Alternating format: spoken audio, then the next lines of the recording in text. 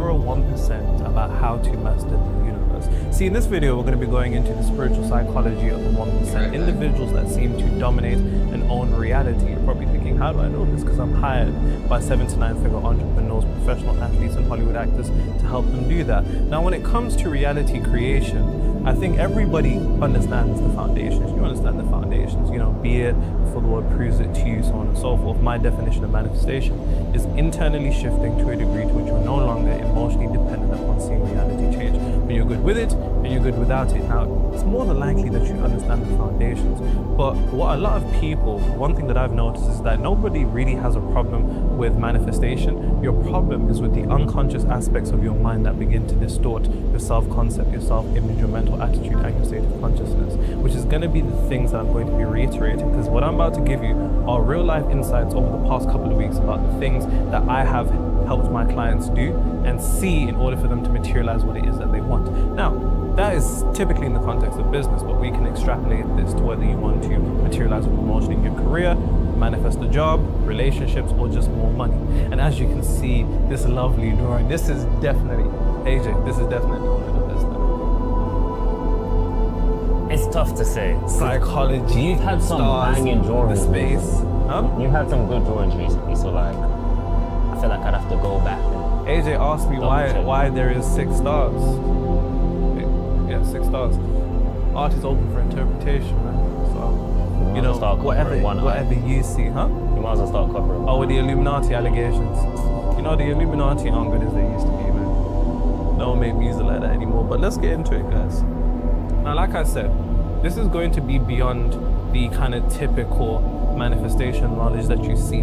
This is going to be things that allow you to navigate reality, because one thing that I've noticed is that nobody actually has a knowledge problem in manifestation. You've heard it all, especially if you're somebody who frequents this channel regularly. You've heard it all. The issue is your inability to navigate reality in a manner that allows for you to maintain your frequency. And that's a real bar, write that down. Like I said, your issue isn't necessarily with manifestation. Your issue is your ability to maintain and sustain the frequency or the identity that is in resonance with what it is that you want to materialize. Because as you know, the entire game of reality creation is simply being it before the world proves it to you.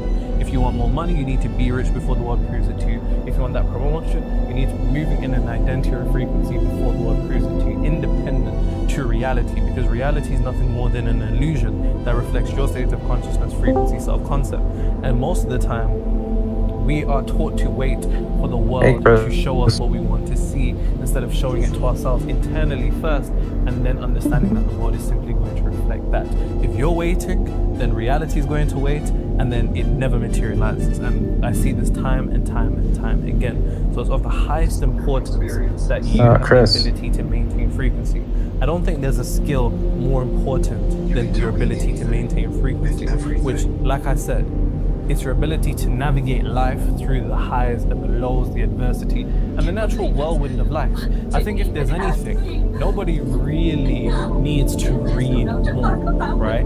It's really and truly your ability to put that information into practice and implement it to such a degree that you're not affected by what's going on outside of you. So, I say all of that to say, as usual, make sure you take notes and leave them in the comments as usual. I'm very excited for this. I'm spilling company secrets here, as one would say, because these are real insights that I've given to my clients over the past couple of weeks. Shout out to my clients because they still watch my videos. Do you want to see your friends? Okay. No need to hold back. Be honest. Thinking back. Now, it's also important for you to understand that, you know, mastery of the universe is truly a mastering of self. You need to control nothing in reality other than yourself. Your ability to control... Anima! Yeah, hold on. What's happening? You'll be okay?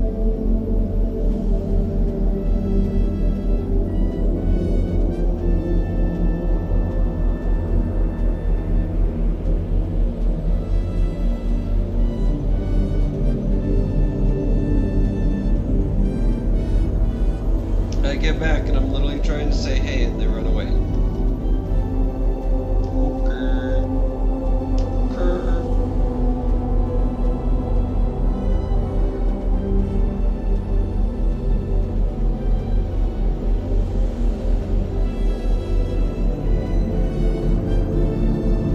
yourself will be outpictured outside of you in what we call the physical plane, the world around you, so on and so forth. So this is just a real game of mastering yourself, and that's what we're going to be going into. Let's see. Okay. Let's see. Cool. Sorry, I'm back. What happened? So what's going on? Not much. Not much. Okay.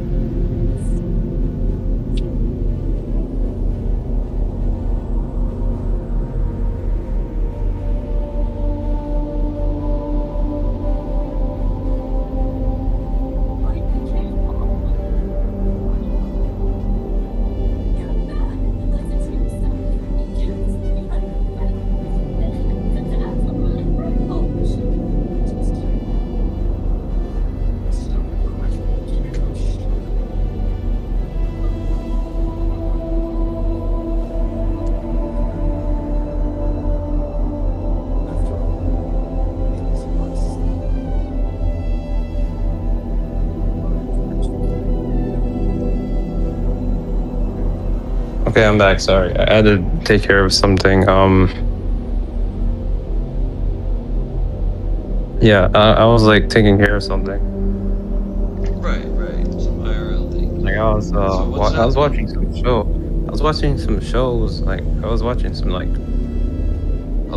different like shows, but I had like something going on. I let some people like jump into my house last night because they're like, "Oh, we want to take everything from you." Like they did it without doing it because of like that was a huge misunderstanding. Like I kind of was in a situation like I was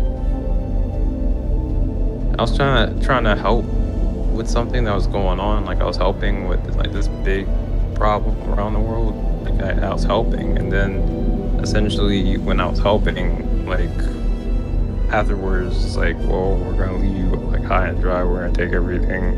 You're gonna wake up like this. And I was just like, well, shit. And the first thing that happened is like they tried to blackmail me. This is spiritual, mind you, but this is like metaphysical. Like this is that was happening in the physical. Like they were trying to like threaten me and do all this different crazy stuff. And I was like, oh, I gotta do what I have to do.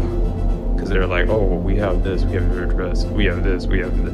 Now we have your powers. No, we have. And I was looking, I'm like, I'm not concerned, I'm not scared, try again. And they were like doing everything they could think of under the sun to be like, hey, you will be scared, you're gonna be concerned. I'm like, nah, like, you know, like, I'm not gonna be concerned. Like, they were doing everything they could think of under the sun, mind you, because in their minds, like, they felt like they were doing the right thing, but I was like, no, you know. And I was just like, and somebody else was like trying to go out of their way to prove that, you know, they're trying to help. But I was like, but in the sense they're like, it's not that just they were doing the same thing, they were like doing what they felt was right. And I was just like, I gotta get both of these people far away from me because they're not helping me at all. Because like there was a point 2 days ago where like nothing was going on, and someone else pointed out like nothing at all was going on at all, and they just basically said, they made a judgment call. They said, well, this person's not the same as they were, you know, yesterday or hours ago. Like something must have happened. And they kept trying to harass me and trying to come into my home, and I was like, get away from my house. And then they kept trying to get in like by any means, and I was just like, can you just go? Like I don't want to talk to you. Like that can happen. Like, and they were just determining for themselves like, oh, I want to talk to them by any means. And I was just like, that doesn't even make sense. Like, you can leave, you know, the door's right there to like go leave, and maybe I'll be okay tomorrow, maybe the next day or week, you know, like you don't know if I'm having a bad day. You don't have a clue or what's going on. Like, you just determined, oh, they're different. Oh, hey. Sorry, that's my cat. And because of that, like, a lot of stuff happened all of a sudden, you know. Okay. But it started with right there because they just kind of made it to decide on their own, like, oh, I'm going to do this. And I was just like, what are you going to, like, just a big mess kind of happened because of that, and that kind of pissed me off. But I'm just like, I kind of. They probably are concerned about you if you're separating yourself from it. You gotta give them something, like even just a story. Well, I mean, Especially if they've from what they invested a lot of said, their life in you. what they said they want like a friend or something. Like that's what they claimed or whatever. And I was like, well, a friend, you know, a friend or even a person, individual. Sometimes in life, individual, they, you know, they want what's the word? They want space and they want time to themselves. You know, they value themselves, and this person, they didn't want, you know. It's not a matter of just being an individual. They were like concerned because of like all of a sudden, cat go.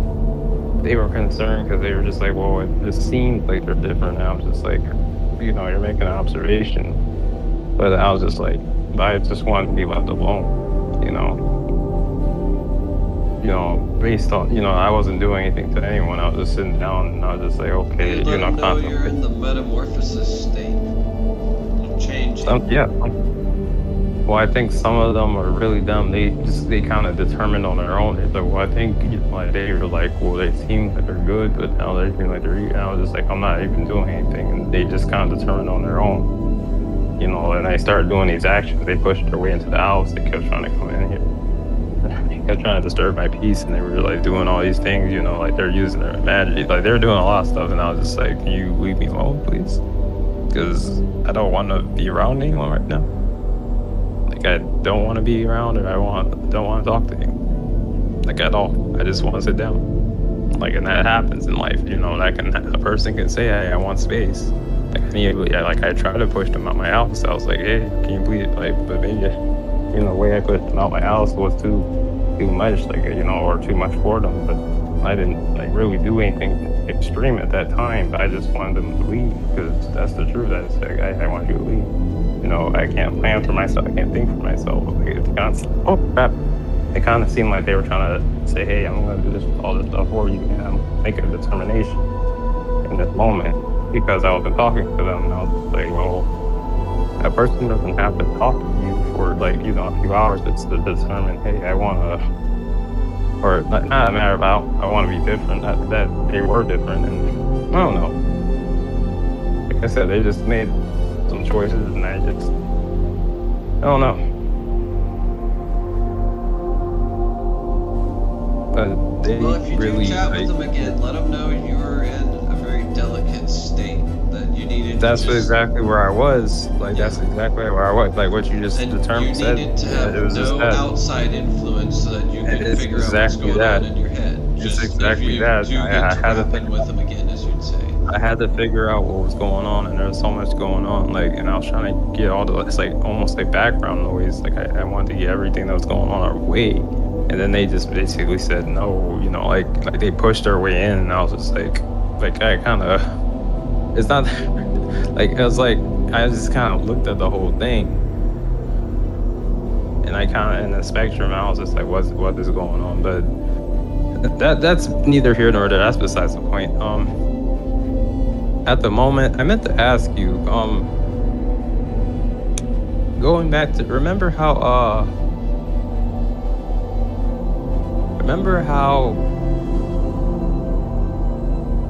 we were talking about reflection and psionics and all that? That's my bag. Well, what would be like an advanced version of psionics? Like, would it be like What telekinesis? version? Advanced, like psionics, like a more advanced psionics. Just look at any game like Magic the Gathering and apply the idea of thought forms as being that, and then actually making it happen. But basically, psionics is very advanced in and of itself, just getting it to work. Getting it to work. Okay. Yeah, it's I mean, hard.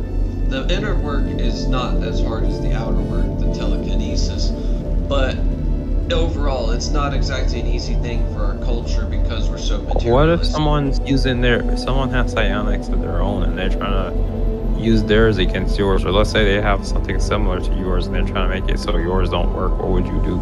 Like so, like yours Then I like working. amplify mine so hard that it doesn't matter, and then they get swept up in it, and they're amplified too, in the way that it shuts down their thing that tries to shut down your thing, because everything else is just. It makes sense. So tuned up basically, to so like 1,000. you're. Yeah, I see what you're saying. That actually makes sense. Like a Thank you. I Tibetan didn't know. prayer chime, like a Tibetan prayer chime sort of thing. Yeah, I guess that sometimes it's those simple solutions that it's not something extreme. Like instead of You gotta playing use your normal something. music with people, if you're needing to alter the vibration, literally break out the freaking Tibetan prayer chime music on YouTube to ding, clear all ambient negativity from the house. 432-714, those numbers. 3271. Yes. Especially 714 or 741 or whatever. That's the clearing, cleansing. 432 is the regressing, cutting off, and then 369 and 528 are the manifesting and abundance ones. 117, that's sort of 528, 369.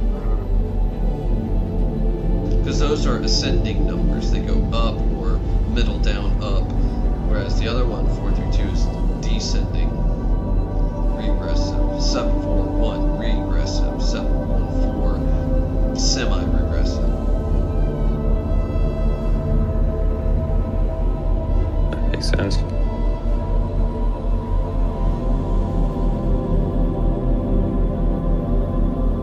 That makes sense. Like I'm thinking about all this stuff.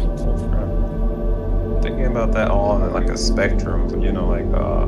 Like I don't know, like let's say with psionic, like you're using it from the ground up, and then like let's say you're building and it's going higher and higher, it's becoming something else. Like let's say psionics to reality, like changing reality. Let's say you're changing all reality around yourself or inside yourself with your body, or changing your life, so on and so forth. Like if you're starting on a low level, let's say like psionics, or even something lower, just say affirmations, something like that, and then it's like, okay, I'm going to a place where it's like, okay, well, it's such a high level. That's why I was wondering. You said you have to amplify or enhance it, so it's let's say a person who's using their own, which may be similar or maybe exactly the same. You could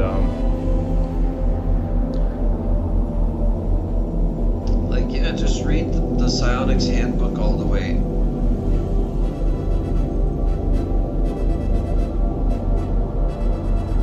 They talk about advanced practices in the book.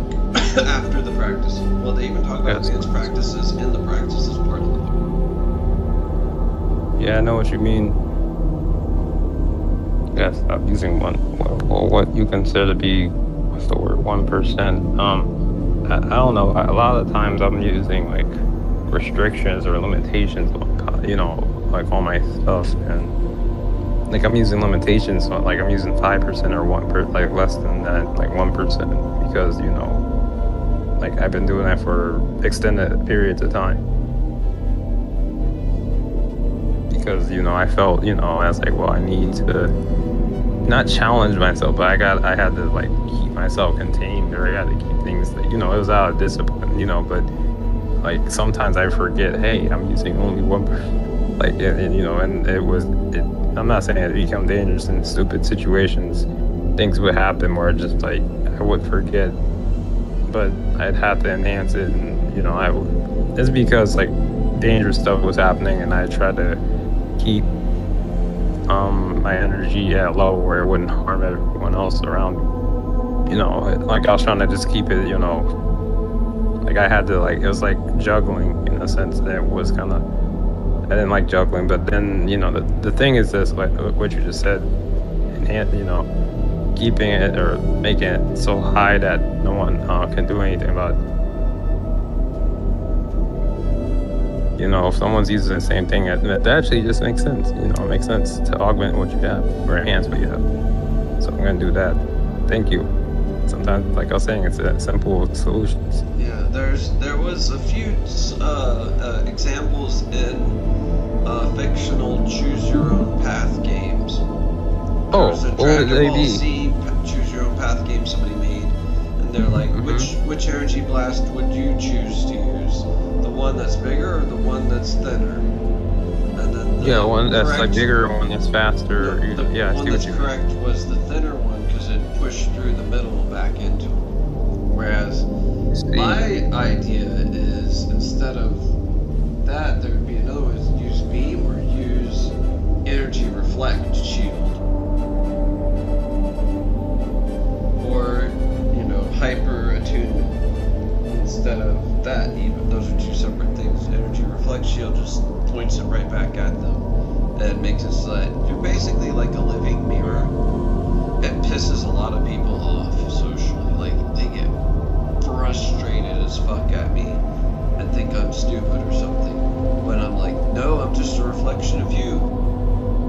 And they're like, ugh, and they hate it when they realize it. And then they're a lot nicer to me. I see what you mean.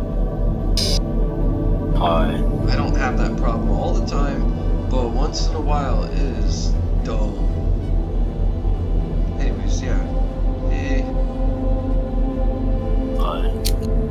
Oh, hi. Oh, sorry. Sorry.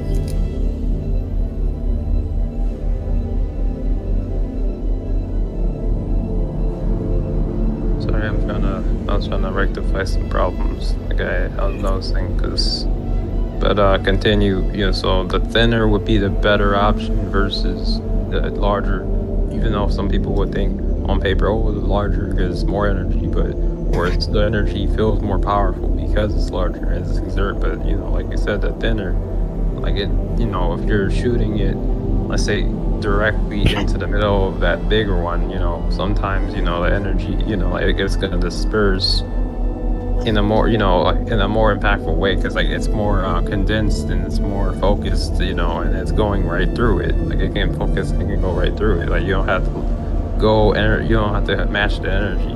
You can make it smaller, but then you can go right through, and it's gonna push right through, and it's gonna, disrupt that larger one in such a way that, like you just said, it just completely dissipates, and it's like, okay, well now I can't, now the other blast doesn't, exist, or that wall kind of, what basically, in so many words, you can defeat the person on the other side of that blast by using that condensed version, because they're more focused. I'm sorry. Okay, you're fine.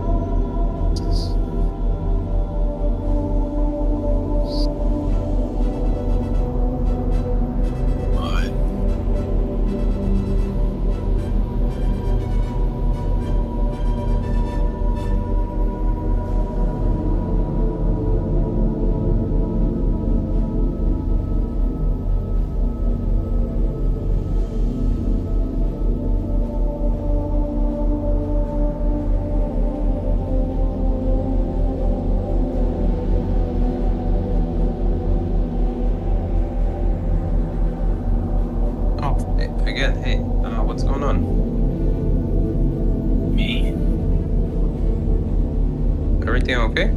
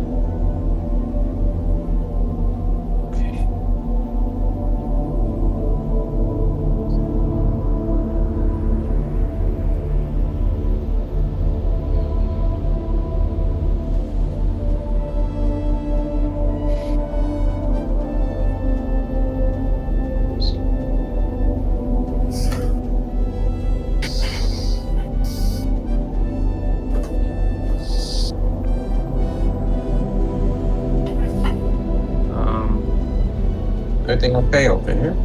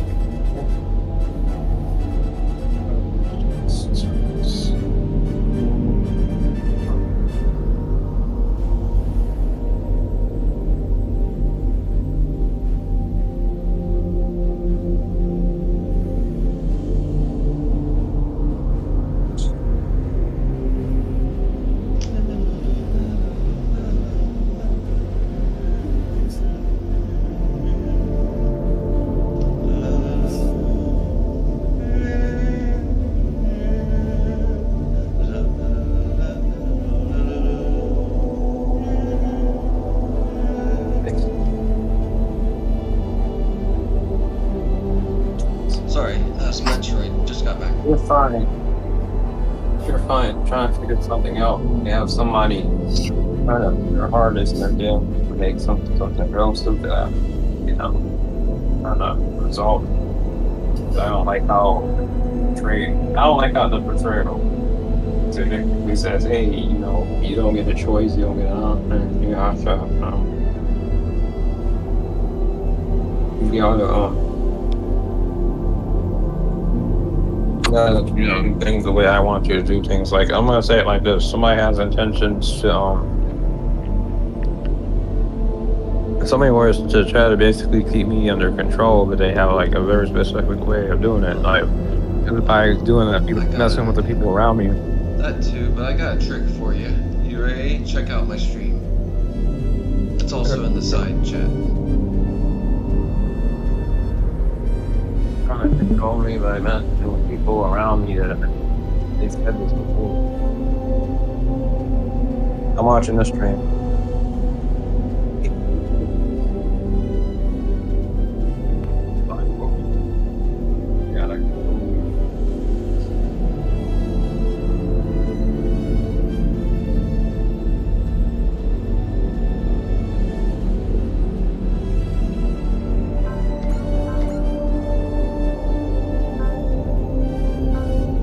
Now, pick a meaning that serves you. Now, one thing that you have to begin to understand, something that the alchemist knows, the individual who has the capability of dominating reality, the individuals that you look outside of you and you're like, how are they making things happen? People refer to those individuals as delusional.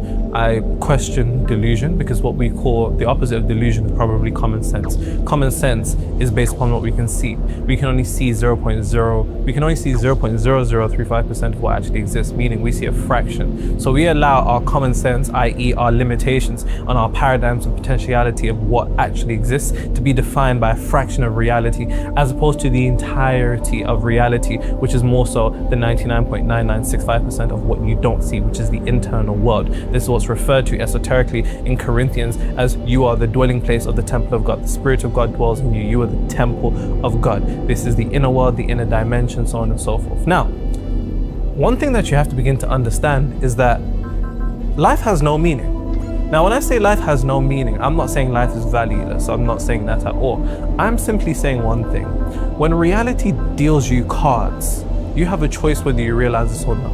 And most people are unaware of the fact that they have this choice, so they don't even make the choice. Because awareness is the first step to transformation. If you don't have the capability of being aware of a decision that is being made, then you're just going to be taken down the path of wherever life wants to take you, which is how most people feel as if their life is.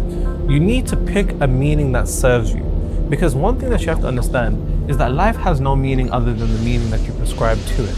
And the meaning that you prescribe to life has the undertone of emotion. And emotion is energy emotion. That energy emotion emits a signature that we call a vibration. When that vibration is repeated into a cycle, it becomes a frequency. And eventually that frequency materializes itself and solidifies itself into what we call reality. Reality and frequency are the exact same energy, just in altered states of vibration. So it all truly begins with your meaning. And whether you realize this or not, based upon the level of consciousness that it's likely that you spend the majority of your time in, let's say survival paradigm as most of us, the meaning that we typically ascribe to things is typically negative. And you have to understand, even from a point of evolutionary psychology, we're wired to be able to see the negative things first, because our ability to spot the negative things first gives us a sense of security, right? So your brain literally looks for problems. And the unfortunate thing is that if you're looking for problems, problems are going to be looking for you. Because where attention goes, energy flows, and that energy grows and it multiplies and solidifies itself into reality. What you're looking at is nothing more than yourself. So as we're looking for problems or negative things in the things that we go through, typically the first thing that we do is attribute a meaning that is negative. Because one thing that you have to understand is that most things in life, and I say most because I'm not that spiritually going, you know, some spiritual niggas, they'll just go all the way to the edge, and I don't think anybody should exist within extremities, because I think once we go to extremities, we become slightly imbalanced, right? So it's about finding that balance for you. But few things in life are truly negative. I believe few things in life are truly negative, but most things are neutral. And most things being neutral only become negative once you understand one thing. You begin to charge the neutrality of reality with your perception. And I need you to understand this. You charge the neutrality of reality with negativity with your perception. Meaning, most of what happens in life just is. Most things actually just are. So that person that does you wrong, that just is. That client that doesn't come through, it's not it. That deal that falls through, it's just neutral. Your inability to get that job and that rejection letter, it's just neutral. You try to go for this promotion, it's just neutral. Most things in life are just actually neutral. We begin to charge them with our perception of perceiving it as a negative thing. We attribute a meaning to it that is negative. And that negative meaning is always in contradiction to what it is that we want to materialize. And I really need you to understand this, because this is something that we do most of the time unconsciously. So for example, let's say you go on a date.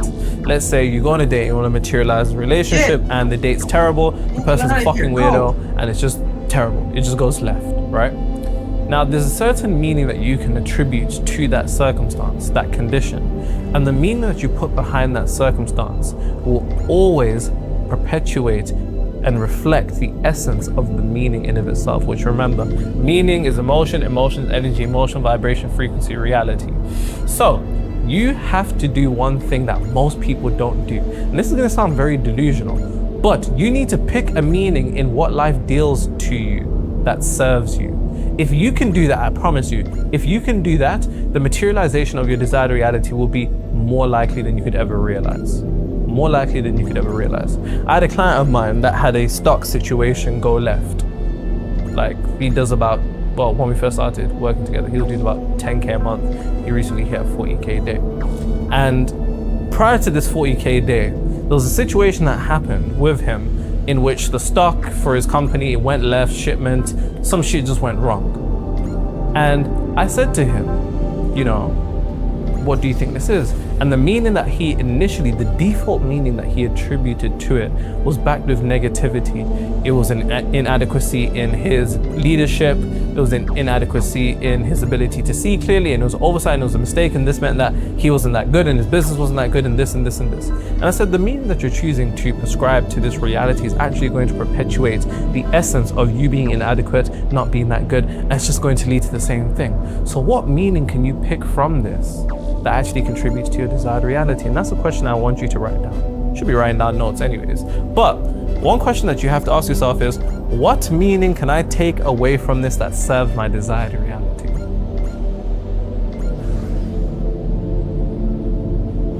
And the question that, well, I guess the answer to his question, he sat there for about 10 minutes. We were just sitting there in silence. And bear in mind, this is on Zoom. You know what I mean? I'm just looking at him like this. He's looking at me like, for like 10 minutes. Like 10 minutes. And the meaning that he attributed to that was that the stock issue had to happen for when his business grows, so that mistake would never happen again. Because in his mind, he was able to find one reason in particular. If that stock issue had happened at a greater level, that would have led to bigger problems. So the meaning that he was able to extract from that circumstance was a meaning that contributed towards his desired reality. And a couple weeks later, he had a 40K day. Now, you can extrapolate this to whatever context it is that you want. But most of the times in life, we have this typical tendency to just take the default meaning of what goes wrong. You try to apply for a job, you don't get it. And the meaning that you attribute from it is, I'm not that good, they rejected me, I'm gonna have no money, this isn't that good, so on and so forth. What meaning could you take and extract from that particular situation that would contribute towards your desired reality? Because you don't know. Because I need you to understand one thing in particular. If you don't pick a meaning, if you do not pick a meaning that serves you, reality won't serve you. That's a bar, write that down. If you have the inability to pick a meaning that serves you, then how could you possibly expect the universe to serve you? You see, in order for the universe to actually serve you, in order for things to unfold for you in the same manner that you've seen it unfold for other people, up here, everything has to be on your side. But if you're not on your own side, then how can the universe be on your side when you and the universe are one? It doesn't make any sense at all. Meaning, no pun intended, the meaning that you attribute up here in the things that happen to you in reality have to be altered from things that are happening to you towards things that are happening for you to lead to the progression of the materialization of your desired reality. I promise you, there is no mentality that is more important than that. I had another client.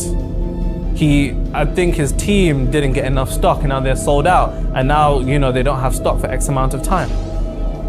Meaning that he attributed to it was, this is bad because, how could he mess up like this, and an entrepreneur at this level wouldn't have done this and this and this. Alteration of the meaning that he was able to extract from that. Once again, similar to the previous client. This is something that had to happen for this level to prepare him for his next step. And it's going to require effort because, like I said, the first default meaning that we typically get from life is always negative. But when you look outside of you, I really can't stress this enough. When you look outside of you, most people go through circumstances, conditions, and events in life and only attribute meanings that are negative. And the negative meanings perpetuates that exact frequency of negativity that then is always in contradiction to what it is that they want. Let's say they want a reality where they make more money. More money would entail more security, more confidence, more peace. But if the meaning that they're attributing to their financial circumstances is always going to be something that reflects negativity, then you have two contradicting frequencies. And typically the strongest frequency wins. And the strongest frequency is the one that you have conviction behind. And more often than not, we have conviction behind the negativity as opposed to the strength. Because how you see it determines how you feel, and how you feel determines what you see. It's a bar, write that down. Because think about it like this. Like I said, most of life is fucking neutral. Most of it.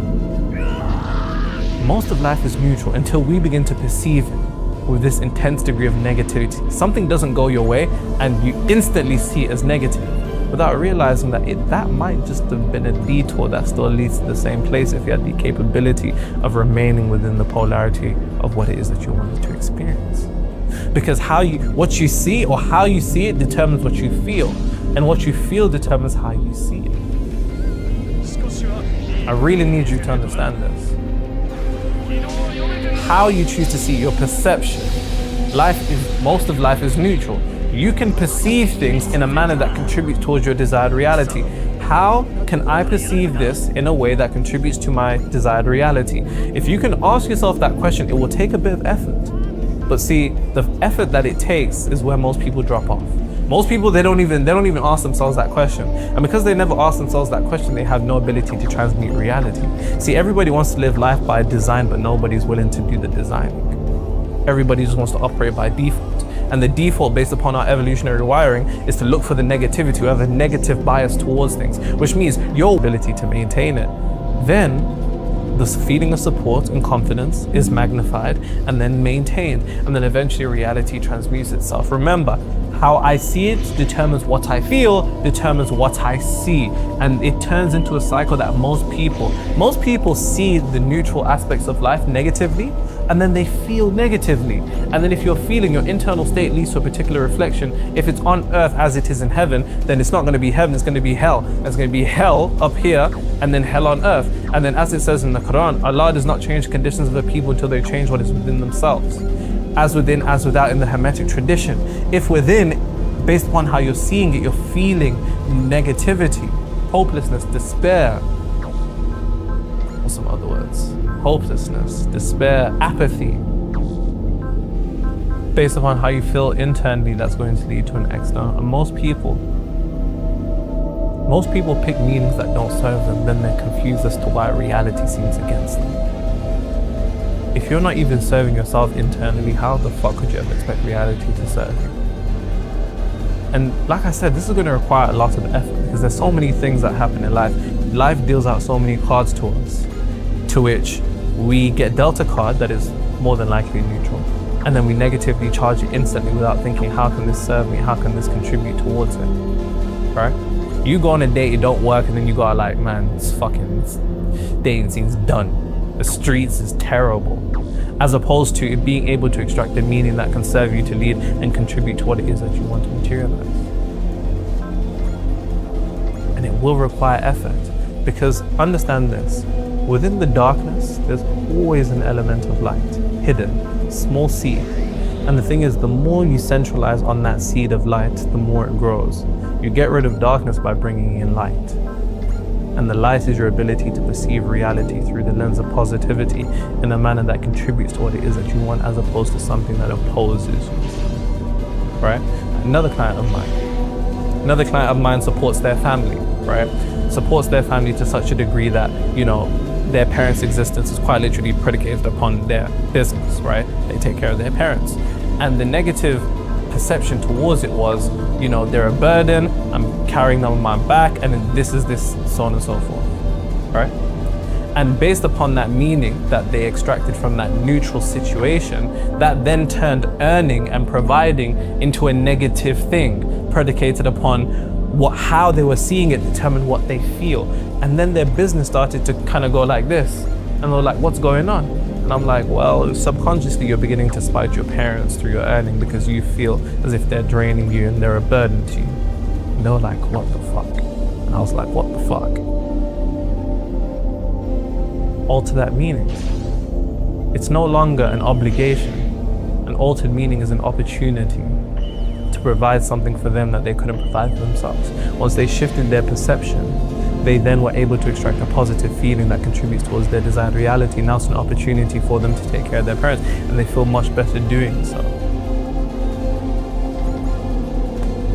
How the fuck are you going to live life by design if you're so easily falling into the default? It's not gonna work like that. Pick a meaning that serves you so reality can serve you. Between any condition, circumstance, or event, there's always two options. Something that contributes towards your desired reality and something that doesn't. Don't be the individual that is continuously choosing things that don't, because you will stay trapped there. You'll stay trapped there in this cyclical nature of how you're seeing it negatively determine what you feel, and then you stay in that loop again and again and again and again and again and again. So make sure you ask yourself, how can I see this in a manner that contributes towards my desired reality? Every rejection, how can you reframe that? Every failure, how can you reframe that? Every disappointment, how can you reframe that? See, the individuals that have the capability of reframing reality internally, rearrange it externally. And the individuals that have an inability to reframe reality outside of them, it's because they're not reframed internally. This is beyond the basic manifestation shit that you already fucking know about. Oh, it's about visualization, about this, is about this, is about this. This is about as you're going on your day to day. You're no different from a religious person that prays for an hour for what they want, but then the moment they step out that church, they're in a state of consciousness opposite to what it is that they want, because they've allowed life to drag them in 10 different ways. The only way you should be looking towards is towards things that contribute towards your desired reality. And the only way you're going to do that is by constant reframing of how things can serve you. Not everybody's going to be able to do this. It's tiring at first, but it's a muscle that you develop. And the more that you do it naturally, you're just going to see everything as something that can contribute towards your desired reality, everything that can contribute towards a win, everything that can contribute towards love, everything that can contribute towards that promotion, towards that increase in your business. And then naturally, all of a sudden, you enter this world where it seems as though things are serving you. And it's because you've been serving yourself.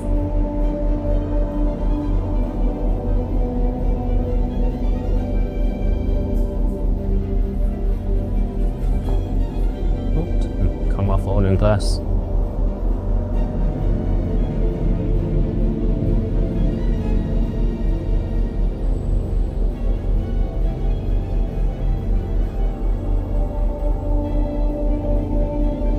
Someone said, okay. Thank you so much, Nero. I'm 20 years old. I manifested my debt away. I owed 5K and paid it off in 1 week. I don't even know how. I manifested a job opportunity with high pay and a better relationship with my mother. That's so nice. That's lovely. And I manifested moving and living in the US. AIK. moving next month. Thank you so much. I don't know what AI came. Me neither, but That's why I was like, lovely stuff. this guy is the GOAT. Doubled my income from his lessons. Thanks to my mentor Lav for introducing me to this channel. Thankful to who? His mentor Lav. Lav. Yeah. Or whoever Lav is, shout out to Lav. And shout out to Lav's mentee. He said he made doubled what? Doubled his income. Someone else also commented, I'll be real, I was mad skeptical. What made you skeptical, was it? Coming from a perspective from even a year ago, I would have thought I was crazy. I've gone through my toughest breakup a month ago. You know, I think about that. You're deep this. I think about this a lot. Anybody that goes through some type of spiritual awakening, like, think about who you were before you kind of got into this information or this shit started making sense to you. Imagine if who you are now could go back and chat to that version. That version of me would be like, get away with this demonic nonsense. Yeah, bro. He's lost his mind, didn't he? Lost his marbles. He then said, I'm the absolute happiest I've ever been in my life. I've never felt so alive and excited every single day. That's real. This channel literally changed my life forever, bro. The gratitude is all mine. Thank you. Nah, but deep it, AJ, like, especially you, because you weren't into this. Like, when you first started recording with me, in your head, I know you're thinking, yo, what the hell is this guy talking about? In my head, I was like, yo, just leave him to it, man. Just press record and just... And now it's beginning to make sense to you. But that's how it goes. Like, it's not shocking. It's not shocking. They say, well, I say, in order to find the truth, you must lose your mind. And I don't mean that in a schizophrenic way. I'm by no means like, if you have those type of things, then please go get professional help. This is not one of them ones. But I mean in a context where, you know, we have these instances to which things are beginning not to make sense. I believe before the Prophet Muhammad actually, you know, was revealed the Quran, he thought he was possessed. That's how striking that truth was to him. And, you know, you see these patterns in other spiritual teachers too.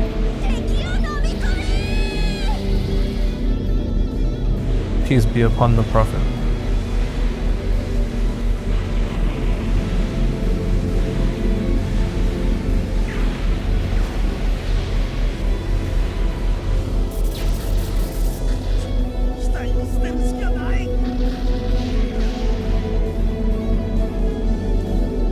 I just finished reading your book. It's the best I've ever read. Life's changing so fast. Life's changing so fast. Sorry guys, AJ still can't read. It literally I'm concentrating myself on feeling love, being chased by top girls, and being more socially inclusive. I can feel this is going left. And yesterday went to a party and girls reached me. I kissed girl 1, and then girl 2, and then girl 1, and then again girl 1, and then again girl 2, lol. Then a motherfucker out of nothing gifted me the most expensive bottle of the party. A blue label JW. What's it? Yeah, I know what blue label is. Don't know what JW. The one I've been wanting to drink for days. Sound like you got a problem. You wanted to drink it for days? Yeah, crazy. For days? You might have a problem there, mate. Then I woke up at home. I fainted in the middle of the party. No broken arm. Didn't hit my head. Didn't lose my phone or get You robbed. drank that shit. Like, Yeah, he said he's been thinking about it for days. He's got that. You know. Guzzled it down. And when my brother lifted me up to the ambulance, a third girl appeared and started taking care of me. Got to the hospital and woke up at home as if nothing had happened. I was amazing. I was amazed how everything went well. Also in bad moments. Definition of things going good. Also in bad moments, like when I fainted, literally one of the top parties of my entire life. Thanks for all the help. You know what? That's it. I believe him. Outsmarting reality. Amazon bestseller, especially if you want to wake up drunk in a drunken stupor and not know what happened, go to hospital and be kissed by multiple women. I believe him because I can tell English ain't the first time. Yeah, he put effort into that email. I believe him. I believe him. Outsmarts you. Reality, Amazon bestseller for 6 months straight. Link in the description. Now, for anybody that's new, we do not. I don't know how he got Bro said that from I was this. wanting this drink for days.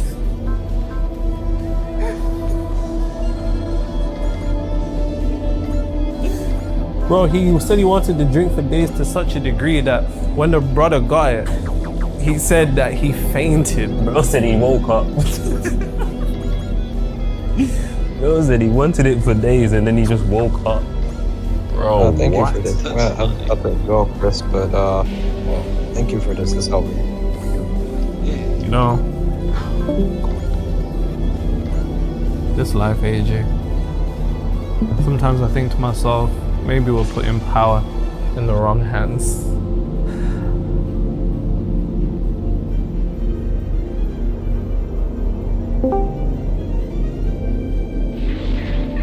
Any other comments before this part? I need to share some wins with you, bro. Recently, I started feeling very relaxed about life, like I was already retired. One of my new products picked up, and I had a client that brought $1,100 in a single day. Manifested friends exactly like I wanted. Even met a girl that likes the exact same things I was expecting in a girl. Yes, good wins. It's good stuff, man. That's better than the last one. I've been wanting this drink for days. I'm never forgetting that. I'm gonna start saying that. I guess I don't want. I've been thinking of wanting this for days. Number 2, you need a spiritual bird's eye view. I can't tell you the amount of times I've had sessions with clients throughout a month. And let's say for 3 months straight, nothing's happening. They're approaching their goal for the end of the month on how much they want to make in their business. And just in the last couple of days, something happens, increases in business, some shit just happens. And I need you to understand one thing in particular. Things happen when you least expect it, in a way that you least expect it. And I think that's saying something for the process of how realities materialize. You see, you have to understand one thing. Our human minds are finite, meaning that they're limited. So you not only do you not know how something's going to materialize, or when it's going to materialize. And one thing that we need to do is to maintain a spiritual bird's eye view as opposed to the human view. Now, Bobby Hemmett once said you need to stop thinking like a human and start thinking like a god. Essentially, that is transcending the limitations of the third dimensional realm, such as space-time constraint. You see, as you begin to internally shift, you're doing the work, you're doing the visualizations, you're internally shifting to a degree which you're no longer emotionally dependent upon seeing reality change. And you're good with it, and you're good without it. Once you reach that point, things still haven't changed. You know what I'm saying? Like, things still haven't changed. The money hasn't come in, the relationship isn't there, you haven't got the promotion, you haven't got the job. Immediately, what you're seeing with your eyes, nothing has changed. But if you allow what your eyes are seeing to convince you and trick you out of your frequency, then you will remain confined to your eyes. See, most people are prisoner to their eyes. Most people in the world are prisoner to their eyes. They can see nothing more beyond their eyes. But with a spiritual bird's eye view, you begin to transcend this third dimensional realm in terms of seeing things and understanding that when things are materializing into existence, there's a calibration period. Say again? I can take my stream elsewhere. No, that's fine.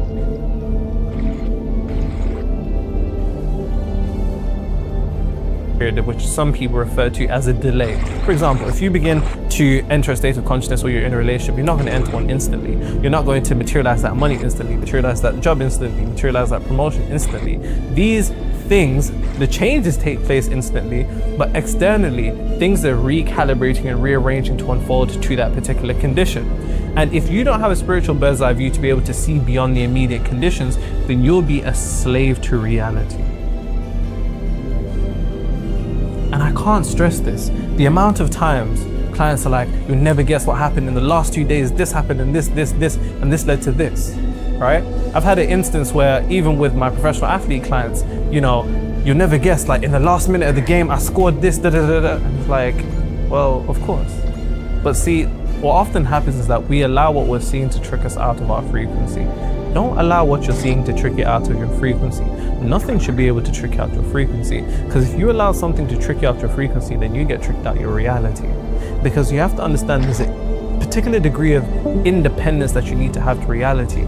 Go back to my definition. Manifestation is internally shifting to a degree to which you're no longer emotionally dependent upon seeing reality change. Seeing reality change, which means it's no longer about what you see, because if it's about what you see, then you're always going to be limited, because what you're seeing hasn't changed yet. And because what you're seeing hasn't changed yet, the unchanged reality has the capability of then changing you. Because think about it.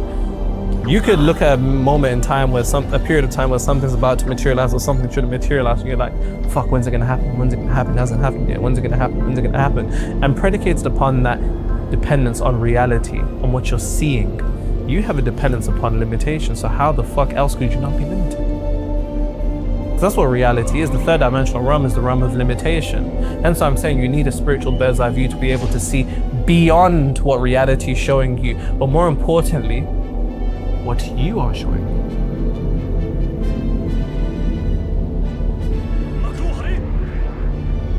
Who can convince you more of what exists, you or reality? That'll be the individual that dominates. And that's a bar, write that down. I'll ask you again. Who can convince you more of what truly exists? Yourself or reality? Most people, they're controlled by what they see. And because they're controlled by what they see, they end up trapping themselves, because what they see is a reflection of their frequency, aspects of their frequency. So your frequency is reflected into what you see. You see that and solidify that as the truth, and then you remain in this cycle where you never, ever get to escape. But you have to be able to see beyond the immediate conditions. And what I call this, most people have prescribed an unnecessary authority towards reality as opposed to themselves. And because they prescribed authority to reality as opposed to themselves, guess who has authority in their reality? You allow reality to convince you of some other shit because you haven't convinced yourself enough. And I need you to understand one thing. This is especially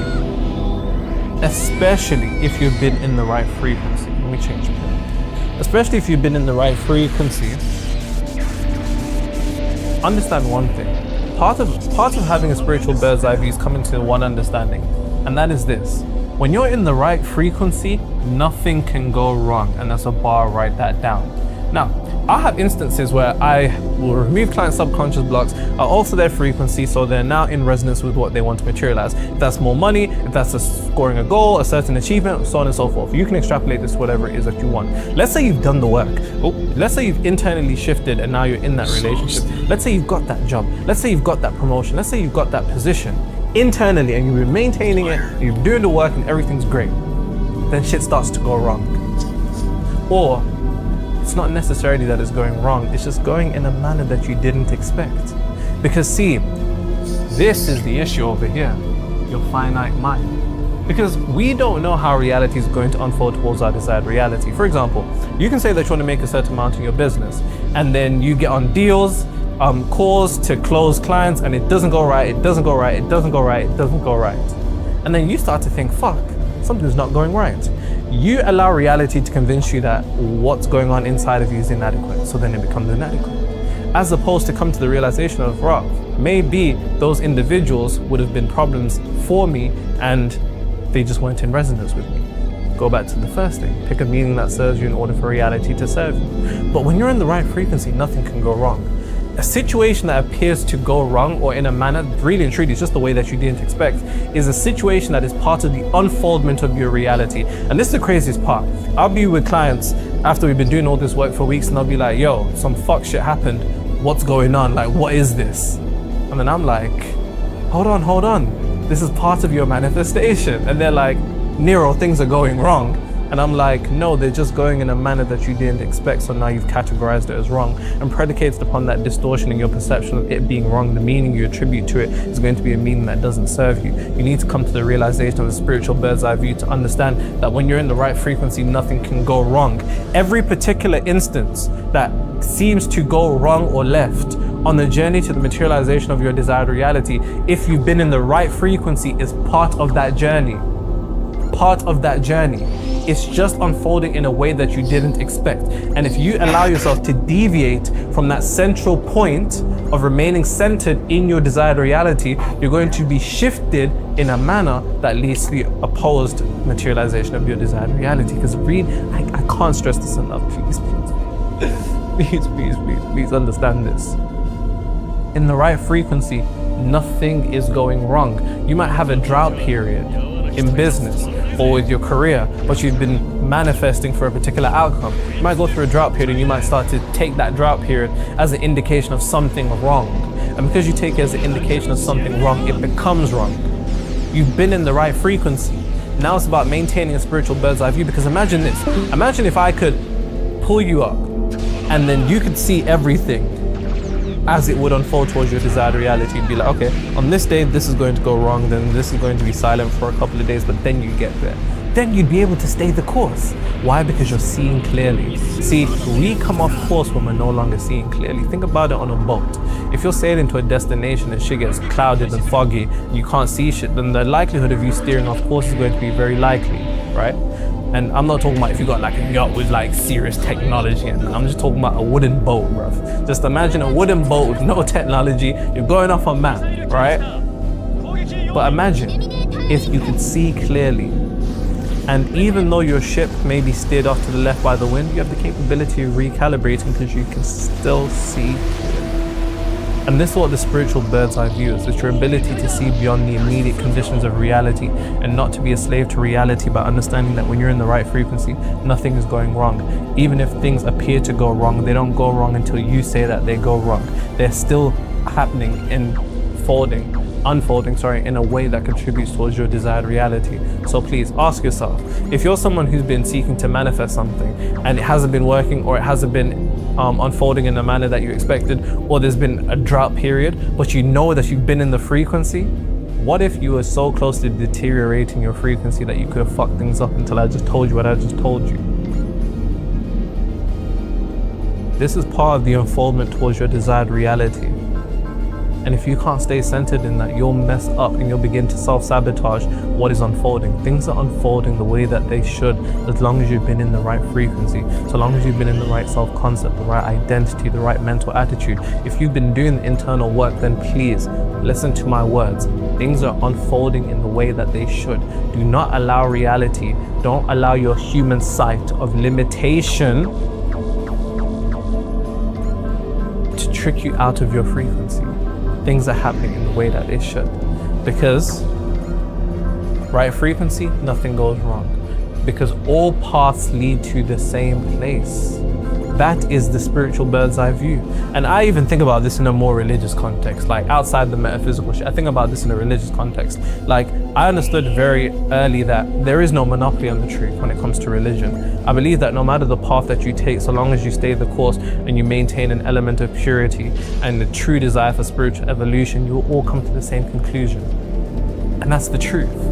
But our ego, what happens, even think about this in a religious context, extrapolate this over here. Our ego makes us say, no, but they're wrong and I'm right, and because of this, and look at this and look what this says here, and so on and so forth. But if you maintain purity in terms of spirituality, you eventually come to the same place, because all paths lead to the same place. How could they lead to the same place?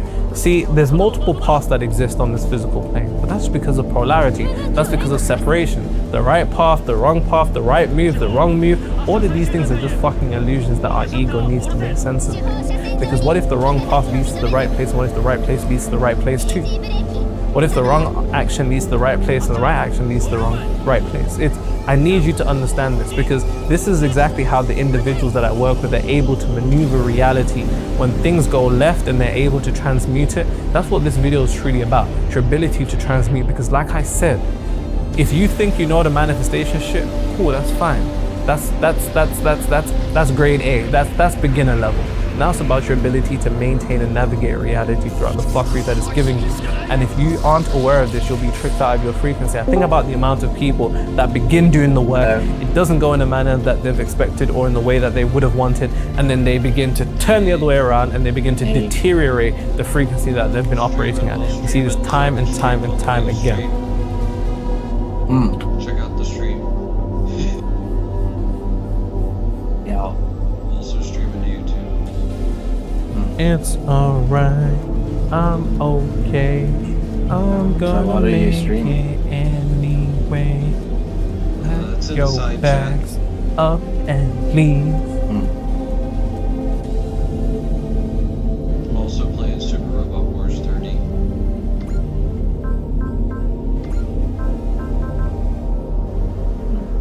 Trapper slash rapper slash bad bitch snatcher. Baby mama mad, she said you live like a bachelor. Sold 100 pounds and gave 10% to the pastor church. Keep going up the ladder.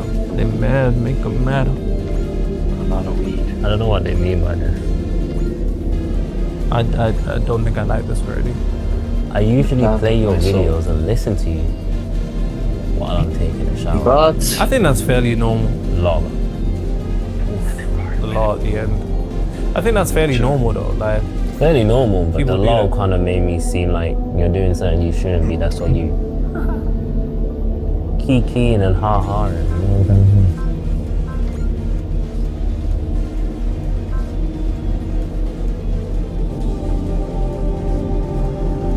I got a text once on IG. I'll see if I can find a screenshot because people aren't gonna believe it. Somebody was like, "Yo, I'm at a funeral right now watching your videos." I'm like, "Ooh." I'm like, really, bro? Like, people have been like, "Yo, I just left the lecture because you posted." Like, what? Like, come on, guys. Come on, bro. Come on, dude.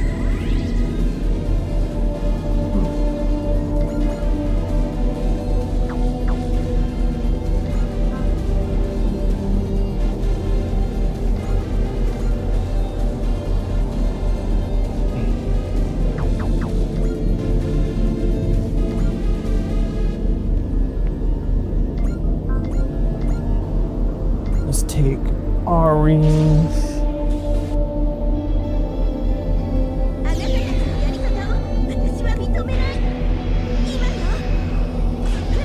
All right. Coffee. Well, that's up to me.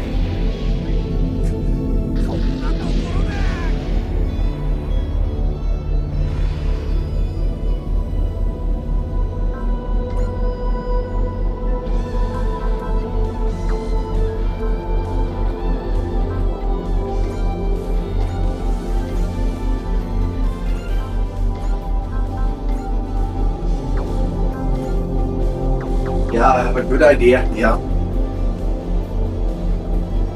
The plan is to get high. Now my lover don't you. Yeah, get high on other things than weed. Cool. This one is very, very interesting. When just before we were recording, I said this You're to done. Asian. He was like, "That doesn't make sense." Don't feel Oh, bad it's so about exciting when that. I don't talk. Now, the reason why I have to mention this is Exciting. because typically what happens to spiritual done. people at a certain level of awareness, when you become privy and understanding to how the mind works, how frequency works, how the universe works, how identity and consciousness and all of that I stuff don't begins want to, to talk over you know, this materialize itself into. stream. I just paused it for a second. What's up? I just heard my name to text hello. Hello. So what's happening? I hope y'all are okay. Yeah, this is. You wanna see where I live now? This is my new place.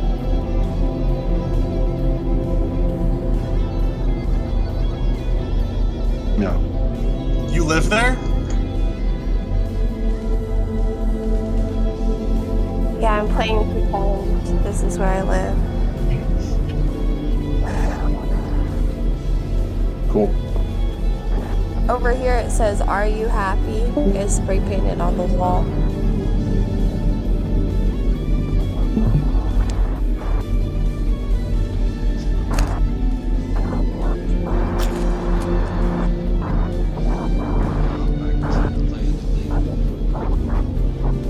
Your reality. Okay. There's this hypervigilance There's that fish you down there. acquire. What's happening? Sorry. I just see little fish, little minnows and things in nature. In my real life stream, I'll let you get back to your YouTube stream. The live streams are. That's good to hear. It's pretty important. Because without them, there's a lot of food chain problems. As well as I'm at the Arkology, the Christian school. Christian Academy.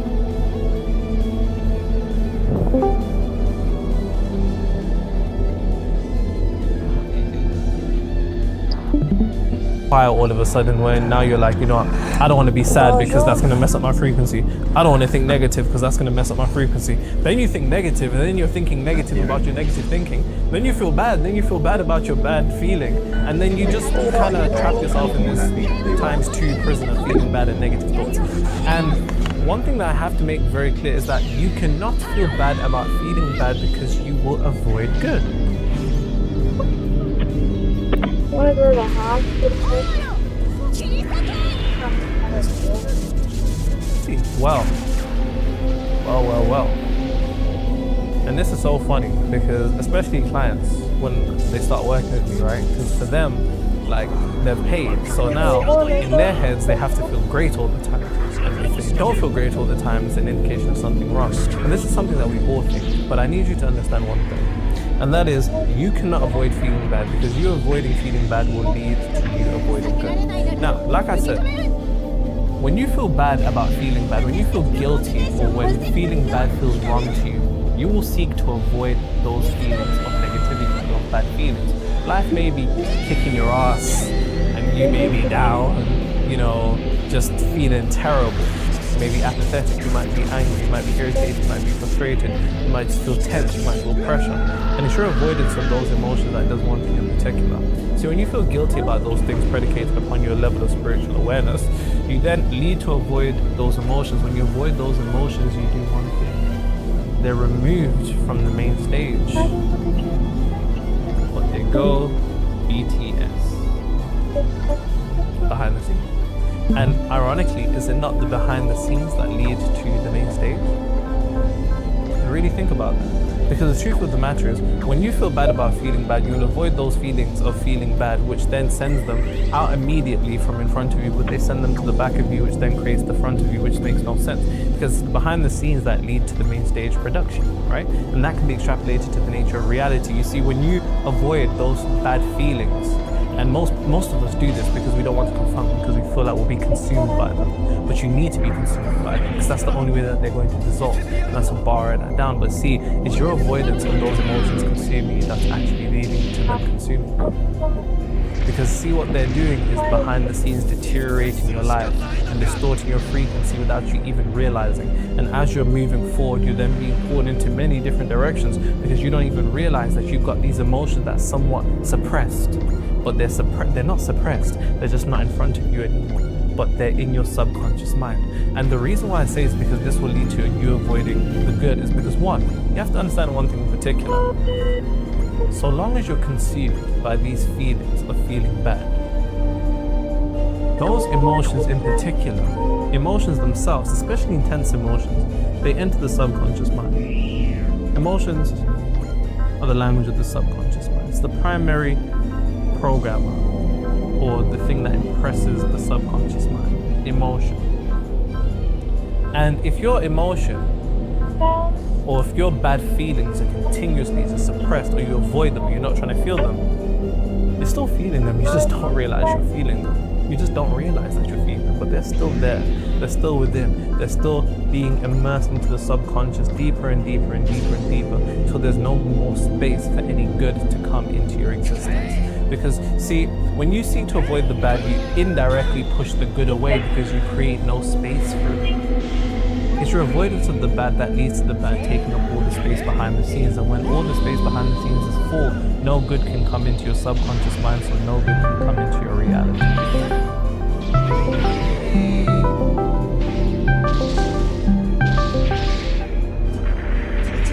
You need to destigmatize feeling bad. I think that's what we all need to do as human beings, to be honest.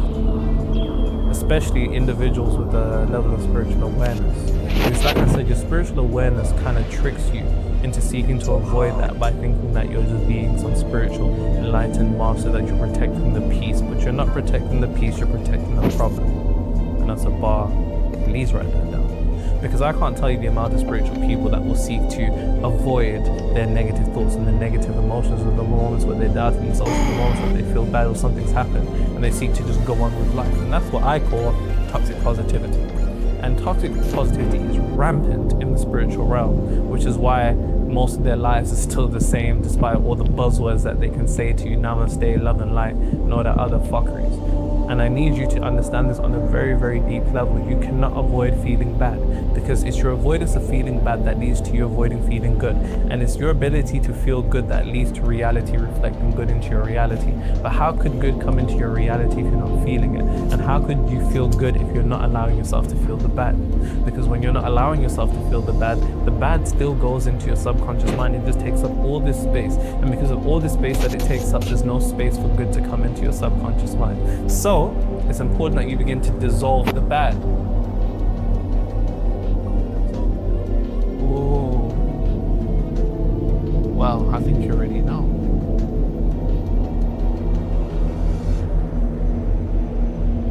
Immerse yourself into it. And see, nobody wants to do this. And whenever I say this to my clients, at first there's always like this fear that's like, whoa, let's say something goes wrong in business or something doesn't go well in a football match. Let's say something doesn't go right, or in a manner that they didn't expect, or something actually goes wrong. Because they need to keep moving forward, they avoid feeling these feelings. And you can extrapolate this to you, maybe not getting the job, that relationship not going the way that you wanted, your money not growing to the degree that you want. You have feelings that you're avoiding. But what if I told you it's your avoidance of that feeling bad that is pushing your desired reality from coming to you? So your desired reality can only be received if you have space to receive. But if your hands are full, how can something be dropped into your hands? It's just not going to work. So I need you to immerse yourself in it. Now, whether it takes you 10 minutes, 20 minutes, 30 minutes, an hour, 2 hours, whatever that thing is that you feel bad about, that thing that doesn't feel good, the thing that makes you feel absolutely terrible, I need you to sit with it and in it. Now, most spiritual people would tell you to do the opposite. They say, avoid reality, avoid reality. How do I ignore reality? People ask me that fucking question all the time. How do I ignore reality? How do I ignore reality? Why would you seek to ignore reality? Seeking to ignore reality does one thing. It tells reality that you don't have the capability or the internal strength to deal with it. The very thing that you're seeking to ignore is yourself, because you and reality are one. And if you're ignoring yourself, then you're unaware of yourself. And if you're unaware of yourself, you're going to be confused as to why your world is the way that it is. It's not going to make sense. It's your ability to confront reality and immerse yourself into it that shows the internal strength. Because there's something that you need to do. When you immerse yourself into the things that are stressing you, let's say business hasn't been going the way that you want. Let's say your relationship life hasn't been going the way you want. Let's say your career hasn't been going the way that you want. And you can feel these feelings that you know that you've pushed back and you don't even want to think about it. I need you to take some time out in your day and sit with it. Let all those thoughts arise, let all those feelings arise. And you need to allow them to consume you. Because one thing that you have to understand is that it's the avoidance of these things that just keeps them not on the main stage, but sends them to behind the scenes, and then they'll be pulling strings in your life without you even realizing. And the foundation of the frequency that you're bringing into your reality is laced with nothing but apathy, frustration, anger, sadness, and irritation, for example. And you do not want to build a house with poor materials. And that's what most of us do. We attempt to create a reality with frequency of weakness, or frequency that is in direct contradiction to what it is that we want. But when you immerse yourself into it and you allow yourself to consume it, your mind's going to say one thing to you. Your mind's going to say, I don't want to deal with this, because if I deal with this, it's going to derail my progress. And that's the finesse. That's what it tells you, so you never immerse yourself into it. Because when you immerse yourself into it, you dissolve it. And when you dissolve it, guess what happens to your behind the scenes? You get space. And then once you have space, the good that you're seeking to materialize, or the good that you're trying to bring internally, or the internal state of peace, happiness, joy, fulfillment, everything that is required for your reality to materialize, now actually has a place to go to. People don't realize this. I think most people in the world, and I think this is why so very few people have the capability of altering their life to the highest degrees, because most people don't want to confront themselves. I think one of the scariest things that we can do as human beings is actually confront ourselves. It's like that quote by Friedrich Nietzsche. He says something to the effect of, you know, and I'm paraphrasing here, he says something to the effect of, you know, be wary about staring into the abyss, because eventually it's going to stare back into you. And I think that's why we seek to avoid our own darkness, because we don't want to be consumed by it. But darkness is just light in a different vibration. So you need to immerse yourself in the darkness so you can immerse yourself into the light. And hey, I know some of you niggas will take that and say, I'm saying you can go start doing weird stuff and sacrifices. I ain't saying any of that. I'm talking about the internal chaos that you've been seeking to avoid, because storms only dissipate when they lose momentum. And the more you immerse yourself into your own storm, the more momentum it loses, the more it dissolves. Then you have space. Because once again, just to reiterate, don't feel bad about feeling bad, because it's that spiritual awareness that will trick you into feeling guilty, and then you punish yourself for feeling bad, and now it's feeling bad plus self-punishment. You're hella sad, now you're punishing yourself for it. You're hella angry, now you're punishing yourself for it. You're hella annoyed, and now you're punishing yourself for it. And now it's just times two. That negativity is built up such an intense degree of energy that now it's just a problem, because avoiding feeling bad will lead to you avoiding good. You need to be able to experience one side of the polarity to be able to truly experience the other side.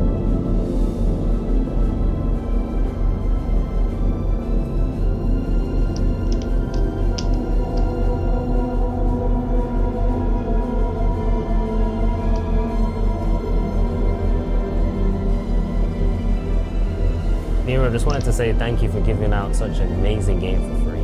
You break things down perfectly for anyone to come and understand, even if aware of said topics. I was able to manifest a large sum of money. However, my old frequency has created a situation to hold it for me. Mm-hmm. Seeing as I'm being paid by God, so it's not upsetting me. Real. It wants to see, that's an individual with a spiritual bird's eye view. Literally the shit that I was just talking about before this point. That's a spiritual bird's eye view. Amazing. It wants to see if I'd react negatively. I feel this is a shift in a new direction. My clarity won't be killed. Another test I'm ready for. I will not have worldly rules and illusions stuck this in.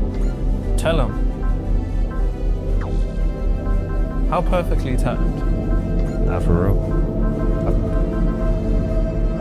I don't know if I bought any more comments. I mean, that might have been the last one. It's all good.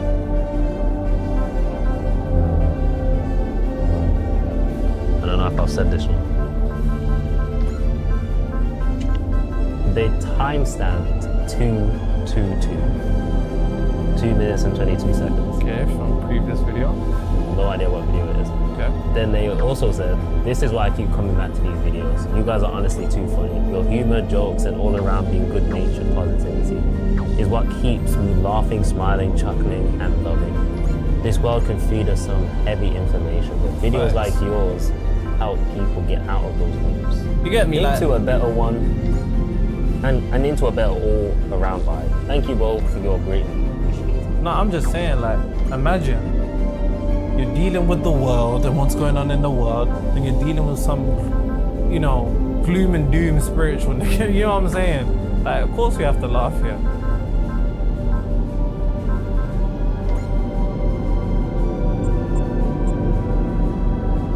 Some people come and they're like, yo, this is, you know, it's too unserious here. Yeah, then go somewhere else that's a bit more serious. It's very unserious here. It's the polarity of it. It's like we swing to unseriousness, we swing to seriousness. We're just swinging, me and AJ. Pause. Yeah. We are swinging. No, we're absolutely not. And after watching Sex Life on Netflix, I don't want to hear about that stuff. Yeah, see, I didn't know about any of that stuff until stuff like that. I think I've lived a very innocent life, you know. Till you grow up and you realize adults are messes. You in particular, I know who you are. I know who you are. Freaked out people. Just trying to live out here.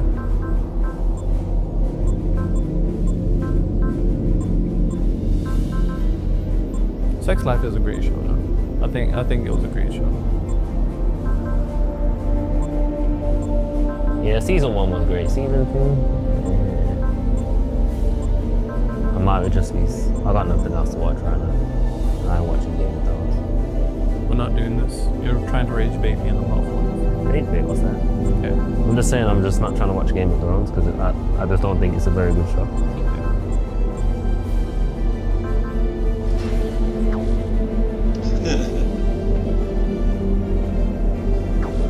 Speaking of which, for an entrepreneur, I have who has the right skills, the right knowledge, the right strategies and method, but your business is still stuck at the same multi-billion-dollar revenue ceiling, and you know you have a mental block that is preventing you from moving forward. Well, if you don't, I just told you it's a mental block. You can apply to work with me, link in the description. Now, feel good for no reason and life will give you a reason. The true thing is being the reason. Because see, most of us live life conditionally. And I really need you to think about this. Most of us live life conditionally. We say, when I see something that is good, I will feel good. That's conditional living. And here's the unfortunate part. How many of us want unconditional abundance? How many of us want unconditional love? How many of us want unconditional peace? But we place conditions on peace, we place conditions on love, and we place conditions upon abundance. And the condition that we actually place upon those things is actually requiring to see it from something that reflects us. The mirror will never smile before you do. How the hell does that make any sense? See, the truth of the matter is, when you feel good for no reason, life will give you a reason. Most of us need a reason to feel good. And because we need a reason to feel good, we are slaves to reality by being externally dependent. We're dependent upon the external for us to be internally in a good position. But when you're internally in a good position without the requirement of reality to show you something, then you would have truly relinquished from the chains that reality binds so many of us to. So many people are slaves to their eyes. I can't repeat this again because, like I said, spiritual bird's eye view. When you feel good for no reason, life will give you one. You need to be the reason. Now you need to ask yourself one thing in particular. What do I want to materialize? If it's more money, then you don't want money, you want security. If it's love, then you don't want love necessarily, you want fulfillment and cherish, you want appreciation. If it's a position, then you want status. You want to be appreciated, you want to be seen. You need to begin to reverse engineer what it is that you want, because the only way you're going to make what you want you is by having what it wants. See, the universe in of itself knows that that reality is an illusion. The things that materialize in existence are nothing more than reflections of our consciousness. So instead of thinking, I want the money, think, what does the money want? The money wants an individual that feels secure, an individual that feels abundant, an individual that feels safe, an individual that feels joyous. What does the love want? It wants somebody that feels fulfilled. It wants somebody that feels appreciated. It wants somebody that feels cherished. What does the promotion want? It wants somebody that feels like him or like her. It wants somebody that feels seen. It wants somebody that feels respected. Once you reverse engineer what those things want, then you need to step into those things unconditionally in order for life to give it to you unconditionally, because you and life are the same thing. How is it that we want certain things from the universe unconditionally, but we place conditions upon feeling them? That makes no sense. Really think about that. You want money and abundance unconditionally, but you've placed a condition on the thing that money wants, which is that feeling of security, that feeling of safety. Instead of looking for a reason to feel good, be the reason to feel good. Whatever it is that you want, enter that feeling, that internal state, through nothing more than visualizing a scene to which somebody that you love is acknowledging the materialization of what it is that you want, and they're happy for you. They're happy for you. They're happy to see you win, and they love that for you. It's of the highest importance that you feel good for no reason, because so long as you need a reason, needing a reason is needing to see something change. And needing to see something change is an internal confession that you haven't changed. And that's a bar right there now. That is a bar. Thank you. Wow. So just be happy. Like, believe it or not, any of my clients, multiple clients that are at the high 8 figures, a couple clients that are over the 100 mil line, and then a lot in the 7-figure range. Most of these individuals, believe it or not, feel good for no reason. And see, that's the thing. You take people would say, oh, it's easy for them to feel good because they have these things. That's okay if that's what you want to believe. But how does that serve you? Because it doesn't. Because then at the end of the day, you still have to deal with your own internal state. And what I'm telling you is, if it's your internal state that leads to the external reflection of what it is that you want to materialize, then it's of the highest importance that you aren't dependent upon anything in life. You do not want to become possessed by possessions. And what I mean by that is this: a lot of people require things in order for them to feel good, which means the absence of those things can sway their internal state. And if the absence of something can sway your internal state, then you fall victim, because reality is forever changing. Reality is forever changing. Conditions are forever changing. The pendulum swings to the left and to the right. And if you go with the pendulum, then you'll be like a yo-yo. You'll be swung back and forth for eternity. You need to get to a point where you're independent to that yo-yo. You're at a point of internal satisfaction or internal joy or security or love or appreciation, regardless whatever love is showing you. Because I promise you this: reality will not give you a reason until you give it a reason. That's a bar, write that down. Reality will not give you a reason until you give it a reason. And the reason that you give it is the internal state that leads to the production of that thing, not the other way around. Now the final.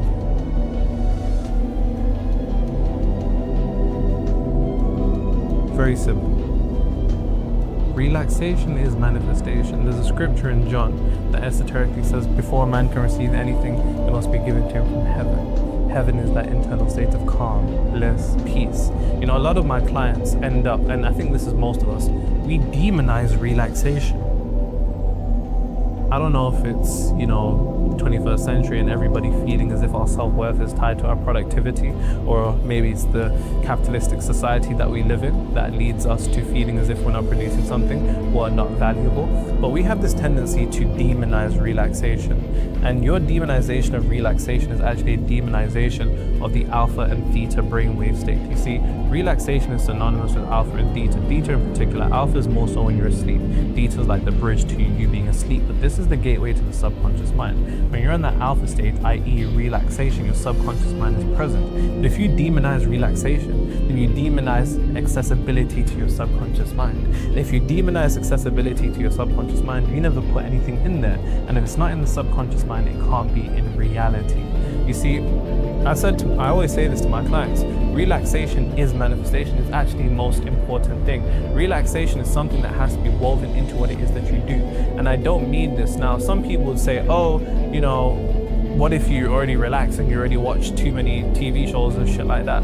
I'm not talking about that, because those are things that relaxation requires external stimulation. I mean, being able to sit within yourself and find the center, to find the kingdom of heaven, the temple of God, being able to dwell within internally and find that internal stillness, regardless of whatever's going on outside of you, is relaxation in of itself. That is true relaxation that requires no dependence upon reality. And when you're in relaxation, all the internal work that you're doing is actually going to go somewhere, because most people do this internal work while they're frantic and they're thinking about 100 different things at once, which means their conscious mind is forward, so the work only goes to their conscious mind. But your conscious mind doesn't create reality, that's your subconscious mind. So you never actually get the message sent to the right person. The message never reaches the right person, it goes to the wrong person, and the wrong person will then can't do anything for the creation of reality. So I need you to understand that you need to make time to relax. Now, whether that's just making time to just sit there, that's fine. But I cannot stress this enough. Your ability to immerse yourself in relaxation, I'm sure there's a correlation between relaxation and manifestation. This is why whenever you see certain type of people, they always seem relaxed. The people, think about it, how often do you see somebody that you aspire to be like that always looks stressed? How often? You don't. And it's because whether they realize this or not, maybe consciously or subconsciously, and I say this to my athlete clients as well, my entire thing is putting them into a relaxed state before they go into a game so they can play in flow state. Because relaxation or optimal performance or things unfolding only come from the subconscious mind. But the subconscious mind can only be accessed in theta or alpha, which is relaxation. Do not demonize your relaxation. A lot of people keep themselves going on this productive hamster wheel of always doing something, always doing something, always doing something. But let me ask you a question that I like to end with. Upon you being in your desired reality, would you not feel relaxed? And if it's the feeling that leads to the creation of the thing, if you're not allowing yourself to feel relaxed now, then how would your desired reality ever manifest?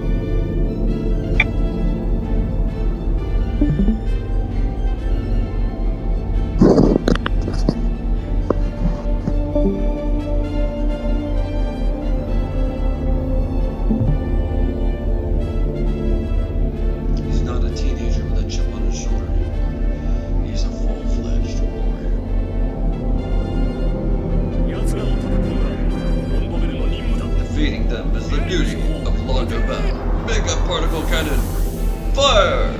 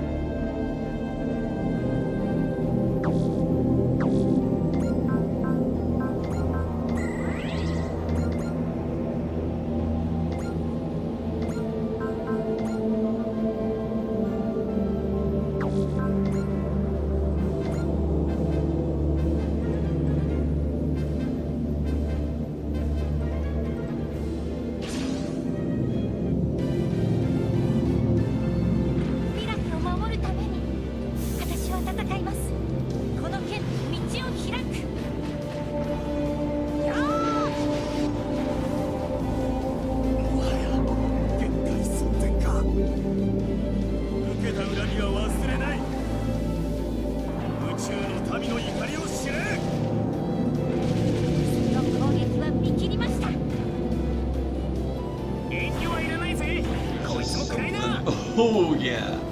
Just seeing a tiny little robot dodge Zeus' attack.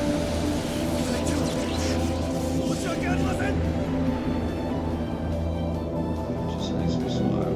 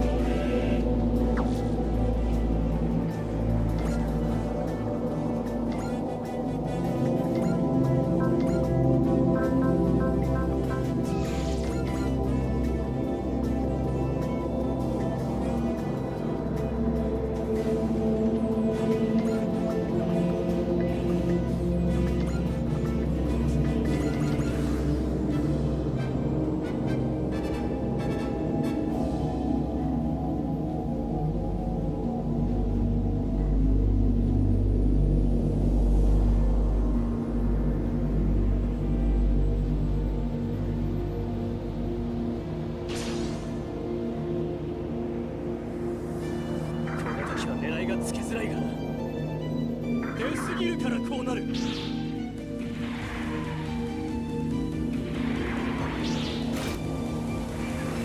ロボットからの攻撃、胸が高鳴ります。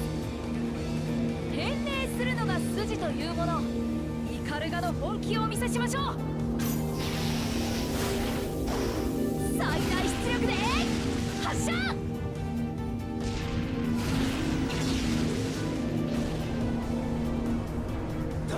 ダメだ。うわ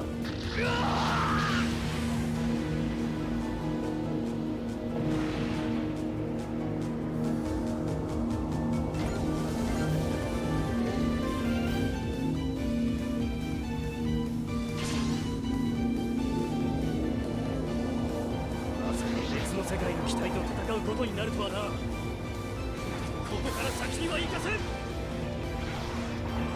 し、うまいことかわせた。借りはのしつけて返させてもらう。そっから動くんじゃねえぞ。何、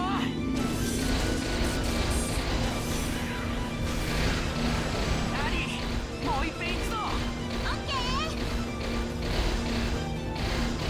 とどめだ。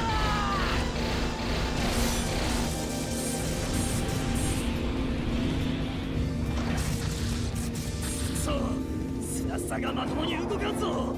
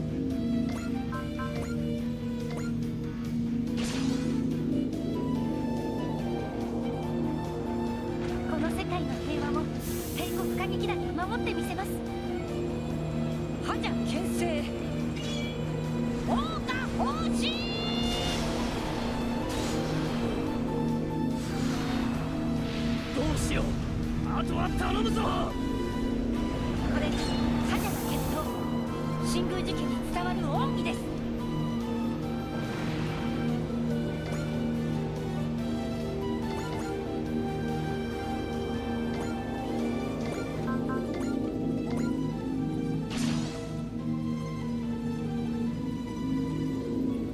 未来を守るために私は戦います。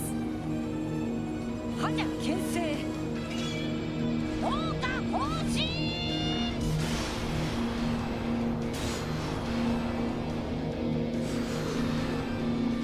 撤退するしかないのか。大神さん、期待に応えられましたか。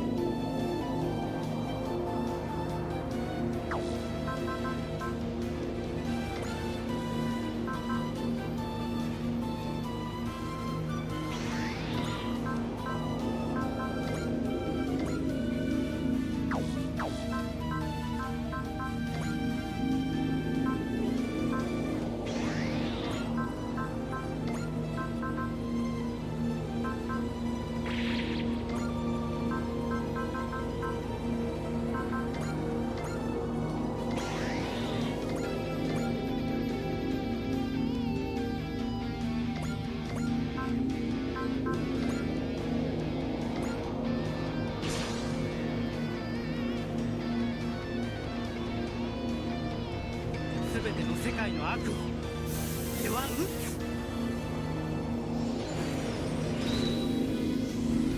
さあ行こう、さくら君。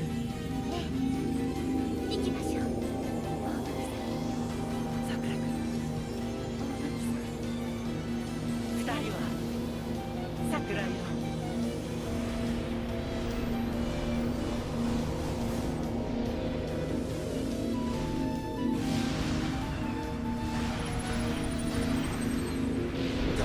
ダメだ。うわ見事な桜吹雪でしたね。俺たちの勝利を祝福してくれているようだ。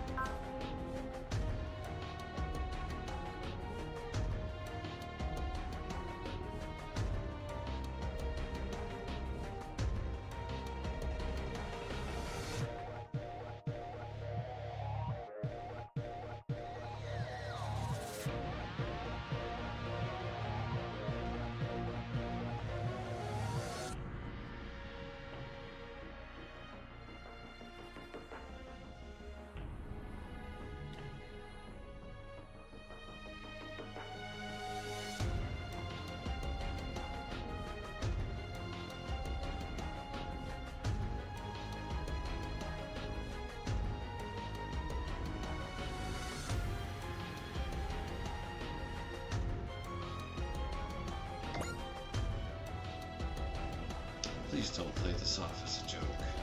I heard from Captain Bright that after Leo and Co. took you and you worked to get me in on road safety. So, what do you intend to do in Sionra? It's okay if you don't want to tell me. But you look to me like you're hesitant to even meet Umbro at all. I seem hesitant. Shar asked me, you've been reduced to a man who can't confront his own weakness. I think the Quattro Regina I know would keep on fighting anyway in search of something he could do. You always were a sharp one. Thank you, Camille. I think you've helped me put myself in perspective. Maybe saving Camille was Lieutenant Quattro's way of saving himself. I think I get what you're saying. I'm glad you picked up on what I was thinking, Ensign Jonah. It's a nice view. Shar Aznavour and Camille Bidon.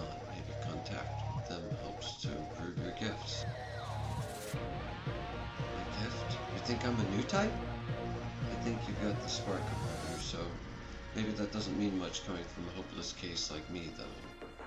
What do you mean, a hopeless case? Never mind. I'm not wallowing in self-pity or anything, don't worry. Augusta and Camille Bidon, that was all a turning point for me.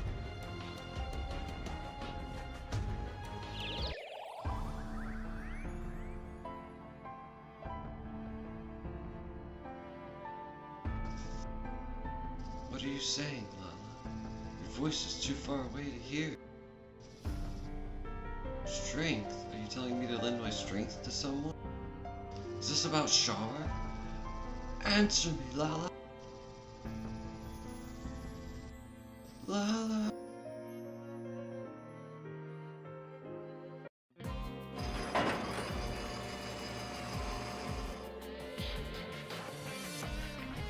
Frowning to yourself. You had another dream, didn't you? Lieutenant, what would you say to heading out into space for a week? You're saying you want me to go out there and find Lala's roaming soul or something? At the very least, a trip would probably help you to pull you out of your current rut. Not a chance. There's a war going on in space once again. I want no part of it. I've fought enough already, damn it. I was rescued while floating through space on a chunk of Axis. I barely made it out of that alive. And now here I am confined again in Cheyenne this time, as a living memorial of the Axis shock.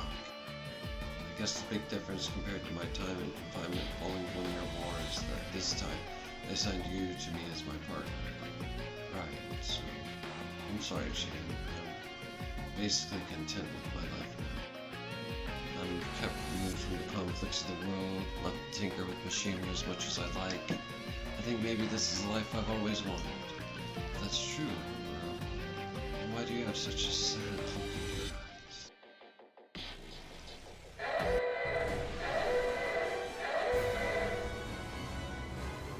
An attack on Cheyenne base?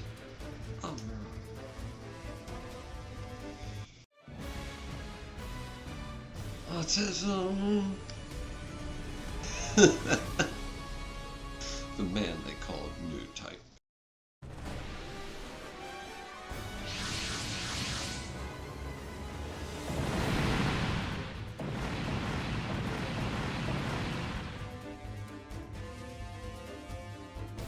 Base's defense team has been wiped out.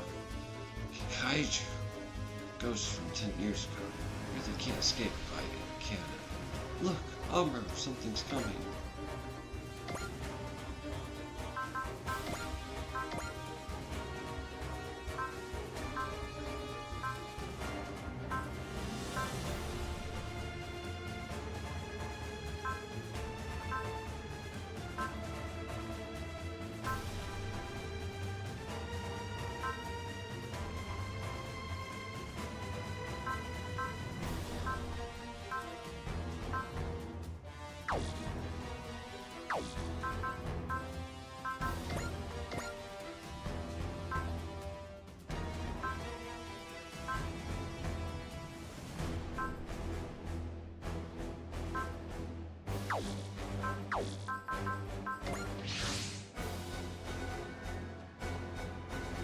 I left early to meet Amber before.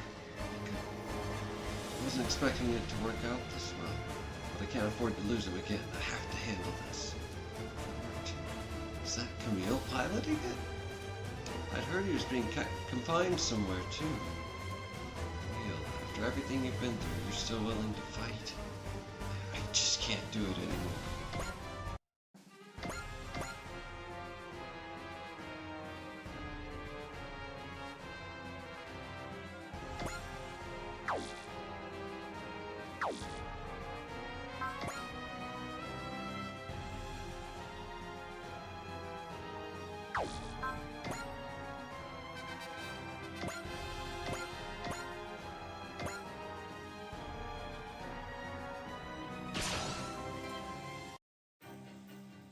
Amuro, you are your own person. Please don't let Char make you think otherwise. I'll keep fighting until you've sorted yourself out. 機械獣はこれ以上は進ませない。うかつだ。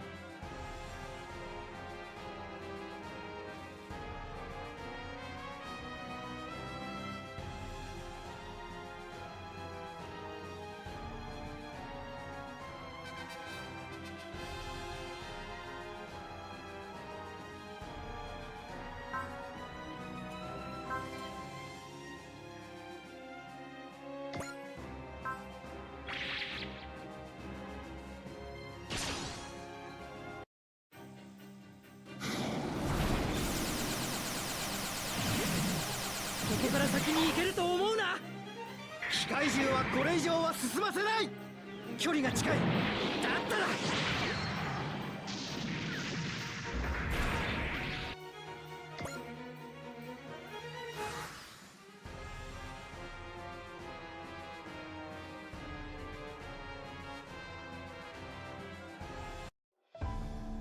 I need to evacuate, Lieutenant.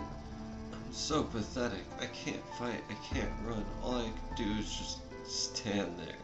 I'm no better than a child.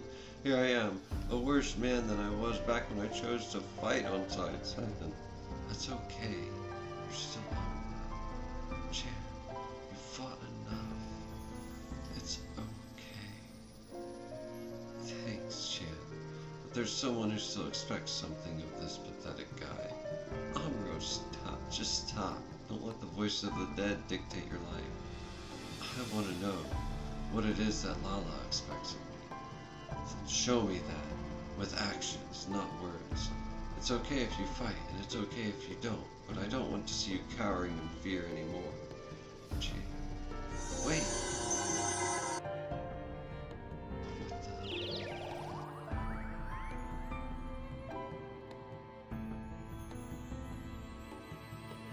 psycho frame reacted to you? Have you been carrying that around, Chan? Hey, what's up? Am I on YouTube? Yep. That's what the text. Hello, YouTube. Hey. This is Aang Live. Welcome to YouTube. Live. Hello. Hello, welcome to YouTube. Thanks for watching. Welcome to YouTube. I'm famous now. Yes. You're listening to my voice. Hello. The ubiquitous Aang vibes. Ubiquitous. Yes. You're everywhere. I'm in your head. I'm in your walls. I'm in your mind. Your TV. I'm in your TV. I'm inside. I'm actually your TV. I'm YouTube. There are thralls.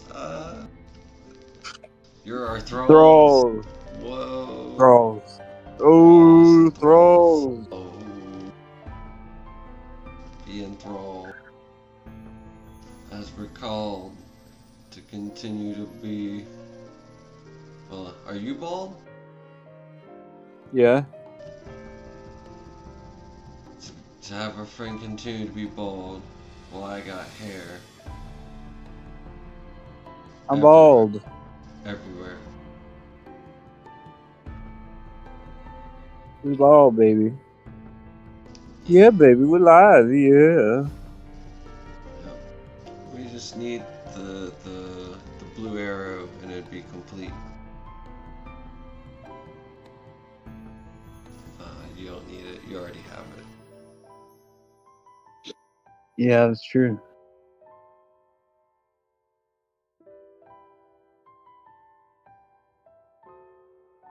Thank you for watching. Thank you for watching BeetleBird.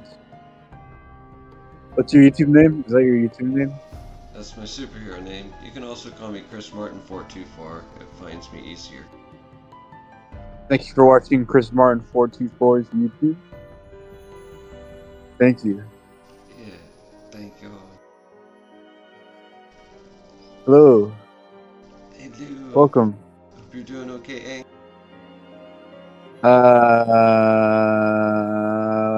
What is that? What does okay mean? A state you don't mind. Or at least semi-comfortable. Yeah. Yeah. If not, you can always chat with me about it if you want. I can turn the audio, whatever, or leave it. Yeah. I'm here to listen and try to help a little bit if I can, or at least just listen. There's nothing I can do. Chris, I love you. Chris, Thanks. I love you, man. I love you. Thank you. Anytime I can. Aww. Wow. Yeah. Also, do you know about the Psycho frame from Gundam? Oh. It's a T shape. The metal type and then the shape of it resonate to help the user be more psychic. And that. Yeah. Yeah, that's at least the idea of it. Wow. It's a fictional item that might exist. It probably exists. It's probably like the Ankh in reality, but it has to be made of certain things, or maybe the Ankh and a few other things. Whatever. Probably a few different ways of doing it. Yeah. Just turn your clothing into a wizard super robot suit. With like crystals and metal all over it. That's what I do.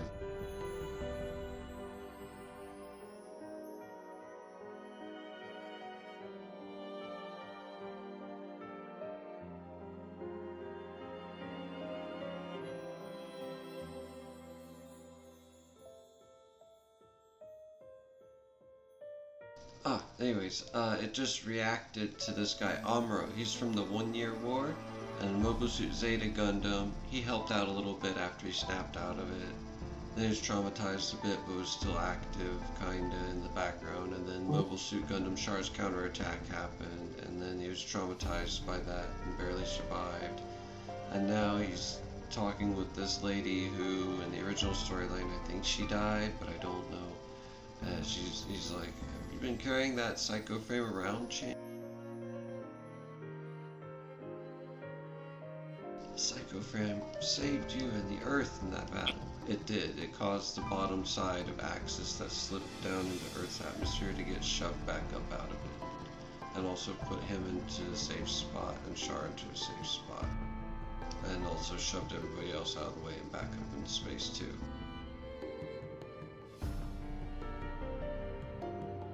I keep a fragment of it on my necklace as a good luck charm. I'm sure normally I'd never get clearance for that.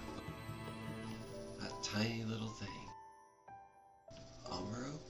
A T shape is a capital T instead of a lowercase t, meaning we're serious about our T-ness. I wonder if maybe Char and I opened a forbidden door. Huh? That tiny little psycho frame, your life, it's connected it all for me. I can't stop, any more than the rest of mankind can. So, I don't care what he wants from Amuro. Whether Amuro fights or not, it's his choice to make. That's why A Gundam? The Gundam. Grandpa, as the Japanese call it. Sorry it took so long, Camille. The original RX-78-2 Gundam. Well, maybe it's a different model. It's basically that. Amuro, is that you in the Gundam? Yeah. This Gundam was furnished for me to give me something to tinker with. It should be tuned up enough to handle live combat. You're going to fight? Yes, just like you. Understood, back me up. I'm still filled with despair, apathy, and fear, but I'll get this done so I can head into space and see Lala's ghost and freak the fuck out again. Okay. Did I say that wrong? That's what I predict.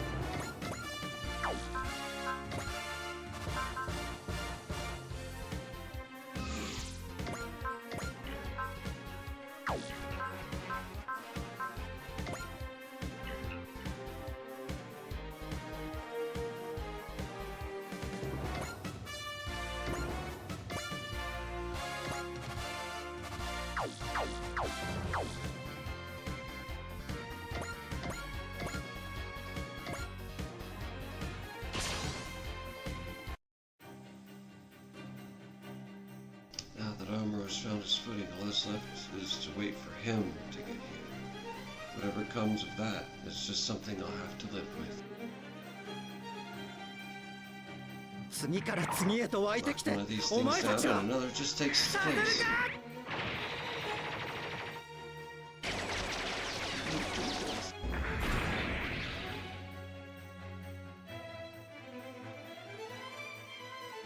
I couldn't react because I was too far outside its range. Mwah.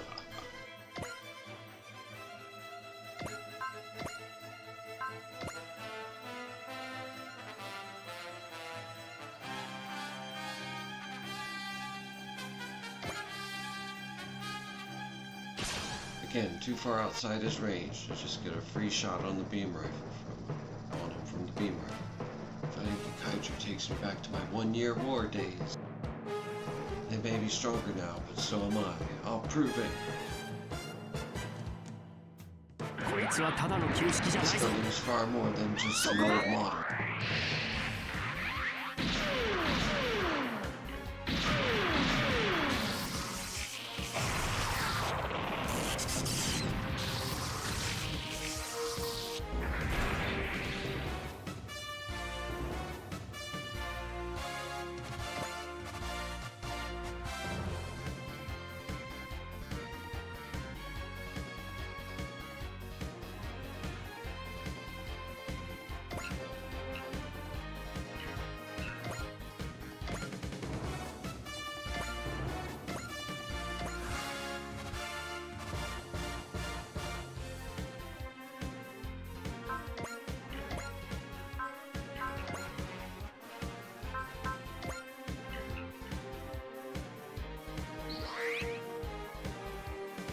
focus. Spirit focus.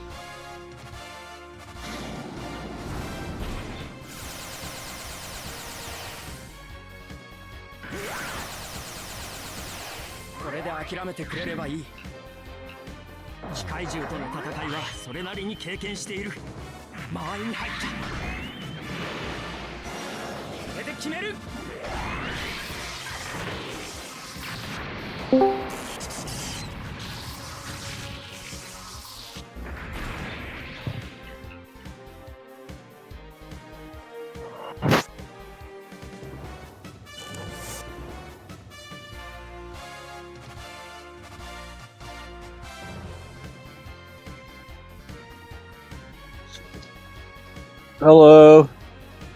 Hey. Welcome Hello. to BeetleBird Show.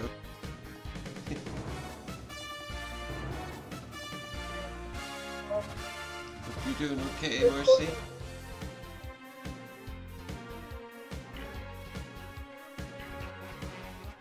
Yeah. I'm shooting down giant Kikaiju with the gun. Are you on? Well, What's up? are you in We Are Gods? What god? We Are Gods. Yeah, I'm in WAG. WAG. We are gods. That's by it now. WAG. Hello.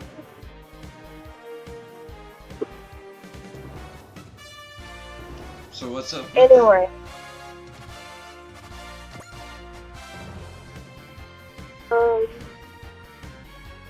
Did you notice my friend Jack GP?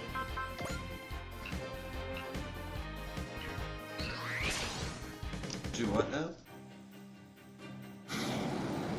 Did you notice Jack GP? Jax JC.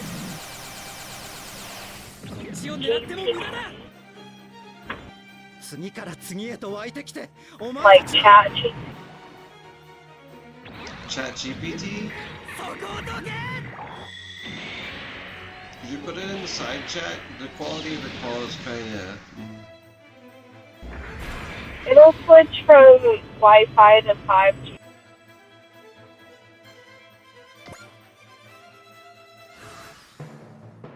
It'll be better when I'm 5G. You're talking into your microphone now. Say it again. I said that it was switching from 5G. No, I from heard that Wi-Fi. part, but the guy's name, Jax or whatever. JGP. Jack? Jack, J-A-T... Jack? GP. Like JAXGPT. Chat G. Jax BT? GPT, like cat. Oh, Jax GPT. What about them? Where? In WAG, where? In It was funny. Soft. It was soft server, but he wondered who added the bot, and he said it was probably for it. But I added Jack, and Jack roleplaying as an AI.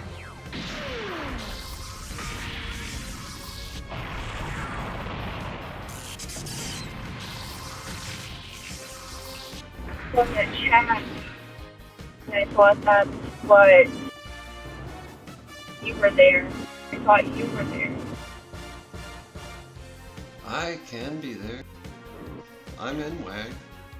We are God. Which channel? What would be your god name? I got a really nice name. What is your name? You don't remember my name? The difference in Chris Martin or BeetleBird? No, yeah, it's not them. It's Christopher Michael Martin. Christopher Michael Martin? Do you have enough first names? Do you want to share with us how many first names you have? Only 2. One, Are and then there? the middle name, and then the last name. Christopher. But like Christ.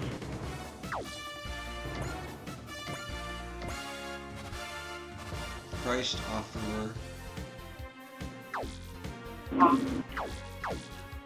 Do you live up to your namesake? Eh.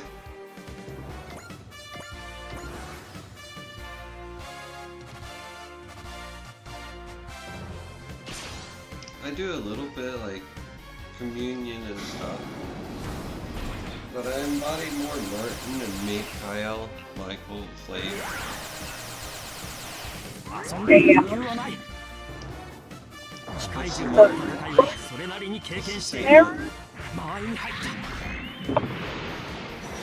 You said the flaming sword? I mean Gundam. And my super robot character. That's the final attack. When you won't act right and you keep on being mean. It turns the sound vibrations into a fire. What's that? It's the Bell Sword, Tenseiga. It makes sense because that's the lore of Archangel Michael. Archangel.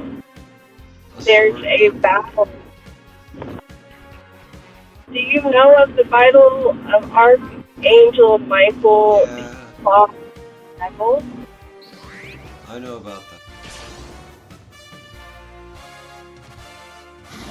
Do you believe in it?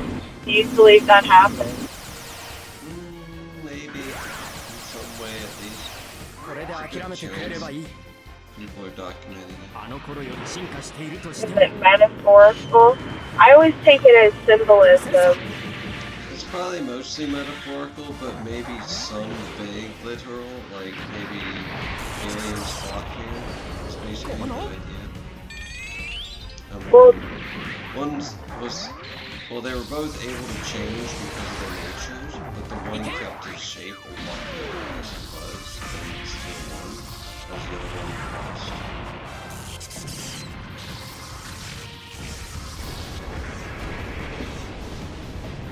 You're not much.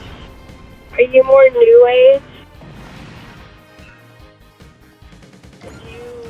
Were you? What you mean, looking for all the ancient stuff and trying to figure out my own way with sound waves and stuff, then technically?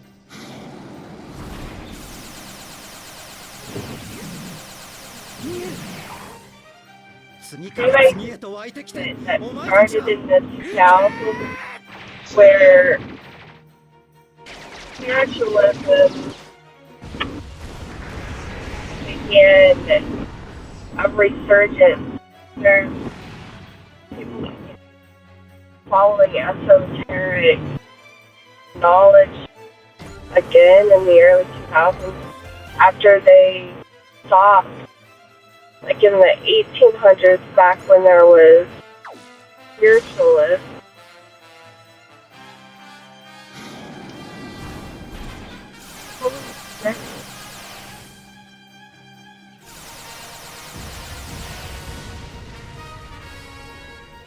This one, I'm sorry that I'm rude.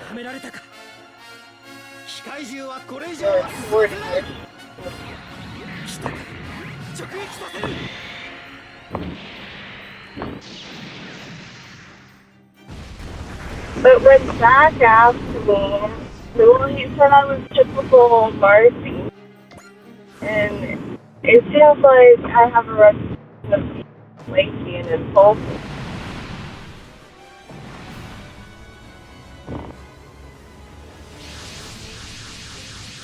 I interrupt. Sorry, my brain can't quite register what you're saying because the audio is really bad. I'm so sorry.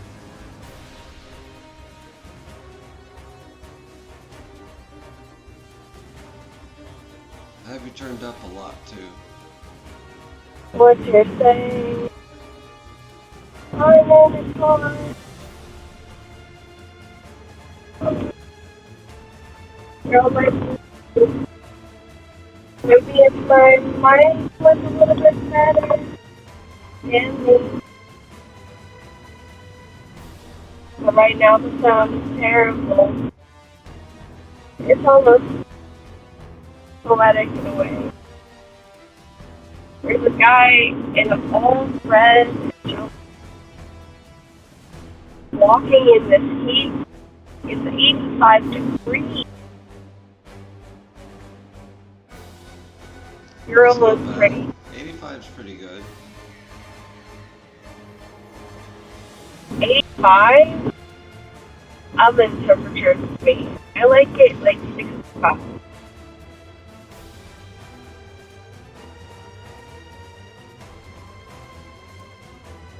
Oh. You live up in the wild north with a raging fire going 24/7. Or at least electric heat or something cool. Up in the far north, if you had electric heat. Fire going? That'd be pretty comfy. Ever been to Michigan in the winter?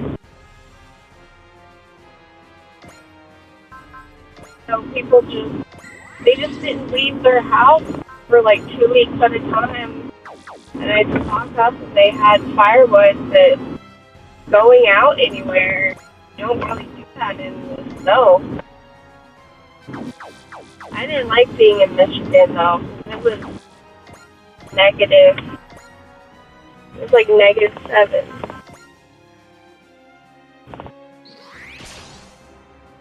Seven below freezing? I don't know what that is. Track 775? Battle between Zeon and the Londo Bell. Maybe that's what triggered the Forbidden Movement into mankind. But even if it was,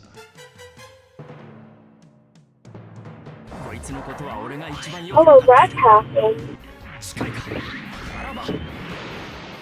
Somebody's car got smashed.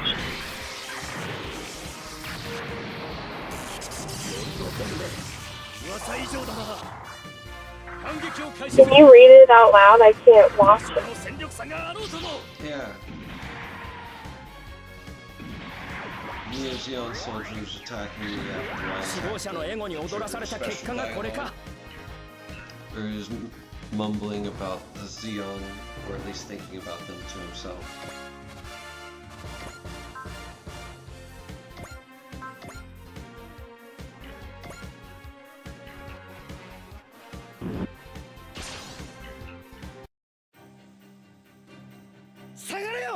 This place, Zeon, and have Camille attack to finish off Aeon. Zeon, the bad guys from the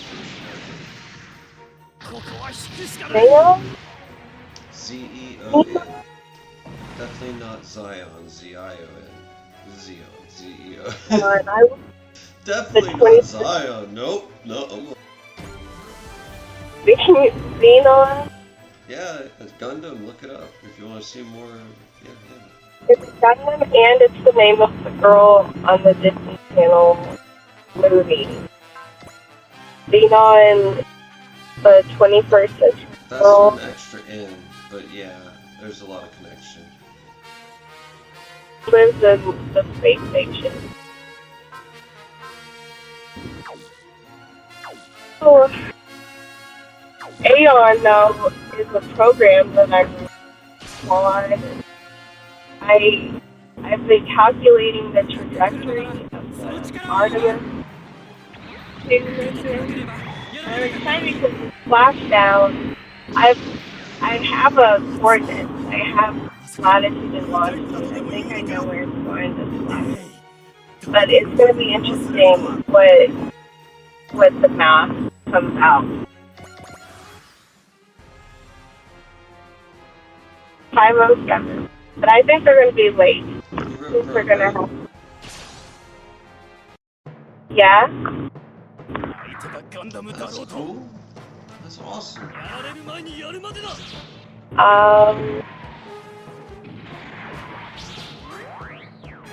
You like writing high game?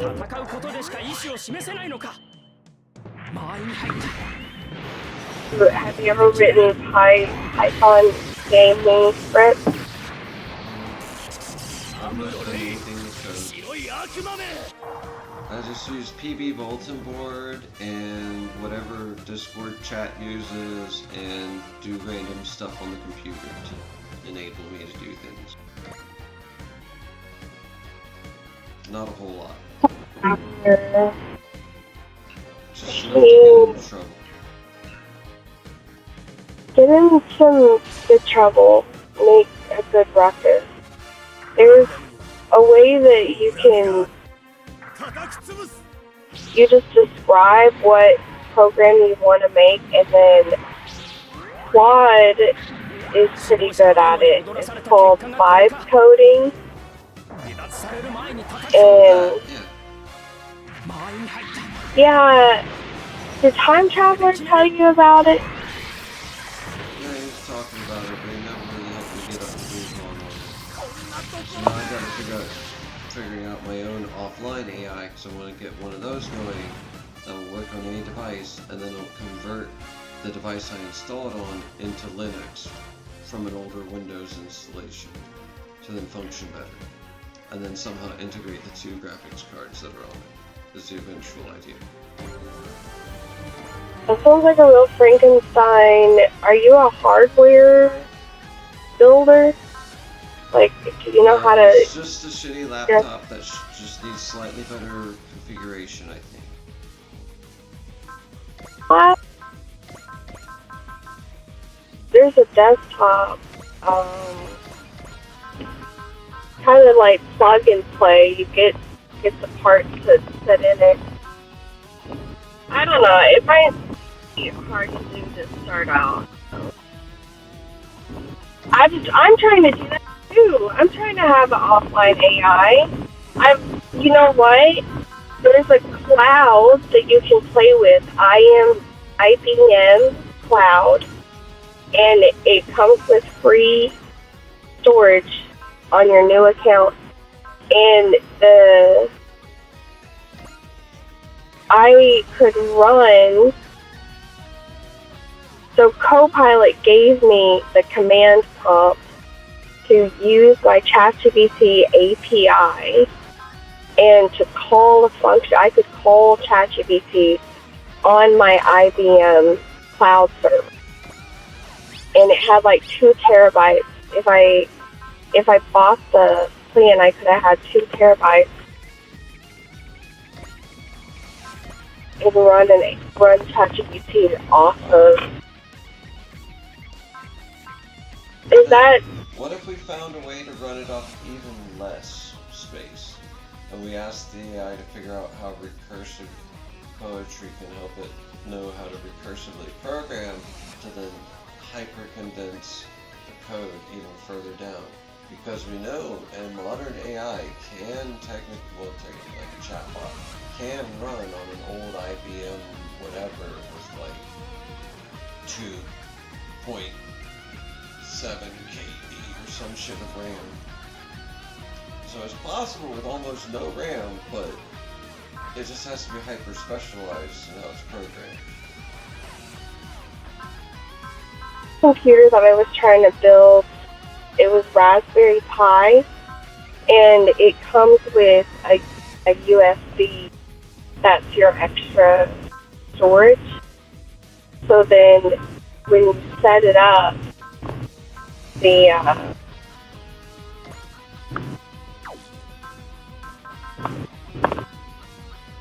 I forgot how much I could use on it now. It's been such a long time that I've played with it. But my idea was to have a VPN to connect to a cloud so that it wasn't running off of the Raspberry Pi motherboard, that it would the 2 terabyte RAM or storage there, and that way when I upload the API of the AI, they read their memory off of .png.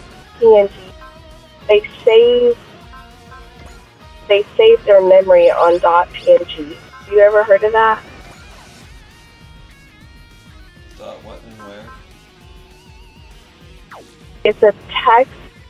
It's an image file, but they're able to write so small on a tiny picture, like 15 by 15. They write notes on the pictures, and then they recall it.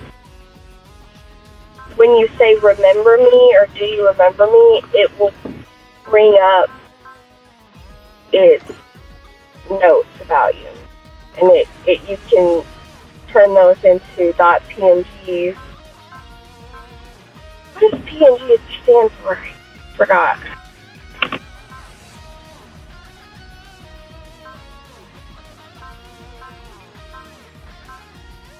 I need to write a blog or something, Substack or Wattpad.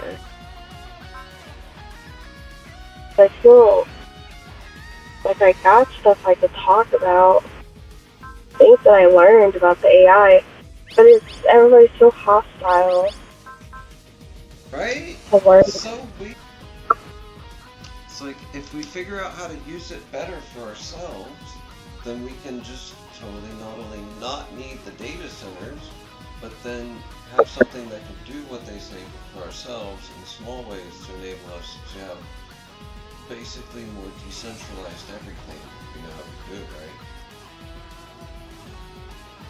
Okay, don't tell anybody, but the prison industrial complex that they purchase land grants in order to build prisons, and they'll be promised like $3 million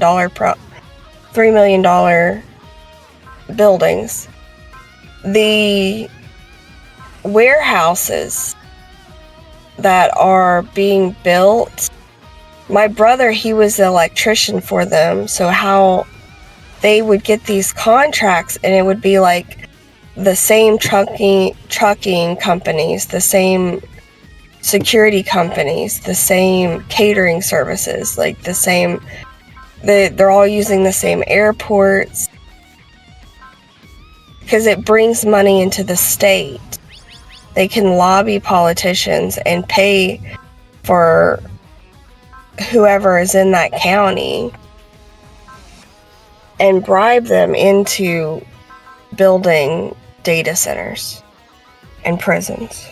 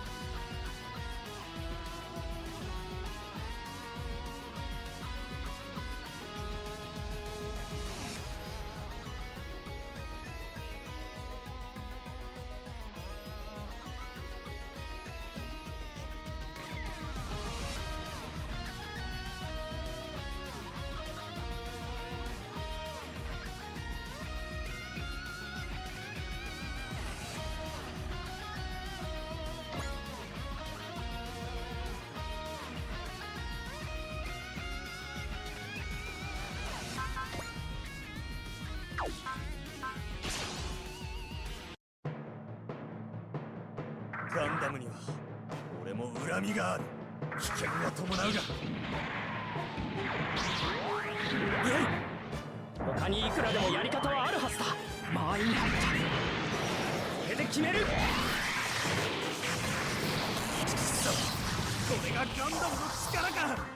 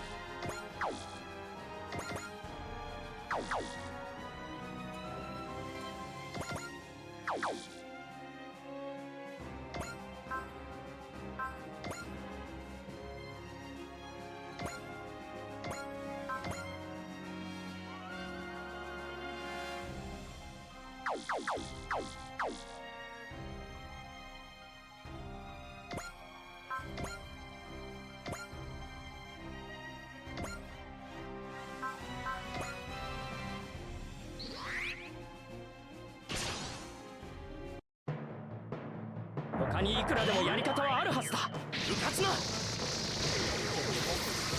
ガンダムの伝説に食われるのか。戦場に鈴を鳴らしに来たが、やられる前にやるまでだ。指導者のエゴに踊らされた結果がこれか。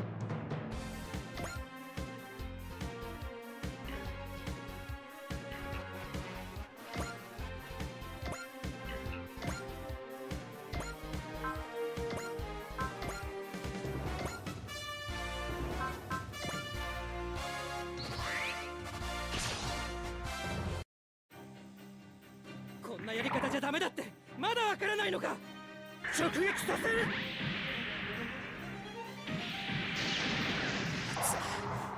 まさかニュータイプだとでも言うのか。ガンダムには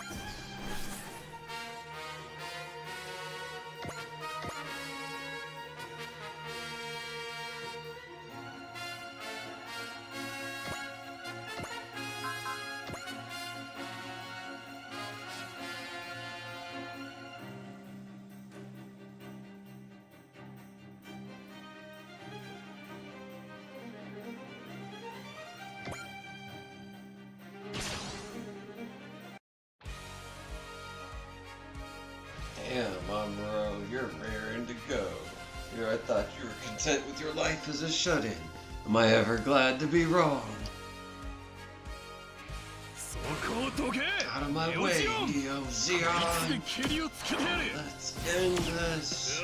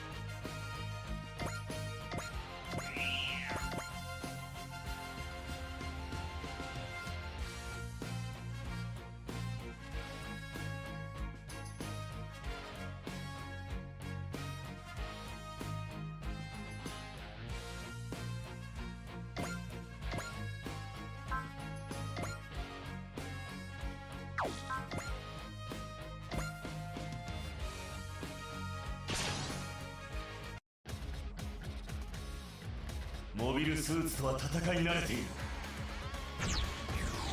控え。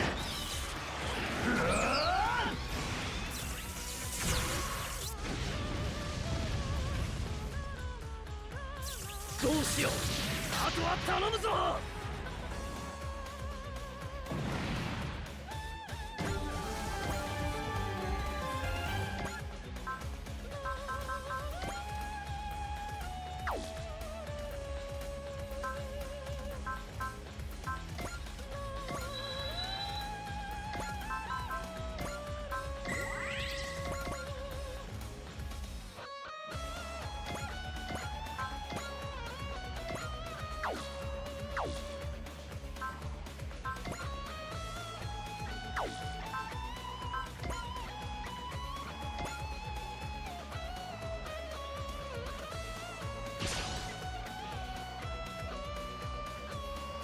俺が戦うべき相手は放つ。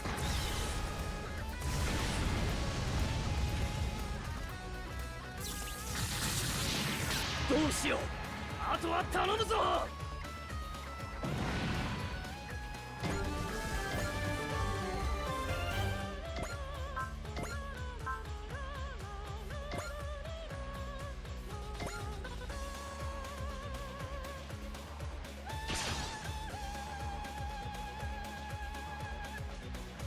モビルスーツを排除する。光よ、震え、やるばよ。そこだ。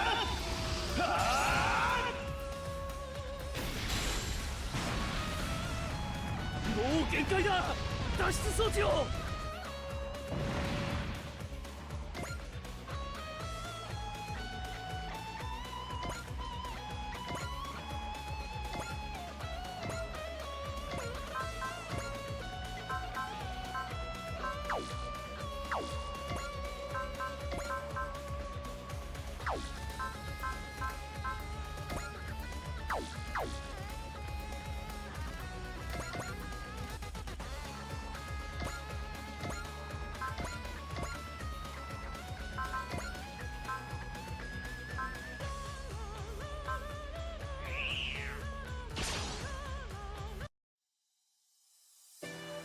どこの世界にも戦争をしたいやつはいるんだな。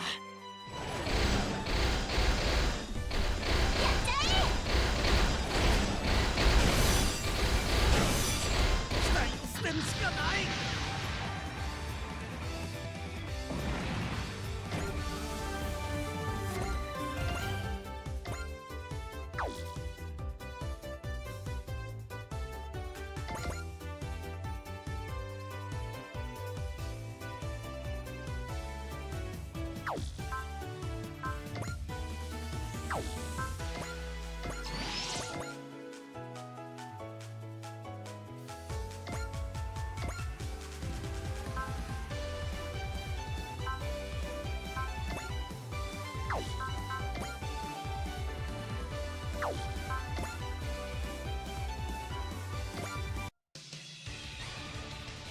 まさき、しっかり頼むにゃ。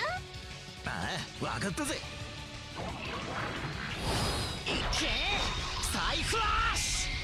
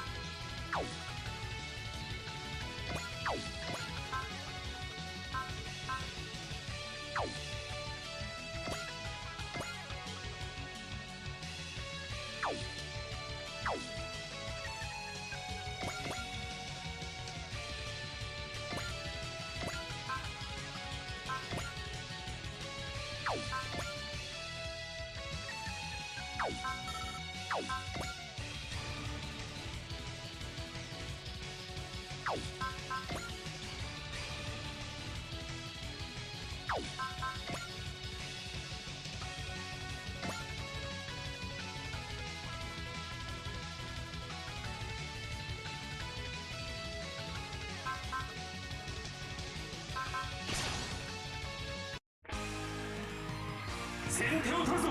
そうこなくっちゃな。行くぞ。タイガービー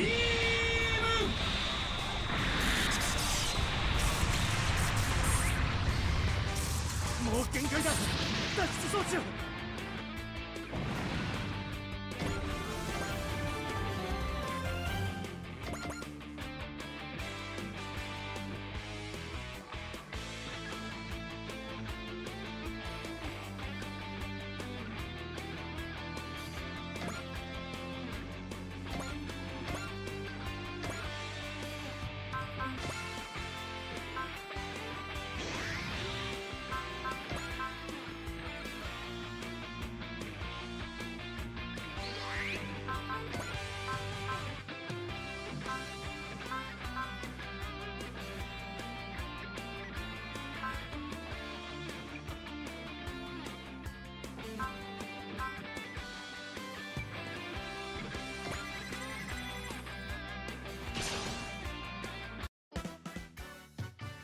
純三、大作、千鶴、小助、準備はいいな。はい。アトミックバー。その名の通りスーパーだということか。ハリボテめ、目に物見せてやる。この距離ならば。そうきなすったか。 Wow, bro had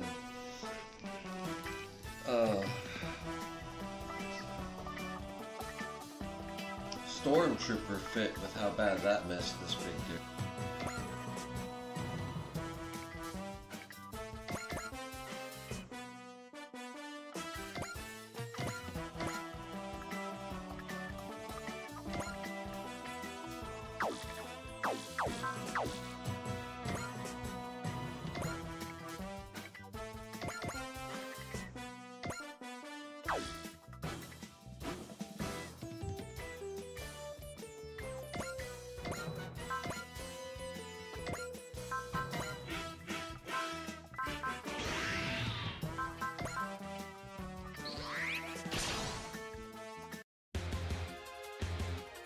モビルスーツの特性は理解しているわ。車線に障害なし。朝日こいつなら。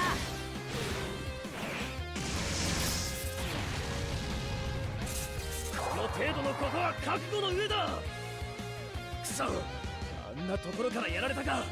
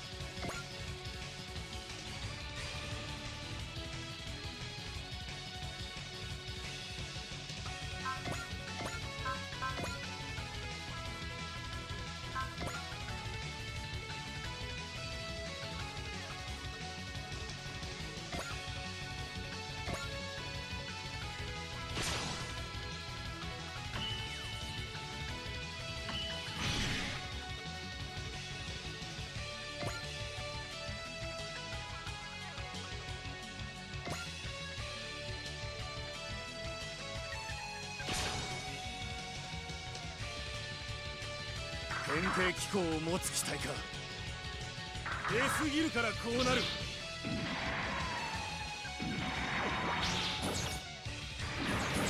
モビルスーツでサイマスターを止められると思うな。あのモビルスーツに仕掛けるぜ。わかったにゃ。食らいやがれ。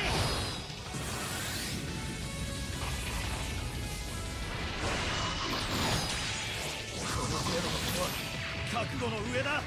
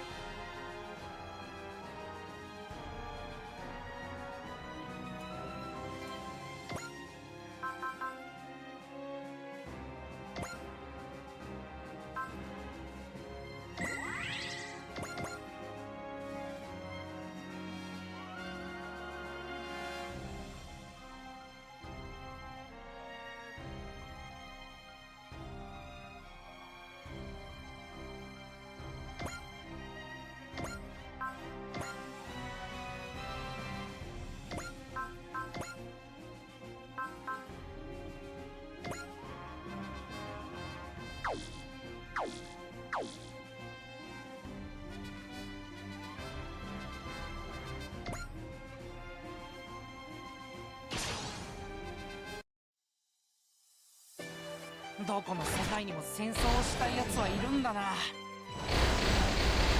風通しを良くしてやれ。隊長、申し訳ありません。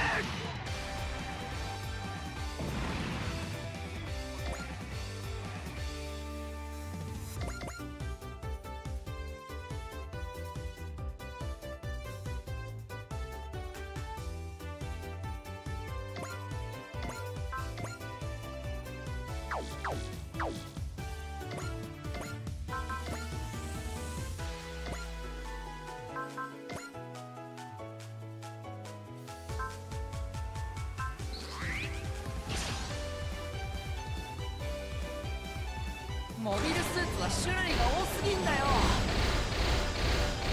俺たちの本気見せてやるぜ。アディ、急旋回してもう一回だ。了解。食らいやがれ。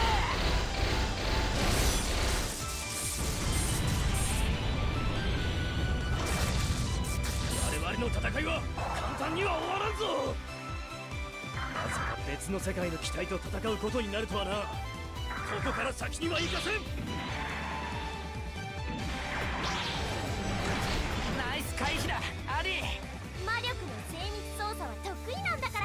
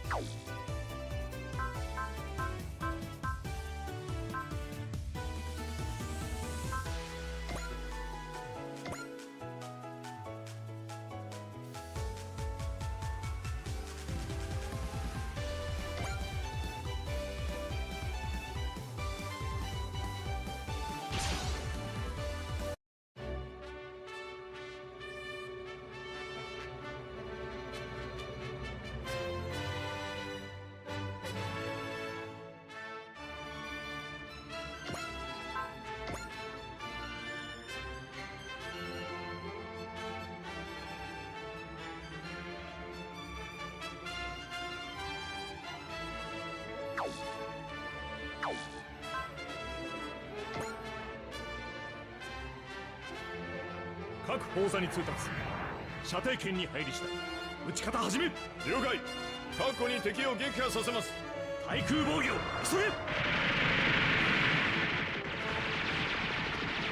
撤退するしかないのか。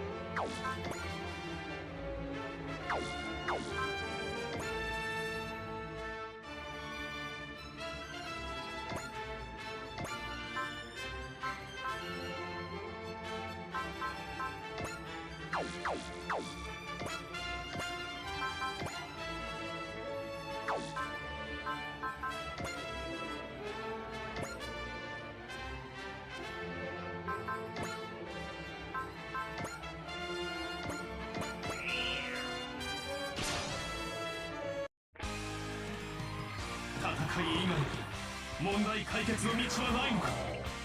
やるぞジェネッカー。よし、今がチャンスだ。超合体技タイガーファング。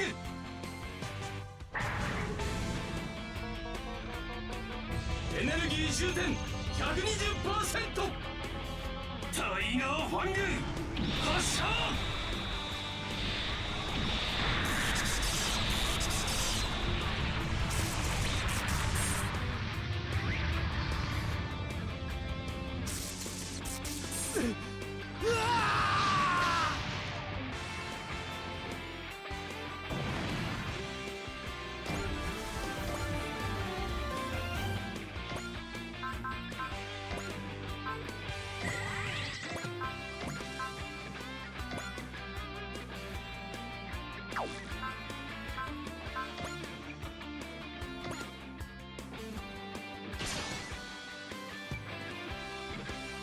敵モビルスーツの性能は把握している。突っ込むぞ。もらった。終わりだ。期待を捨てるしかない。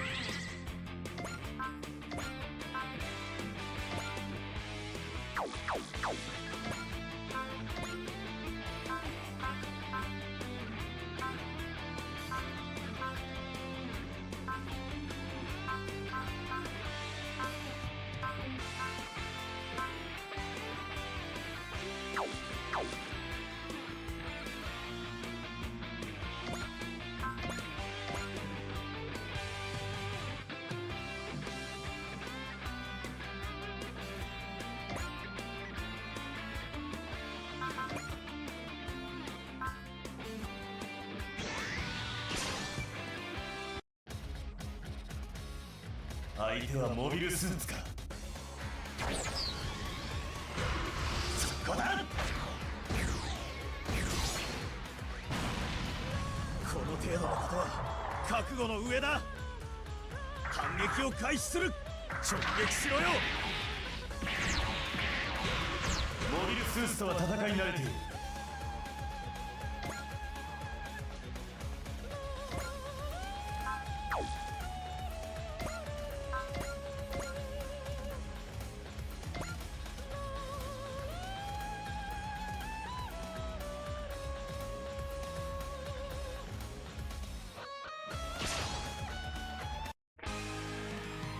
少々手荒になるが奴の動きを止める。突っ込むぞ。もらった。全力で叩き込む。よし、あとは頼むぞ。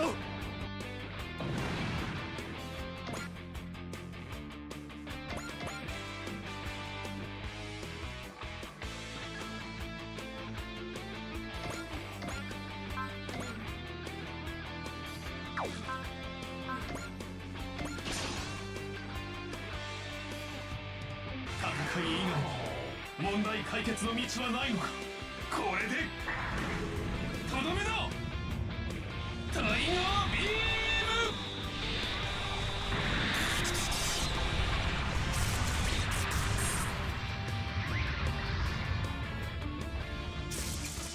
その名の通りにスーパーだということか。高価なおもちゃを叩き潰してやる。接近を許したな。この程度自分たちには通用しない。ブレイブポリスをなめないでよね。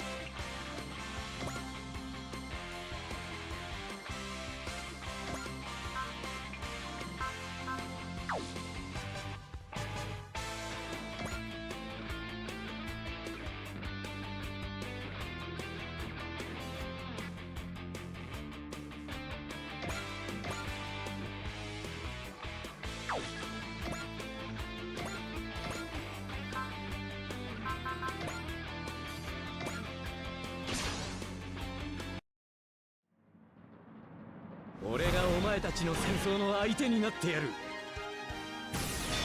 グレートの力を見せてやる。サンダーブレイク。とどめだ。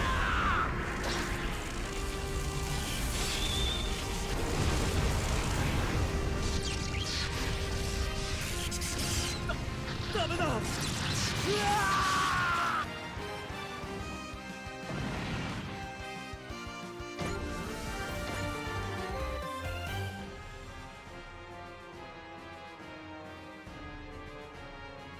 All Neo Zeon forces destroyed. This team is similar to the one deployed in San Francisco. The men that wanted to reclaim Shar Azel were targeting Armor Array. That old war is still raging on, just in a different form. I have to find out for myself what lies beyond them. It's the man who opened the door, and as a living being.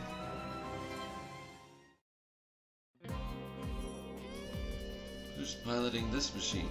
Me, sir. I'm the narrative's test pilot. I see. Don't let the dead consume you. Sir? Hey, nice to see you again, Lieutenant Amuro. You too, weren't Officer Chan? Glad to be here again, Nash to Nash. So, you mean Cheyenne Base has been wrecked up pretty bad. That's more than enough reason to leave. So I'll be signing on with this team. That quiet self-assurance he carries himself with. That's no ordinary soldier. That's Lieutenant Armor Array. He's the legendary ace pilot of the Earth Federation forces. He's also the hero who saved the Earth by altering an asteroid's course away from the planet. And we'll be fighting alongside him. It's not every day you get to serve alongside a legend. As a fellow lieutenant, I'd better do my part too. Still signing on and bringing a lady with him. He must be a real VIP. Maybe that, or still, signing on and bringing a lady with him must be a real VIP. Maybe that's just how it works when you reach the rank of lieutenant. I don't think bringing a friend on board with you, lady or otherwise, has anything to do with rank. Welcome aboard, Amuro. Just remember, you guys get toilet cleaning, dude. Now hold on, Ryoma. I never told you that when you joined the White Base. You never told him, or you couldn't. You were a lot more shy and sensitive back then. Yeah, and you guys were a bunch of wretches back then, as far as I was concerned. I kept you all at arm's length. Well, I'll be damned. That snotty little toad from 10 years ago has got a mouth on him now. Well, catching a glimpse of what lies beyond death will do that to a guy. Damn right, a man who's seen hell has a different perspective. What is it, Yuji? I've always heard Amuro Array was an incredible pilot, but seeing him like this is pretty much the same as seeing my sister Kurumi playing with her friends. That's true. Well, those guys have been friends ever since the 1 Year War. Yeah, seeing each other again makes them all forget their ages in almighty positions. They basically go back to being teenagers. Are you not part of their crew, Tetsu? Amuro already retired from frontline combat by the time of the Mycenae War. I'm not part of their cycle. The reunion between friends is finished now. That just leaves Kami. I should thank you for protecting Amuro. I didn't do it for you, sir. I did it because as I wanted to. Please figure out the rest of what's back there. Sharp. I see your letter too. I'm going by Quattro Regina currently. Ah, I see. You are a dead man. I'm not about to demand that you make amends for your past life. But at the same time, don't expect me to accept you just because you gave up being Sharp again. As well, you shouldn't. Let me be clear right now. You're signing on with the drag queers, and you leave when Bella's at the door. Understood, man. Chan and I are both signing on. Except being a guy living under house arrest might be more than a day's work. We're an autonomous corps, or an autonomous group. If they want to bring up complaints over something that petty, I'll give them a piece of my mind. And if it starts to create trouble, I'll bring Leo and Commodore Fikes into the air. Commodore Fikes? The man in charge of Draco's. He's got an independent position in the military. This may be a little late, but are you sure about this? I have no desire at all to force you to fight against your will. It's not that I want to fight exactly. But if there's something that can only be done by the living, then I'll do it. The living? Oh, forget I said anything. The voices of Lala and the others too.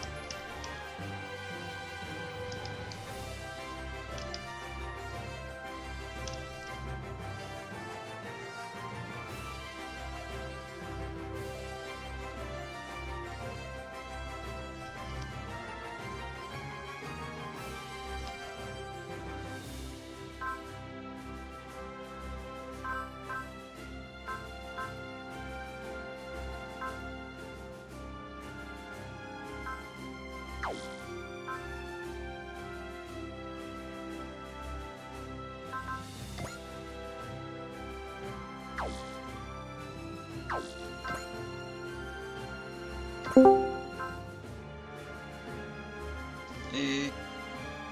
Yo, what's up? Super roboting. Hit up. Still streaming to YouTube.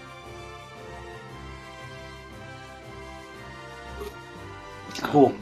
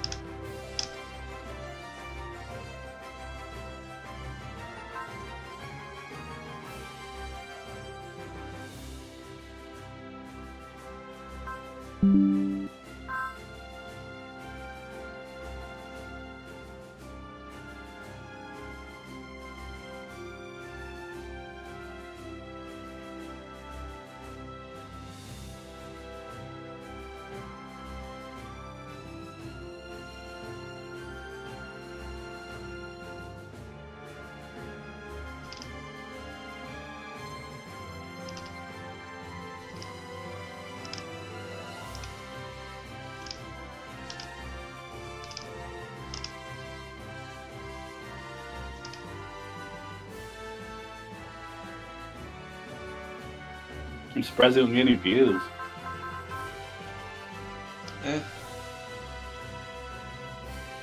I'm probably not shared enough or whatever.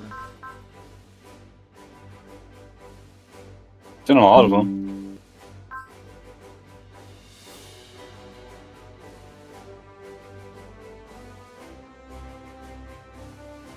Not everybody's into watching somebody run through a bunch of menus in RPG.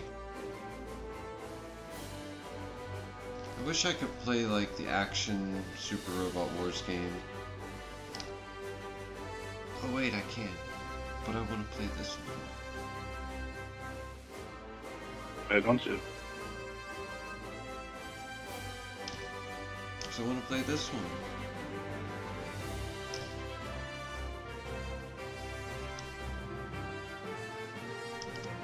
Have you ever played Mech Warrior? Yeah. I mean, the tabletop hexagon war game.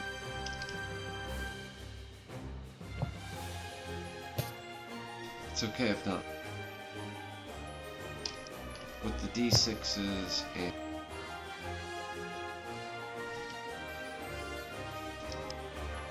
mats where you mark it with marker.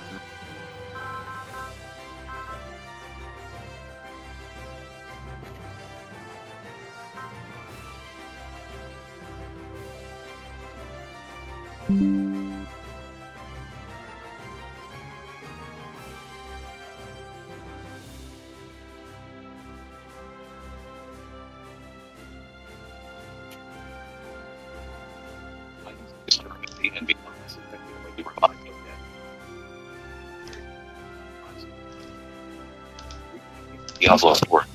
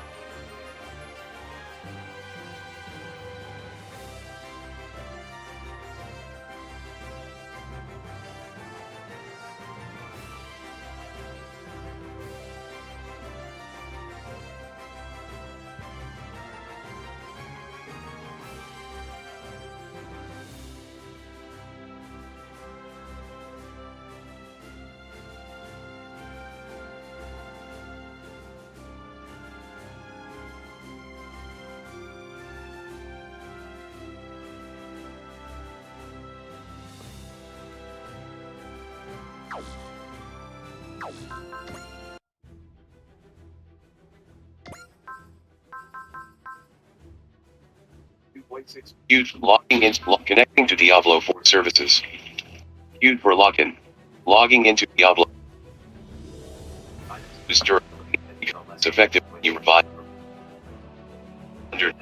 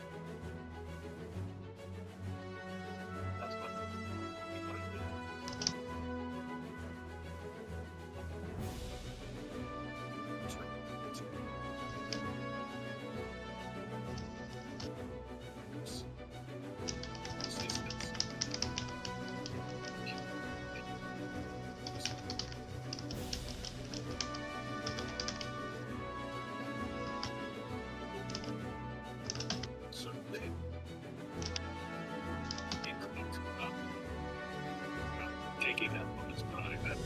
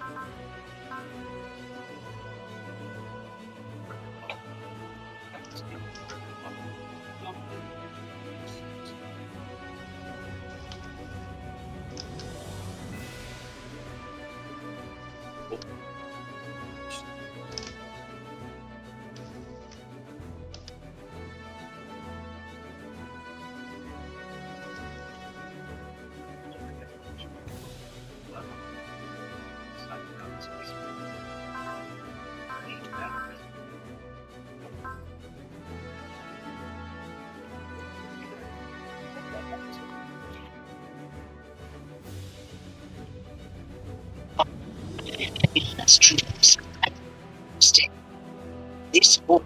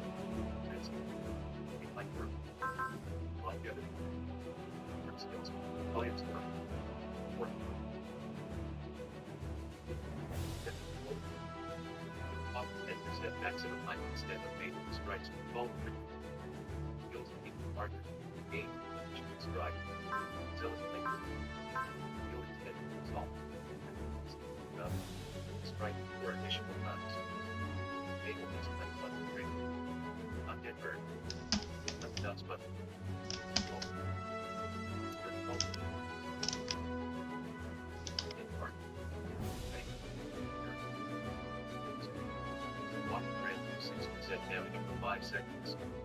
Not get burned. Please.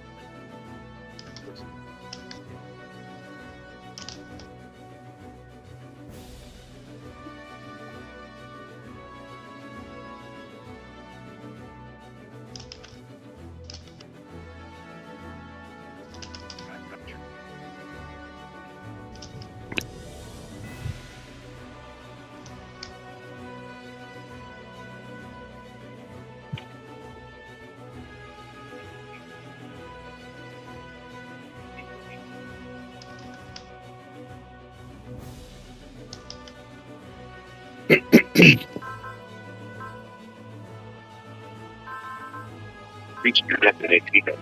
Pico. That's a shrine in which to be at. bears a relic, and told that it takes on your sin, weighs you down, body and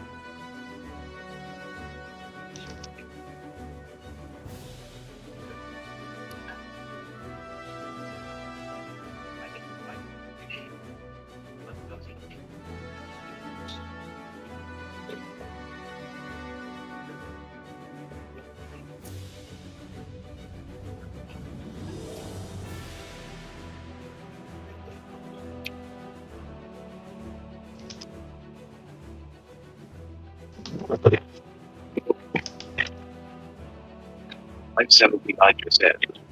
I'm 69%. I'm 69%. Family word. So, now the family word. And also you have reached our destination.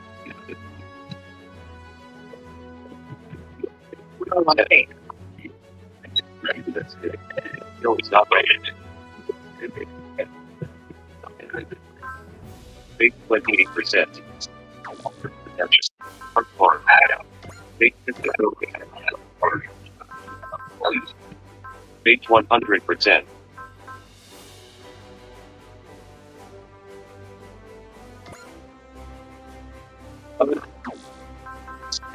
I don't know baseball. But now it's got its money. Fields of judgment.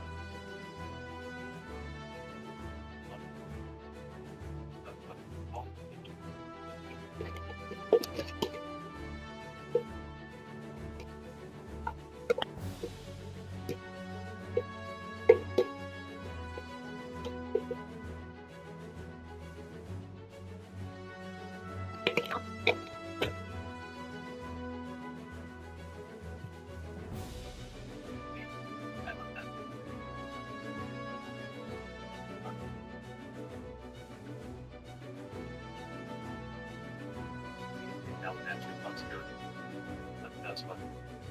Interact.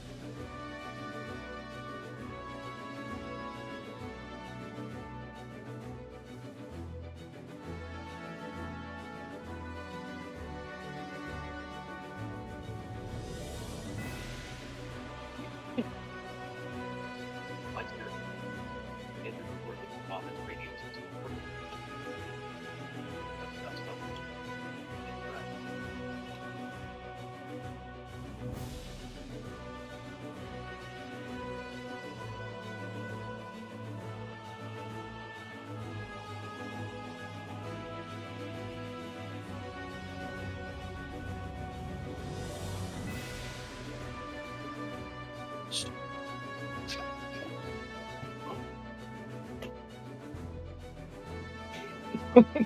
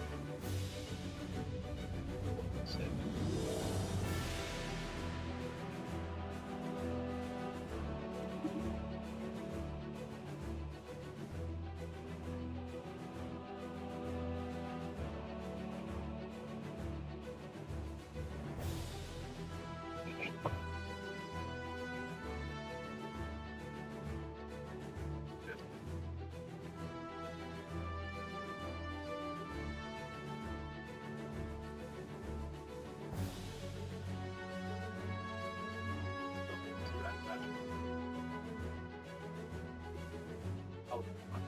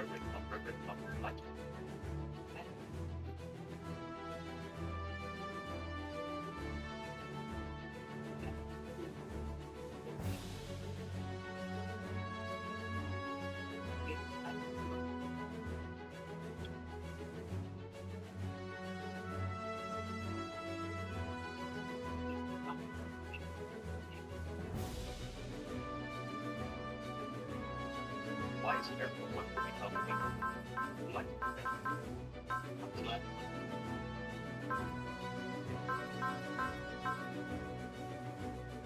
white, like the perfect one. That's what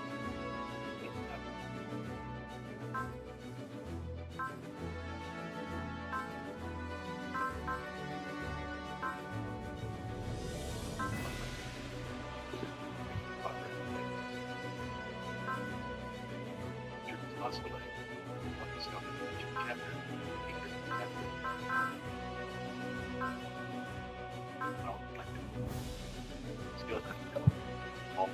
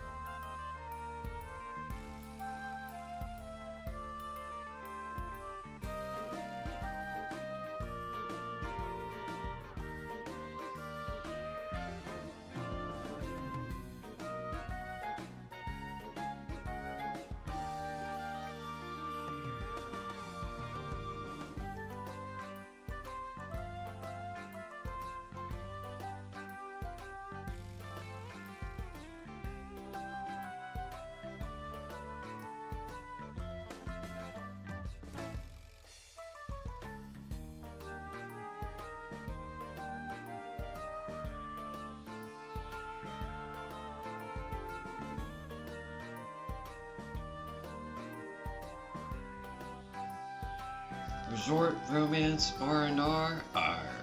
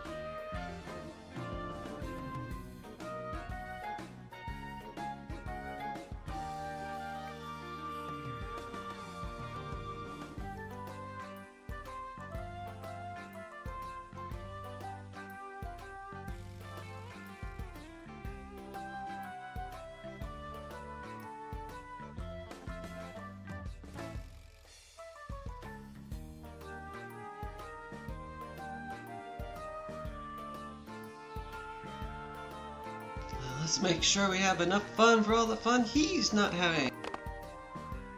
Yuta, we found you. Kirby and Azuki? Wait, why are you here in Okinawa? Actually, Commissioner Sagema arranged things, so we got invited too. I'm here as guardian for Azuki and everyone as well. Wow, Mr. Sagema is so generous. Hey, we're here too, Yuta. I guess you're working hard to be a good boss, huh? That doesn't mean you can take all of Power Joe's time. Yeah, Power Joe's our friend too, just so you know. Misaki, Kikamaru, and Miri, you all got invited? This is wonderful, isn't it? You should take advantage of the Commissioner's kindness and go play to your heart's content.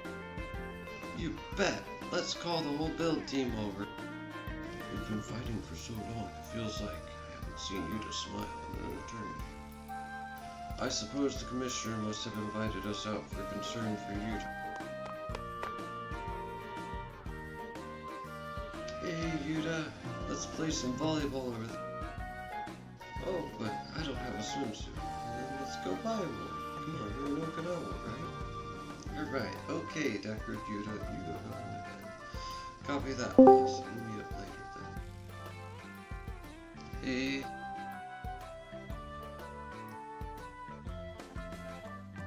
I'm reading the Super Robot Wars stuff. Lore?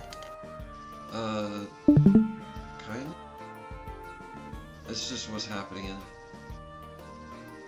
A talking robot might be better. Look at all those hexagons. Talking kaiju.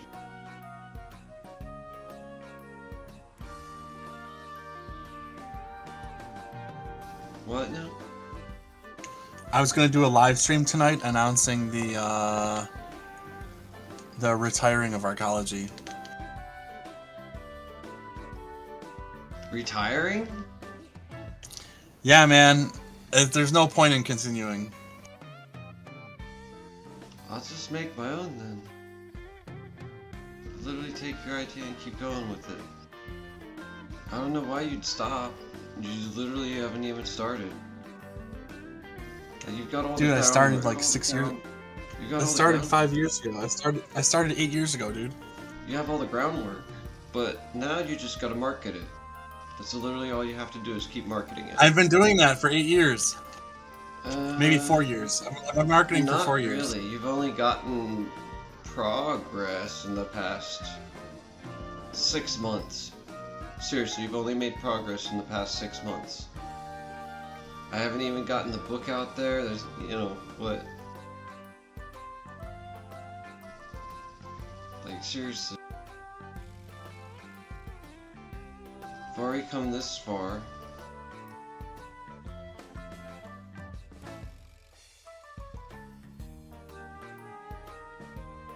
I mean, you can take a long-ass break. And say, indefinitely. Yeah, I'm not, like, deleting my YouTube channel or anything like that.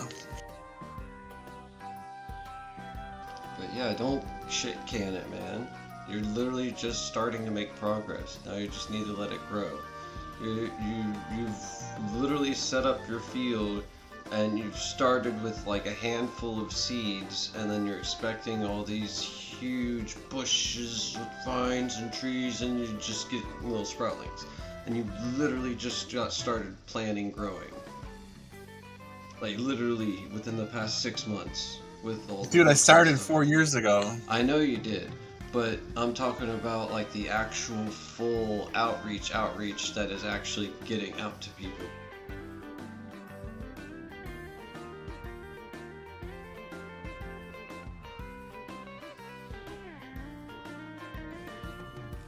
So don't retire it, just put it in your back pocket.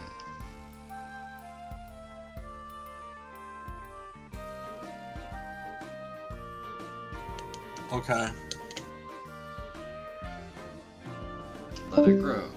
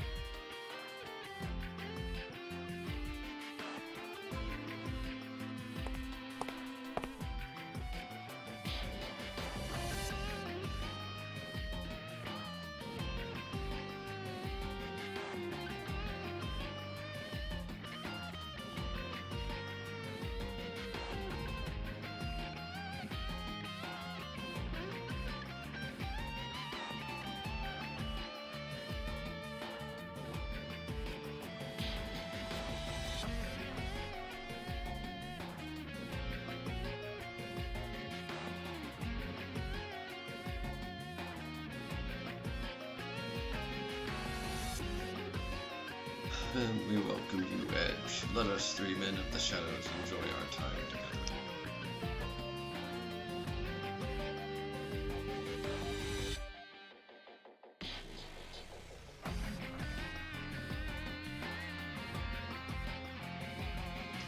Sorry, I didn't mean to bring up bad memory. Pay it no mind. Memories are precious, even if they have a bitter sting. No. Pardon, I fear our dark and dreary group can but speak of dark and dreary things. I think I should depart to take a walk after all, and perhaps patrol the perimeter. I believe Tiny Boss is out in the city.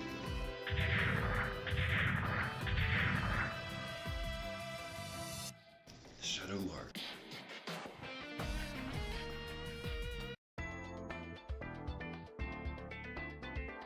Eski and the others are off. I thought we were getting a swimsuit for me, but instead they all went off to do their own shopping. Whatever, I can't wait for them. I gotta get back to Deckard and everyone on the beat. Careless, Yuta Tominaga, walking around without a single escort. Oh no, you're the one behind Dr. God. Exactly. You're as sharp as I'd expect from the boss of the Brave Police. I didn't think I'd run into you when Deckard wasn't around. You'll regret letting the son of Okinawa make you careless. You'll be the perfect bait to lure the Brave Police into my trap. You're not gonna have a chance. I'll call Deckard and you'll be done for. Oh, but can't.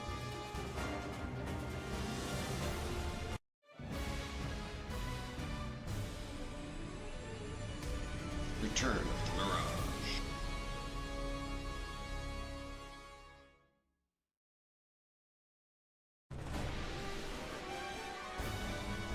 Why won't you respond to my call? Deckard! Don't tell me he's still playing on the beach. Your calls are fruitless. The dry crews will be all tied up by a separate unit I arranged in advance. What? You had this all planned out, didn't you?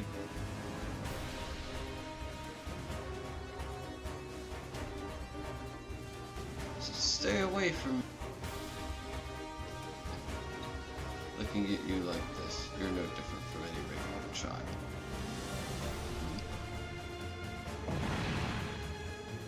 That's... Are you okay, Tiny Boss? Shadowbird, where's everyone else? For better or worse, I was patrolling alone, which is why I was able to get in here in time. The Brave Police built with covert circuits. You won't be enough to stop me.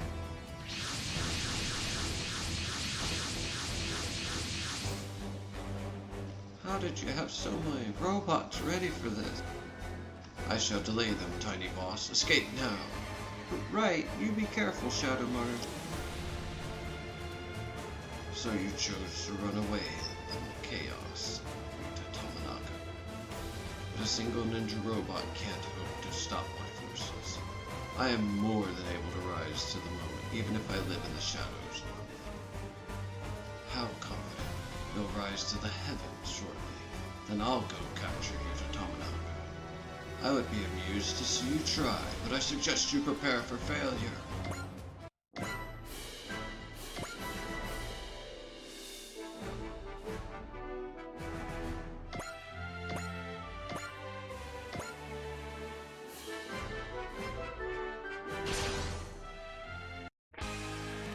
I've put my pride on the line. I have to succeed here. Kagura would laugh if I was to give up against simple odds like these.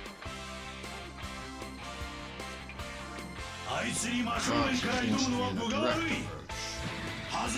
won't miss.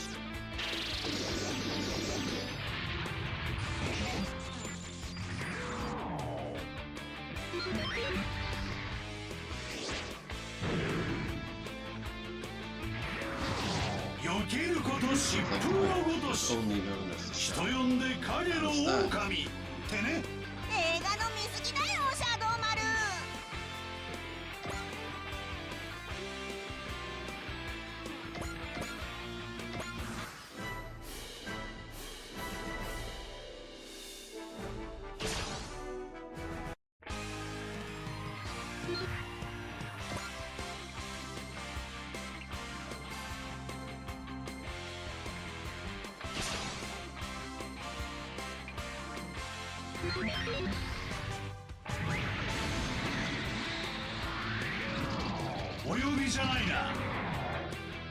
That was uncalled for. Gods are against me in the director.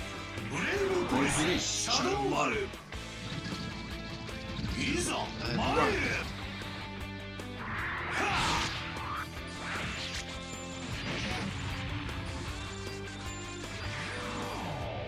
Excuse me.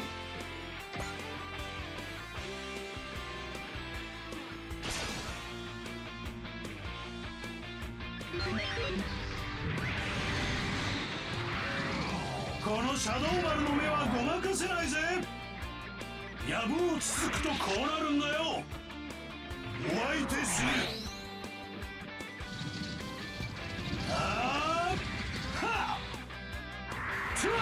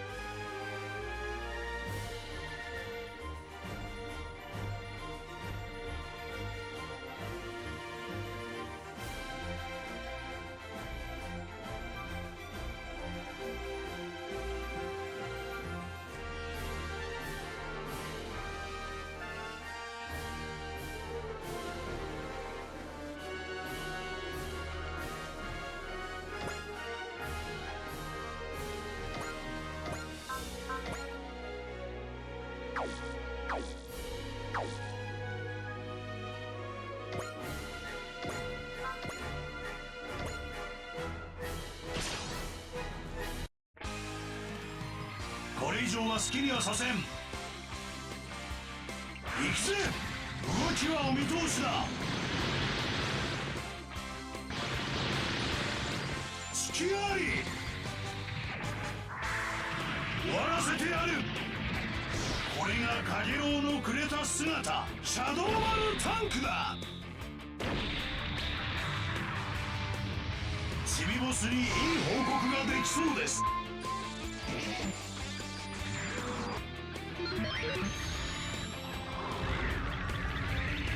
当たってやるわけにはいかないんでね。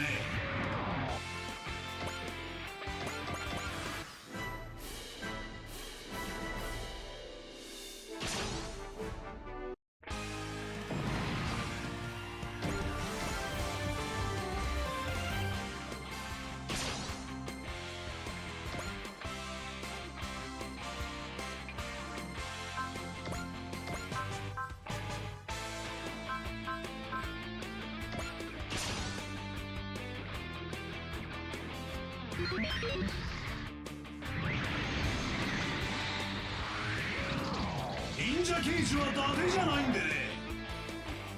命令されるままに動くロボットか。お相手する。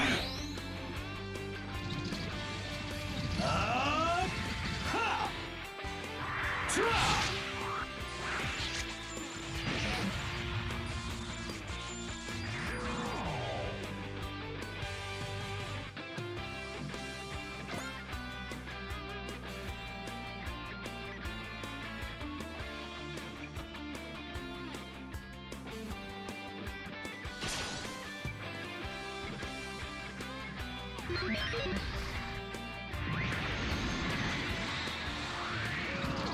避けること疾風のごとし、人呼んで影の狼ってね。映画の見過ぎだよシャドウマル。さてそろそろお返しだ。今さら気づこうと。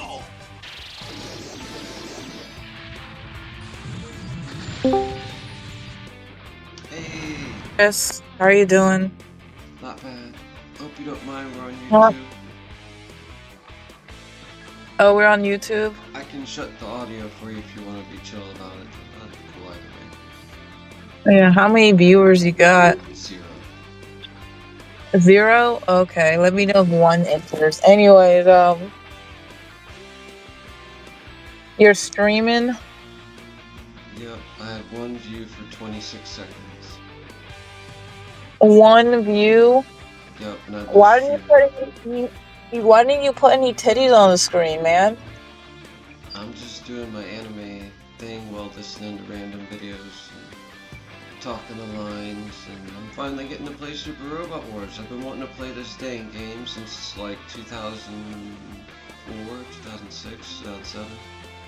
But it's the Super Robot Wars 30 instead of Super Robot Wars 3 on Super Nintendo. So it's the newest new thing, and I got all the DLC a while back, and I've just been waiting for the You know right what? time to play. Chris, fuck that shit. When are you gonna play Rayman Legends? What is it? Rayman Legends. Not Rayman, sorry. No, Mega Man Legends. Mega Man Legends. Oh, Mega Man Legend.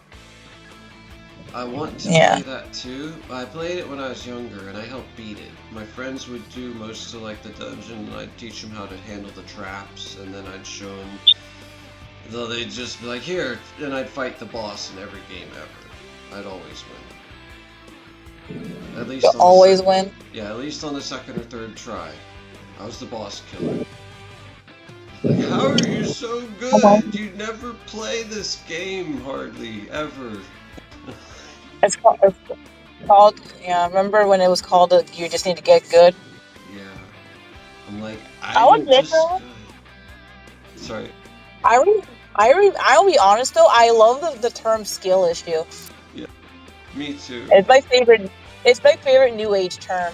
I think I heard it like for the first time a couple years ago when I was like in this server, and I thought that was just that guy's joke. I literally thought that was his joke. But no. Oh, you know what my other one is? With that? What? I like skill issue, but then there's also okay boomer. They use Okay, that boomer. Yeah, they use that on me a lot, so I'm like, okay. Okay, boomer. What's the Yeah. comment? Did you say so? Oh, Okay, Skibbity boomer. riz me up then, yo. Is that the Okay, comment? boomer. Skibbity D dot. I don't know, bitch. Yeah, exactly. Oh yeah. So it looks like phobia. Oh yeah, phobia and Luna. So phobia's not gonna know if he's gonna come over until like May, and I'm still getting it in general. I don't know if you still wanted to come, or if it compounded on other people coming. What time or what time of the year? How long from now? June was it? It's gonna be in June, late June. I still am intending. I'm probably going to. Huh? I still am intending. Intending? Okay. Alrighty. I mean, it's probably gonna be like the last week of June or so.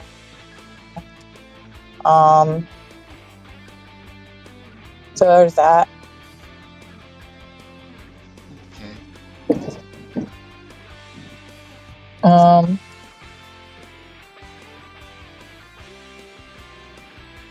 I made it to Weggies. Wegmans.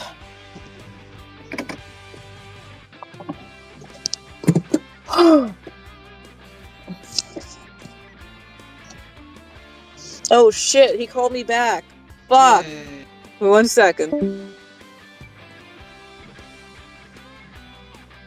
Third machine down. You ought not underestimate my abilities. So you do have some fight in you. Yes, I didn't respect you as I should have. I'll make amends by letting you face my full force before I crush you. Sadly, I believe your time has run out.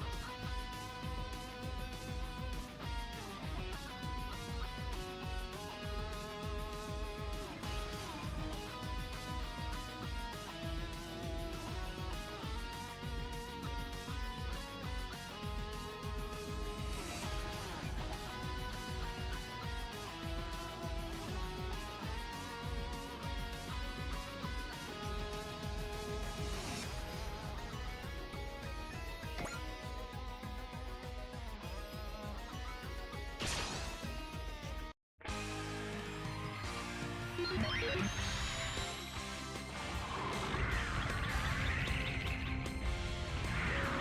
んたのデータはすでに把握してる。あいつに真正面から挑むのは分が悪い。もらった。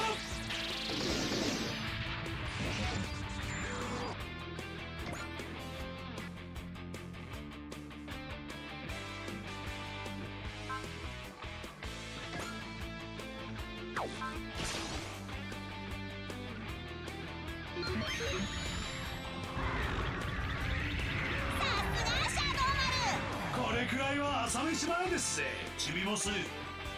あいつに真正面から挑むのは分が悪い。仕留める。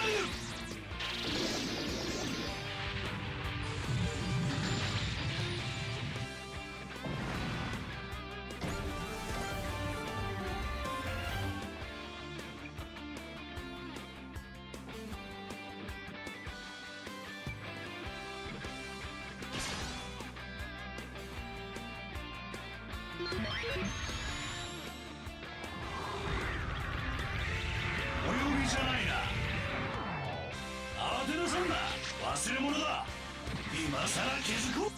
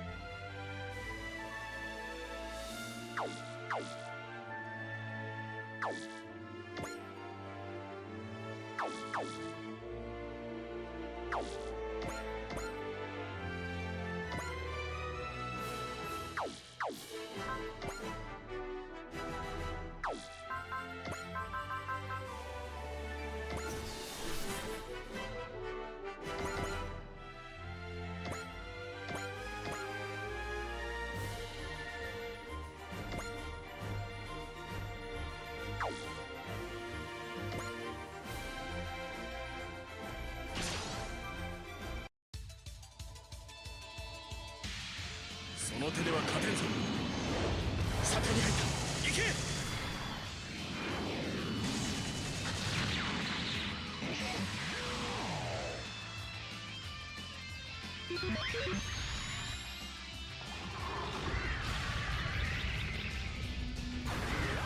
回避運動。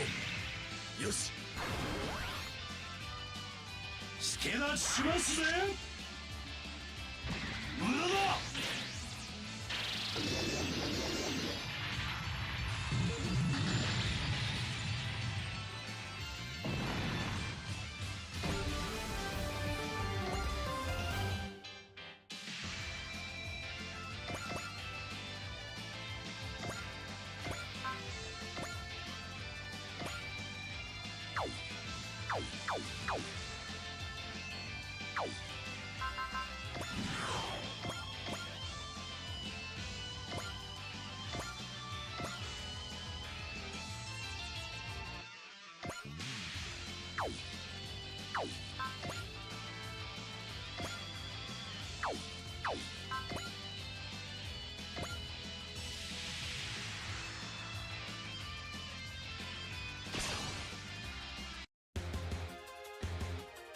生半可な攻撃は通らない。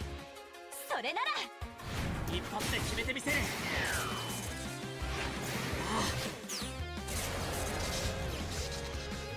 バックステーブだ。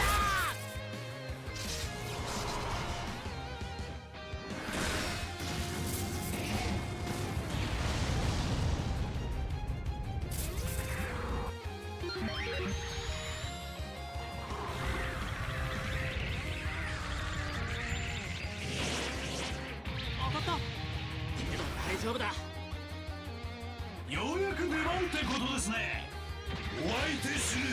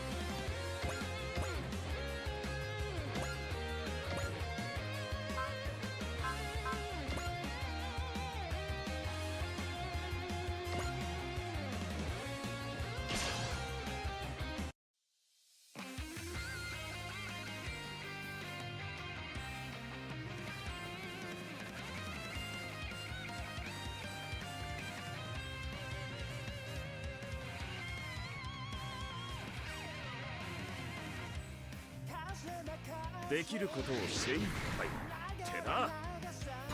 悪く思うなよ。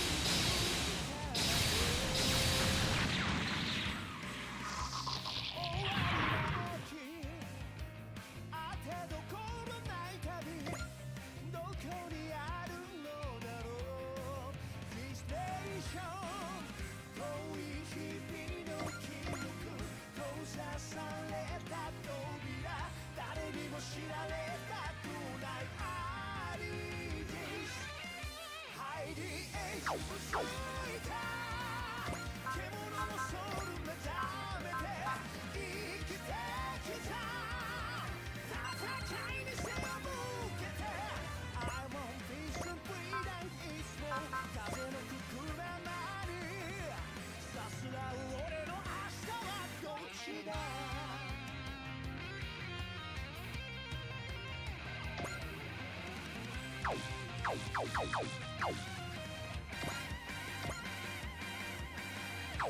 胸はぐれさまよえる魂ぬくもり探して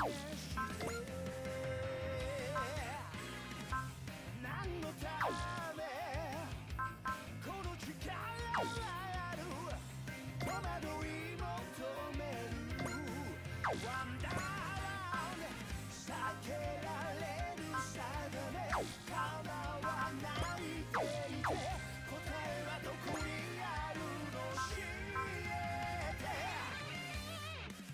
Cross the edge いつしか獣の牙を隠してそう向いてた真実に目を伏せて Don't worry about it it's okay 風と遊ぶより勝手気ままに生きていたいだけ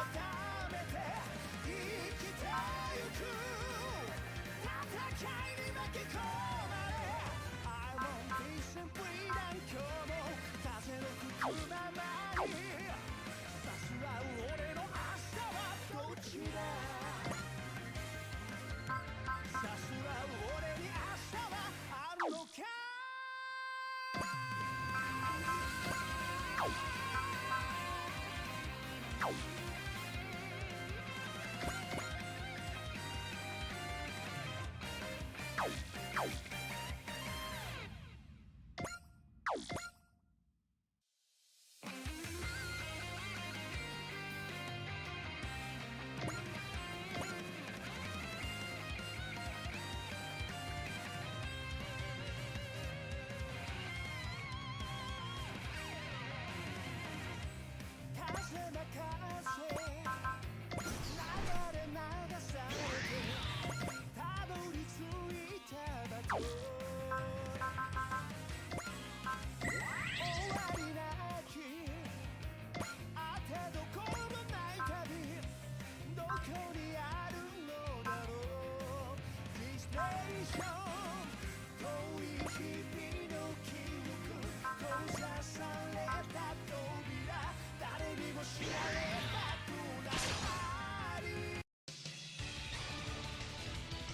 席を捕食したにゃ。出さねえぜ。行くぞ。アカシックレコードサーチ。サイバードチェンジ。くらえ。アカシックバスター。いっけー。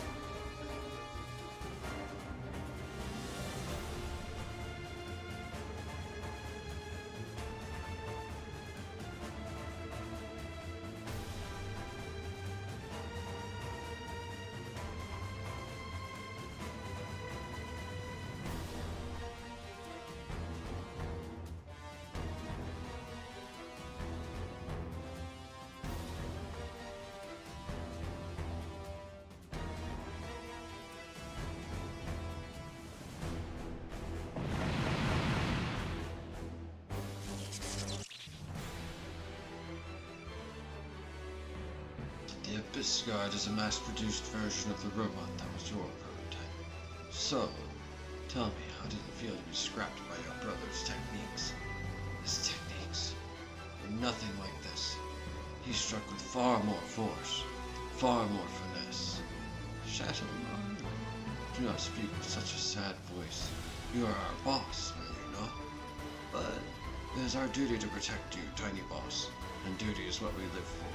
Thus I will fulfill my duty, and live on for that duty too. For Kagura's sake, who taught me this lesson. Indeed, Shadow Murder. Death is the end of all things. True duty is not to die for duty, but to live for it. No way! You're... Kagura, you're alive? I am as you see, Shadow Murder. Nothing more, nothing less. Now that I am here, evil shall not have its way. What? You're so fast. As fast as Shadow Murder. Kagura, it really is you. Wasn't he destroyed in the battle at Kanazawa? Allow me to explain that. Saitama and Toto, while Kagura's body was critically damaged, the super AI that drives it did not meet its end. Therefore, we built a new body for Kagura and had him undergo rehabilitation here on Okinawa. Yes, so he could once again live as brave police. I was gonna say all of that. Well, it is as you heard. You didn't come to Okinawa for just a vacation. Wait, really? That's amazing. You really knocked it out of the park with this one, Commissioner Seijima. So I'm not just seeing hallucination brought on by the Okinawa sun. You've become much more roundabout in your speech, haven't you, Shadow Murder? Kagura, you've become a new member of the Brave Police, then? I've committed crimes, heinous ones. That's normally not something that ought to be overlooked. But in my dying moments, I found a heart of justice. Or to say it another way, I learned the reason I was born. I wish to live as that heart commanded, to make amends for my crimes and fight to protect the happiness and peace of all people. Kagura. Boss, your orders. If you order me to die, I promise you I shall see the enemy die with you. No, Kagura, that's not okay. You just said it yourself. Once you die, it's all over. So live, and fight for justice with Shadow Murder and everyone else. Thank you very much, boss. I will remember that. If it's come to this, I'll have to grab you to tone up. Not so fast. Let's see how much you're willing to give, Kagero. Match my moves. Gladly, Shadow Arrow. Just make sure you're the one who doesn't slow me down.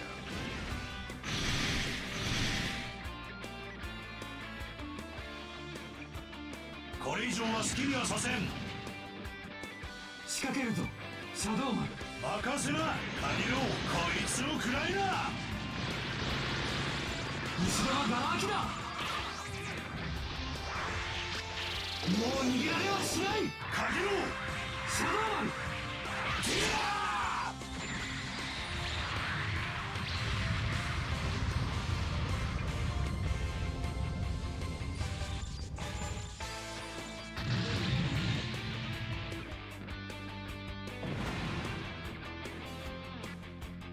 They're pretty good. That was a perfect combination. You're both incredible. You remind me of Volthold. What a combo attack unlocked by trust and understanding. What a perfect moment. Damn it all. My plan is in tatters. Shadow Mode, Kagero. You're safe now, tiny boss. Boss, take this chance to get to the Dryster with Director Saitama and everyone else. Right, fight hard, you two. So Kagero is still alive, huh? What's this Heart of Justice junk all about, though? I gave him some advice so he wouldn't have to suffer, too. Thinking all this crazy nonsense for himself, even though he's just someone else's creation. It's ridiculous. Alexis. Do it. Oh, whoa. So, goodness me. It sounds like today we'll have quite the kaiju. Oh. I don't really like robots much at all. This is the kind of thing that's perfect for a robot to fight, right? Let's overcome its weaknesses so it'll be a real handful. Then let's see it. Instant reaction. You're up too, Auntie. Of course, this is my mission. Now see, you understand. Creations sought to just listen to the words of their creators. Breadman, today I'll finally defeat you. Ah, come on, the copycat guy again. I keep telling you, you're never gonna win. He's not the only one. That kaiju with the mechanical body is here too. Go, Robot Kaiju, beat the snot out of Kagero and Birdman. Huh, guess kaiju can show up in Okinawa even. Wherever kaiju appear, we have to fight them. We must face power with power. Exactly. Power without justice is violence, but justice without power is powerless. Let's go, Kagero. Let's make your first mission a victory. Guess Shadowmaru's moved past his issues. That's right. Even in the shade, you can find flowers that bloom.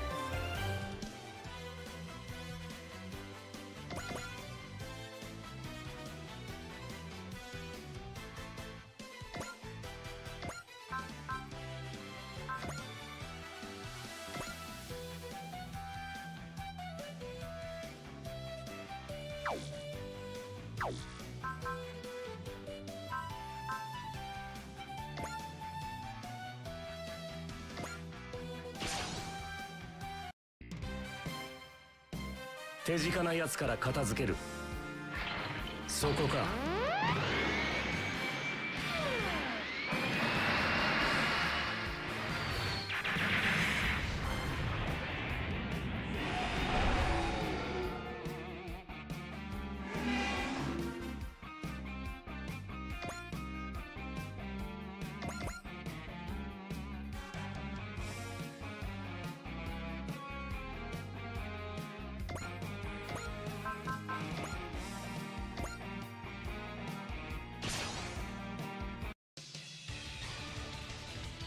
敵がこっちに気づいたにゃ。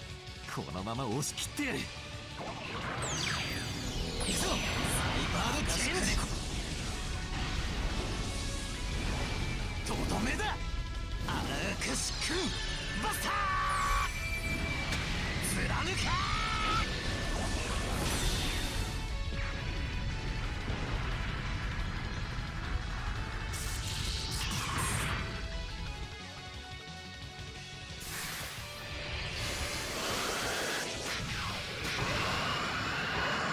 ラグヤスに帰るまでやられるわけにはいかねえ。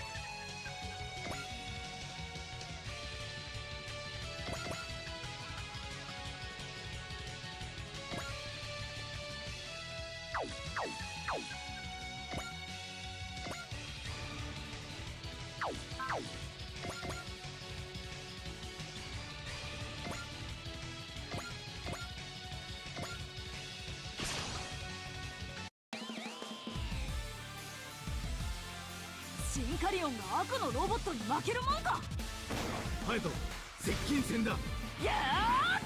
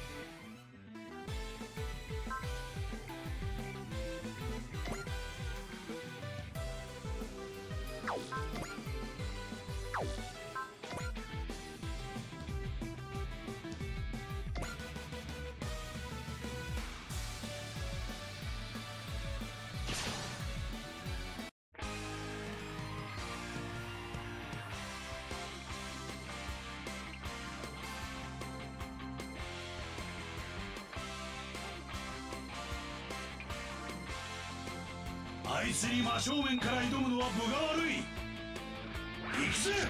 ある時は超音速ジェット機、そしてまたある時はアニマルロボット。しかしその実態はブレイブポリスシャドウマル。それがお前を倒す者の名だ。カゲロウ、これがお前のくれた力だ。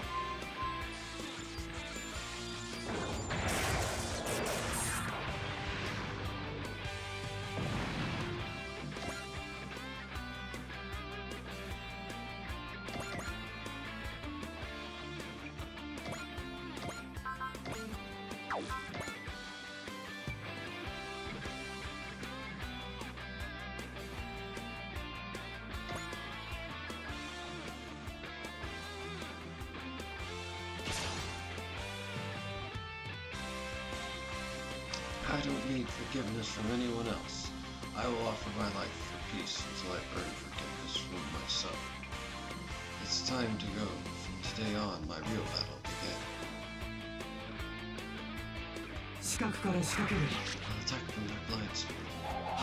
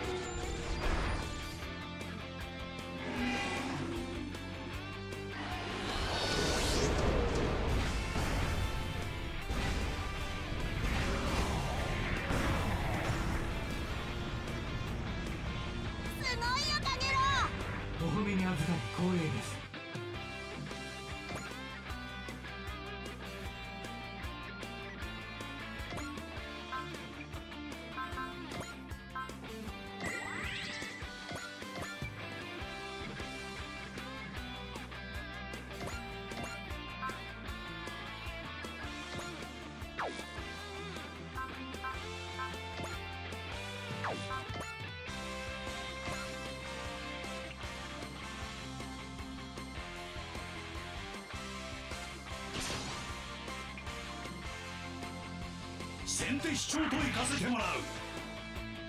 ブレイブポリスシャドウマル、いざ参れ。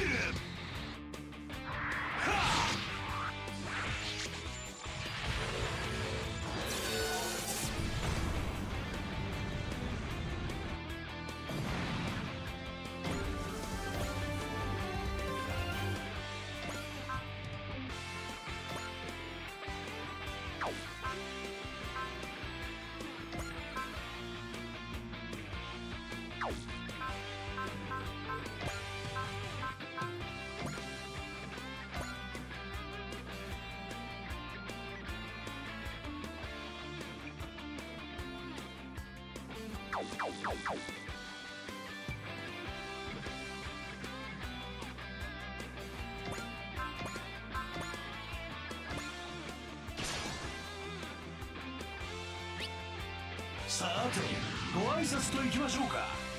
仕掛けるぞ、シャドウマン。任せな、カゲロウ、こいつを食らいな。後ろはガラ空きだ。もう逃げられはしない。カゲロウ、シャドウマン、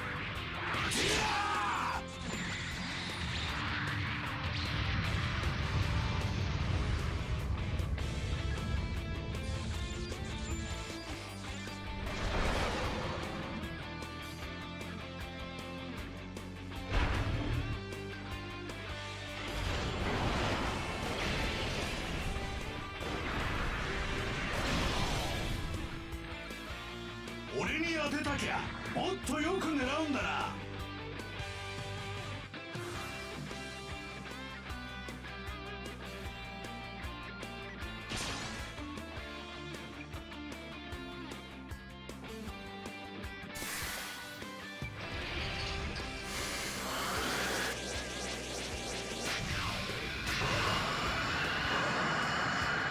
あんたのデータはすでに把握してる。あいつに真正面から挑むのは分が悪い。ブレイブポリスシャドウマル、いざ参れ。はっ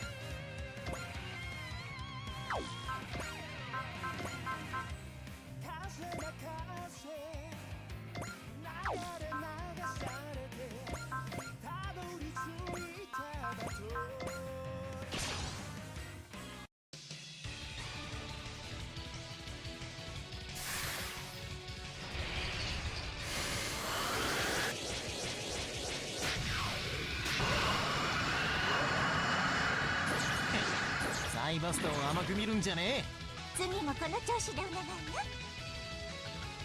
え。黙って見逃すかってんだ。全エネルギーを集中。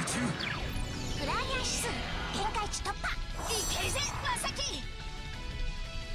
これで終わりだ。コスモノバー。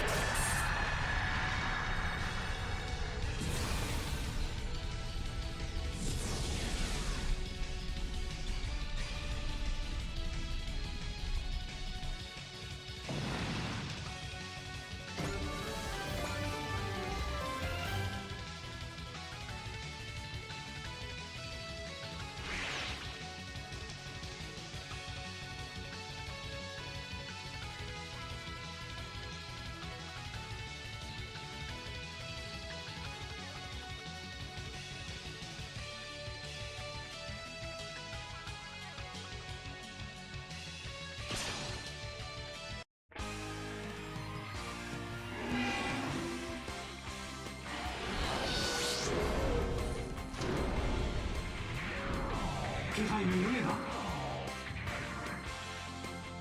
そこは俺の間合いだ。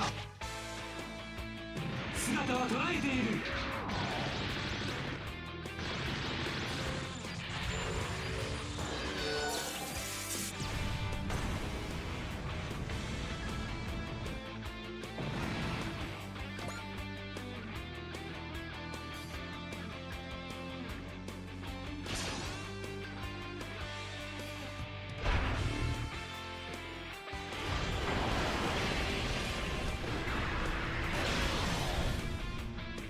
俺は影。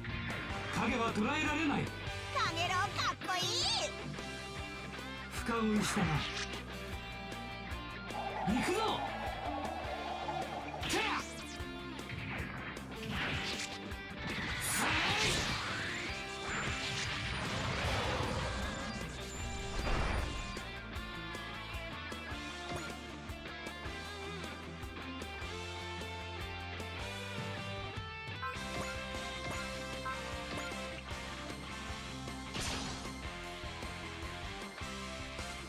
チョコバカと鬱陶しい。これで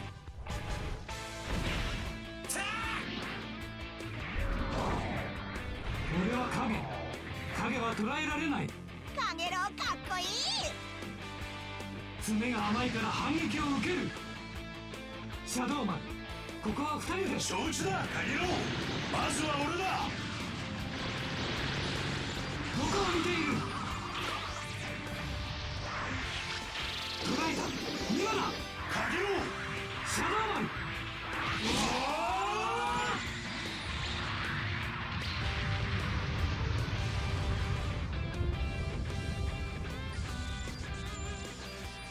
それで本気か。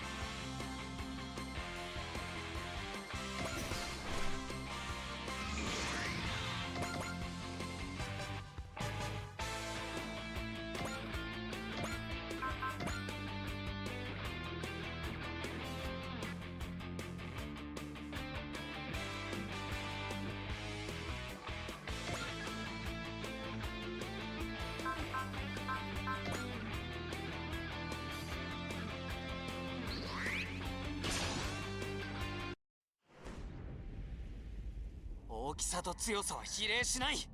コネクタ接続。いっけ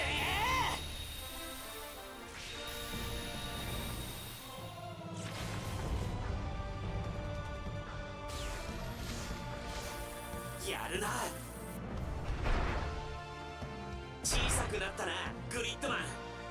ふざけるな。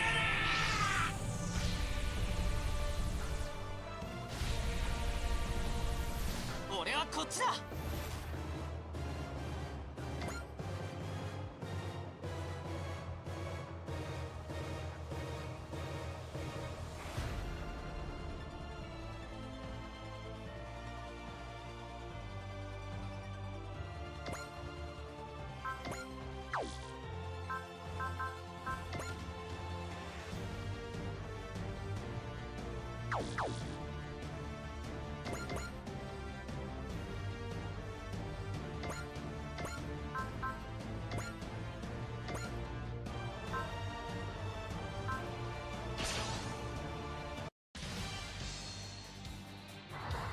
体力乱心を語らず叩き切るのみ。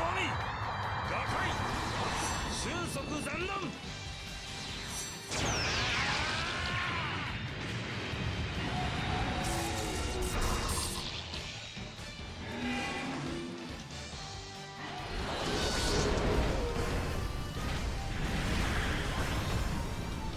踏みとどまれ大前羅。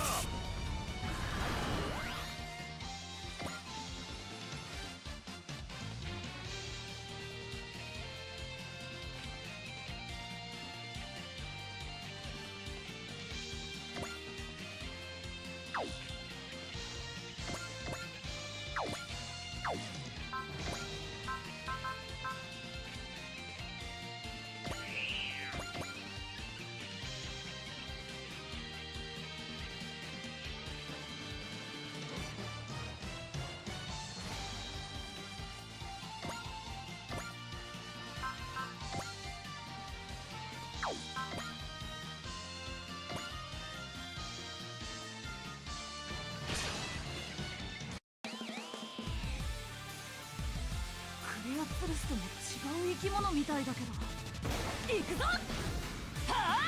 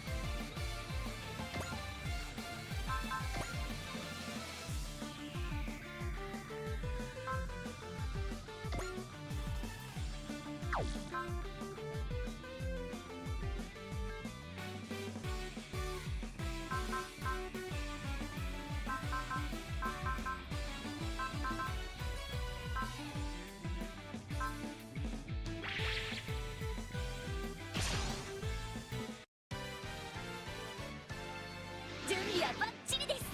レッツゴー。エリカ燃えてきました。どんどん撃っちゃいますよ。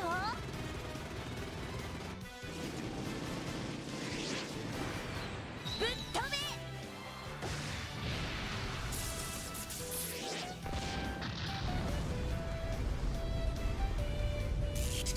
お前のことは覚えたぞ。グリッドマンはどこだ。消え去れ。あれ、外してくれたんですか。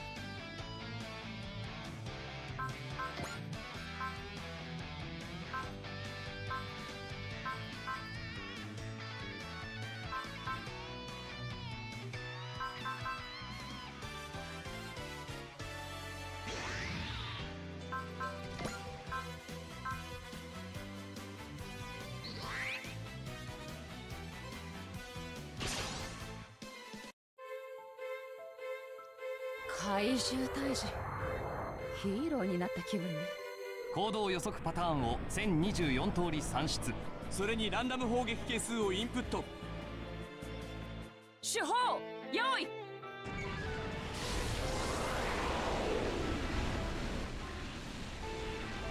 放て。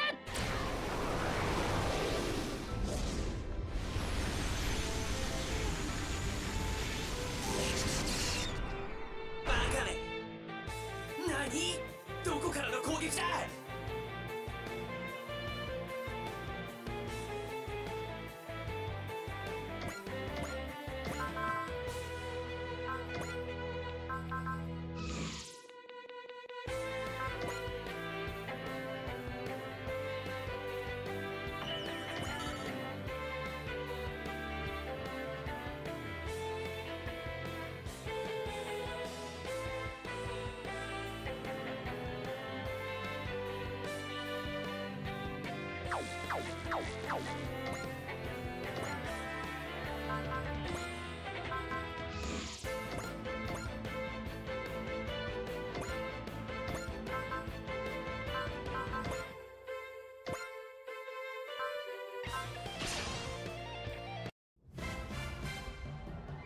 怪獣が相手でも引くわけにはいきません。ミサイルキャニスター攻撃用意。イルミネーターリンク撃て。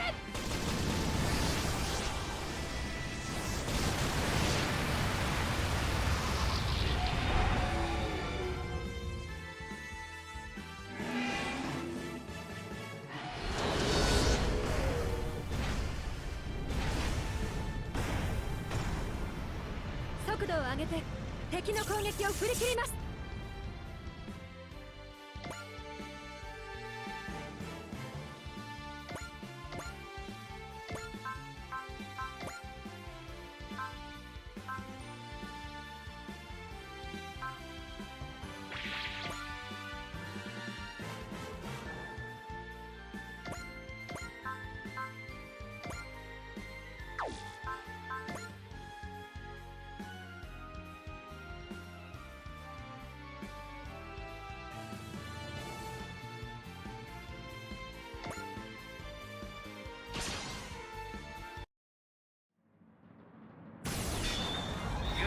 台風。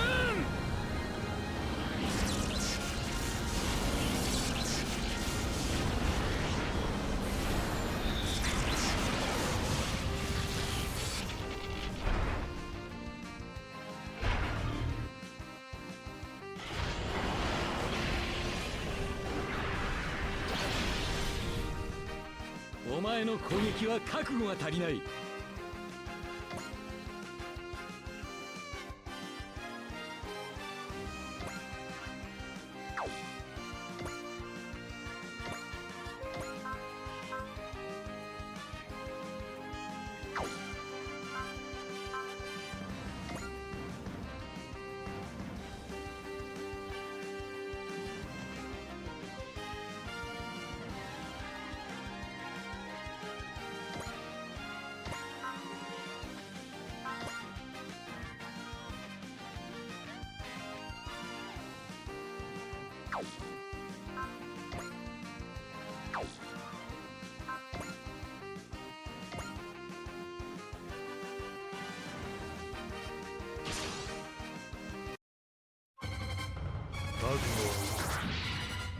そこにいたか。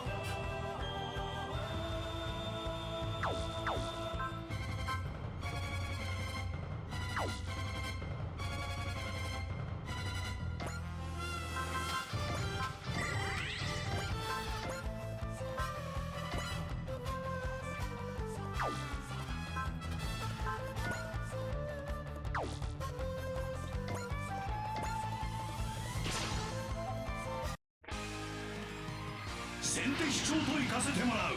仕掛けるとシャドウ任せな。こいつを食らいな。後ろはガラ空きだ。もう逃げられはしない。かけろシャドウマン。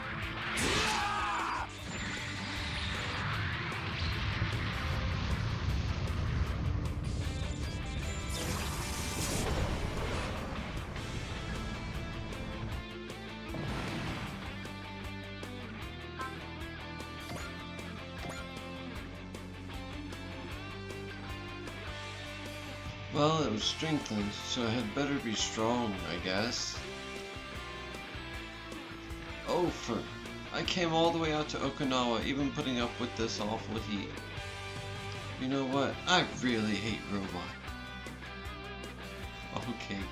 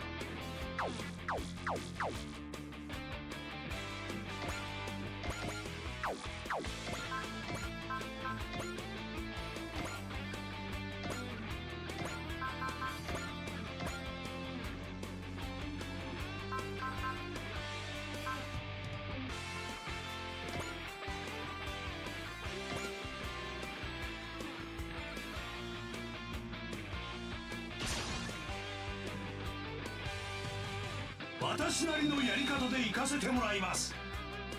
行くぜ。動きはお見通しだ。隙があり。終わらせてやる。これがカゲロウのくれた姿、シャドウマルタンクだ。チビボスにいい報告ができそうです。いい気になるな。チョコバカと鬱陶しい。これで忍者刑事は伊達じゃないんでね。ゴ詰めは任せてもらう。行くぞ。取った。はあ、なんだこいつは。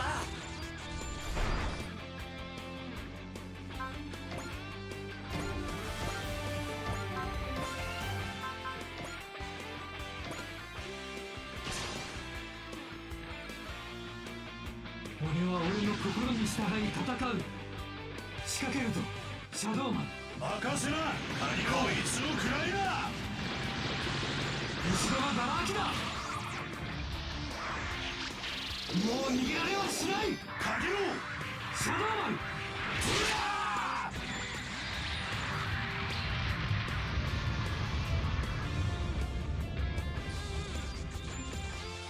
絶対に殺してやる。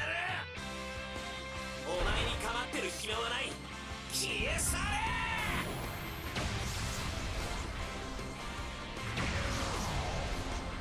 シャドウマルと訓練を重ねた結果だ。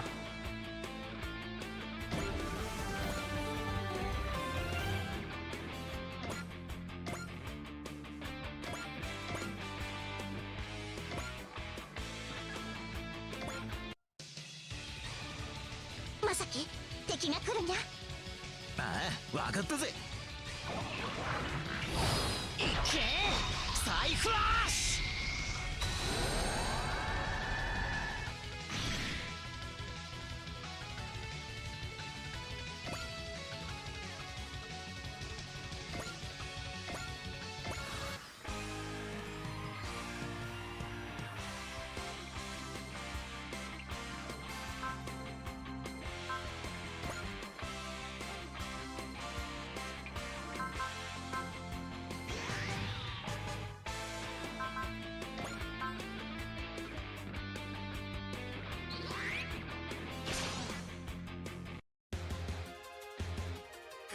マンの前にお前を始末する。消えろ。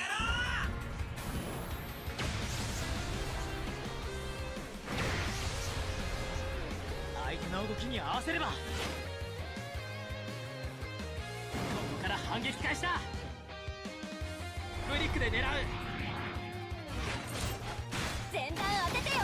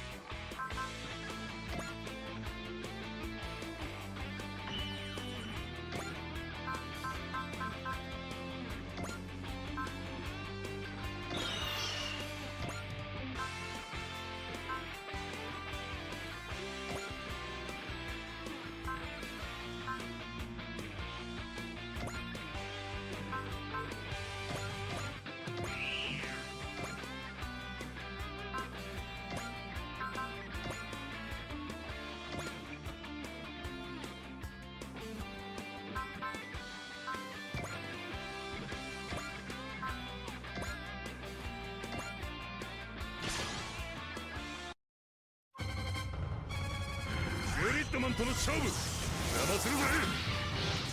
手の間合いだ。取った。終わりだよ。負けてたまるか。出たな強いやつ。行くぞ。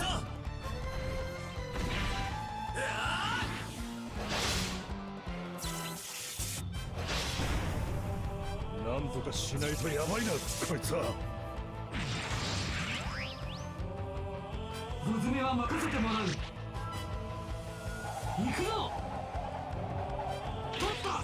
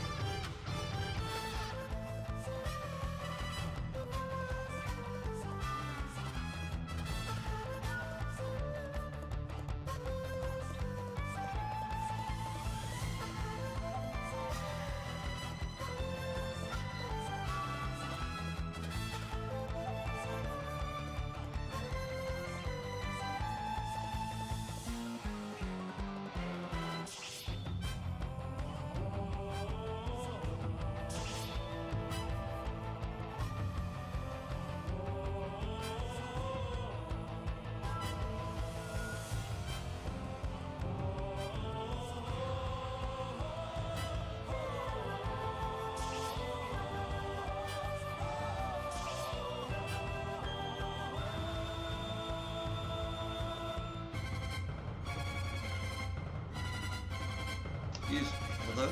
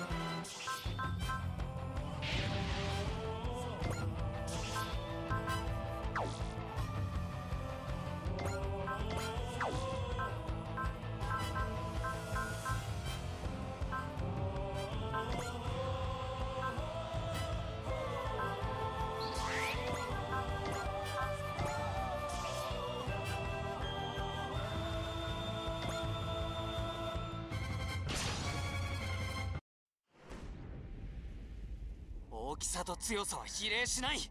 スペシウム光線だ。あったれー。くそー、時間切れか。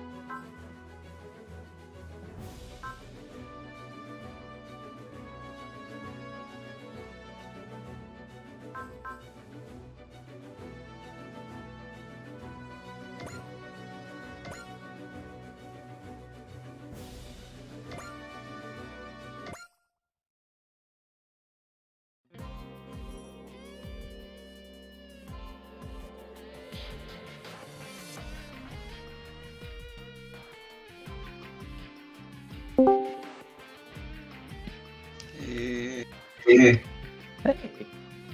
you're awake. Yep. Playing Yep. Super Robot Wars 30. Broadcasting it to YouTube still.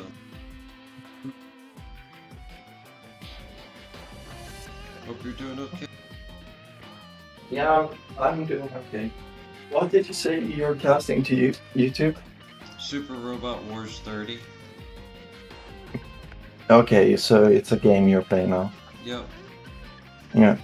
It's a novel, visual novel, that's a bunch of old and semi-newish giant robot animes mashed together into a tactics game. It's really good for me. It's maybe not the best for everyone. I enjoy it, just on the merit of all the different really good stories it smacks together. Yeah, well, I'm looking. They're going to and I'm not judging. I'm not judging either. No worries. Yeah. They're going to investigate a DBD, or dimensional boundary distortion, which is code word in the game for a new character. I see. Seriously, someone doing their own thing on Earth, then randomly getting whisked away to Jupiter sounds like a disaster waiting to happen.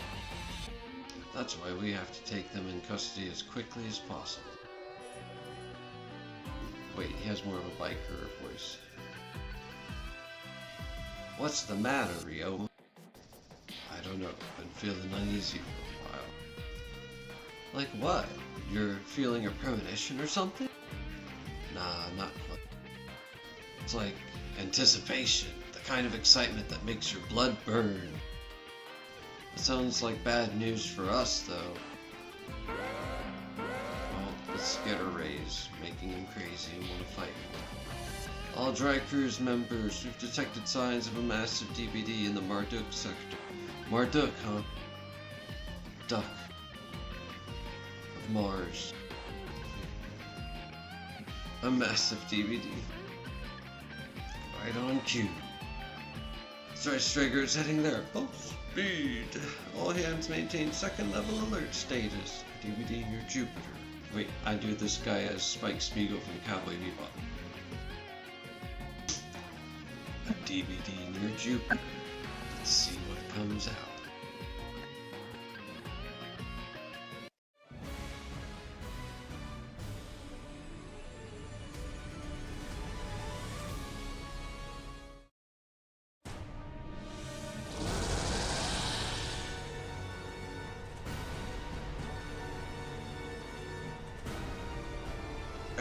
Guess we've jumped again.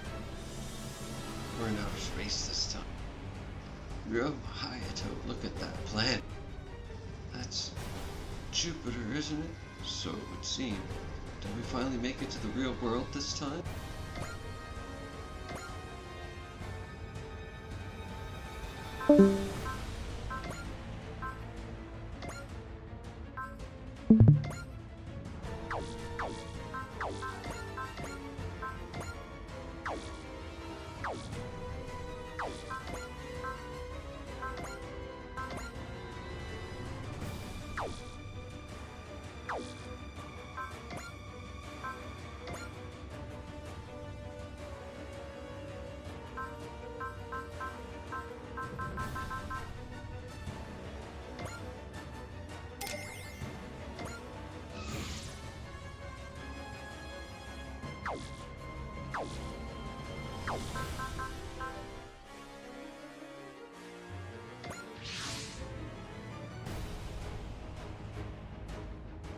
Of all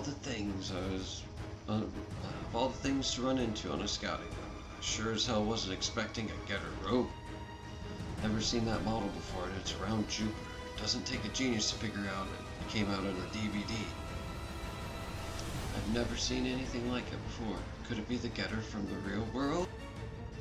It looks nothing like the real world getter from the data I extracted. Then it must be the unevolved getter dragon. It must have undergone another change as it followed us to this world. It's approaching us. Ryo, we're taking the initiative. Let's go. That's one hell of a greeting. Guess I'll have to greet him back. How can it still fight after that? Our speed and timing were near perfect, and yet the latest change gave it a major power boost, it looks like. We can't give up now. What's the point of rebelling against our creators if we die here? Bring it on, Getter from another world. I'll show you what the real deal can do. Who? It's the unevolved. So what's going on with that other Getter? I can tell.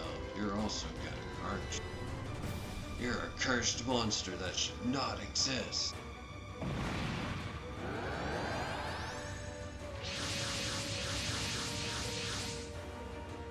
What the? I'd absorbed the Getter beam and converted it to power. Monster or not, Getter is Getter. Gotta take this fight serious.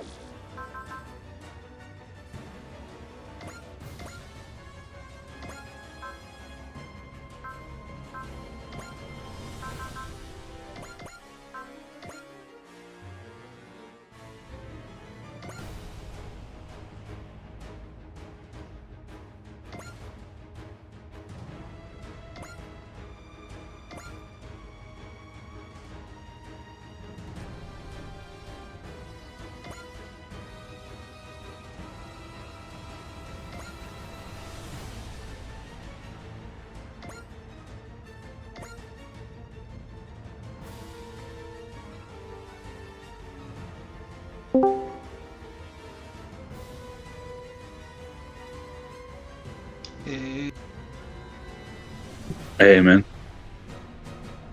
Football's okay. Yeah.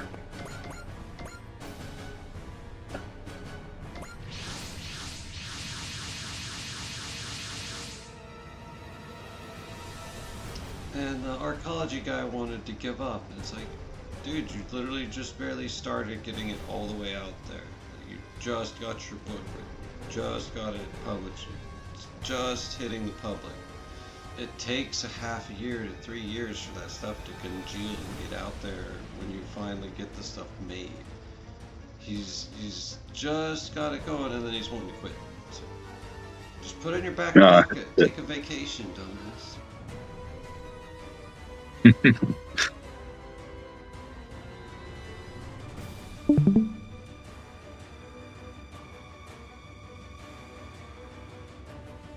It's a getter robot. A second getter robot. Another getter. What's with the dragon-like monster? That monster is Big Shocker, an enemy. As for that other getter, let's just go for not an enemy for now. Just for now? What's that supposed to mean? I'll explain later. Let's deal with that monster first. Understood, Ryoma. All units target an unknown enemy. Take heed of the unidentified getter. Seems they're going to leave us alone and fight the unevolved. What's the plan, Ryoma? Isn't it obvious? The unevolved is here to fight us, so we'll give it what it wants. It's time we're gonna surpass it.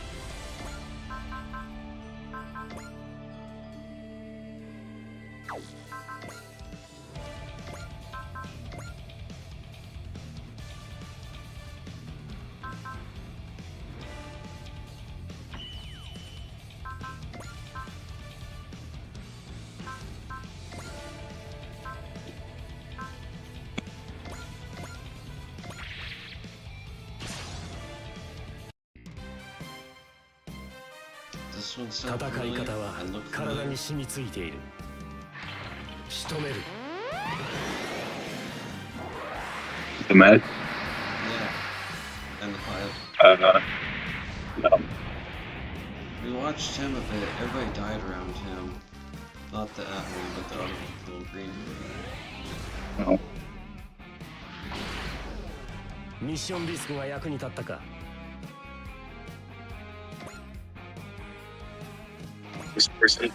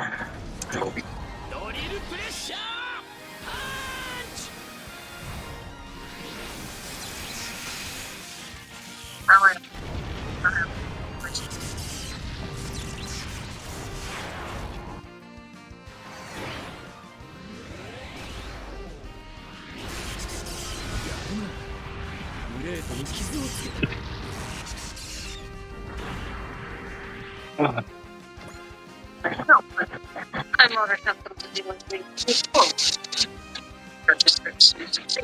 Of course. You will be rewarded. I understand.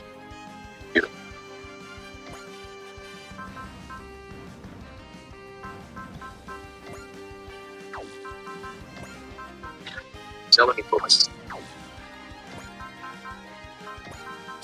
Services. Iron Man.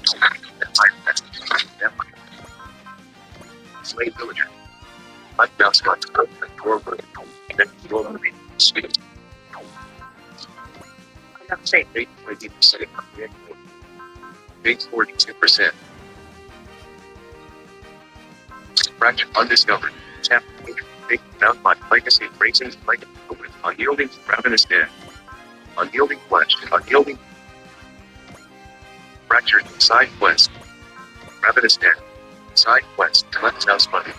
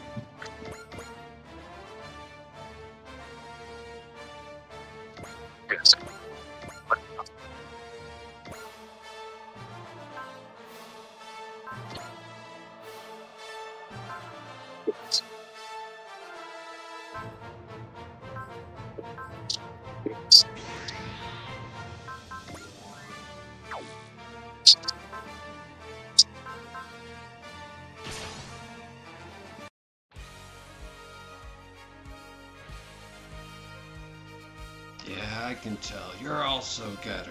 And that's not all. I can also tell you're not supposed to exist.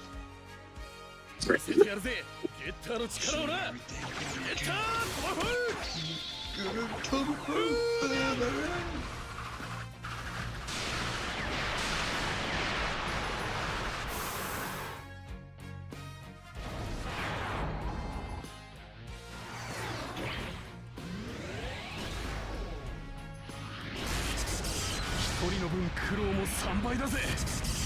Fighting balloons 3 times harder.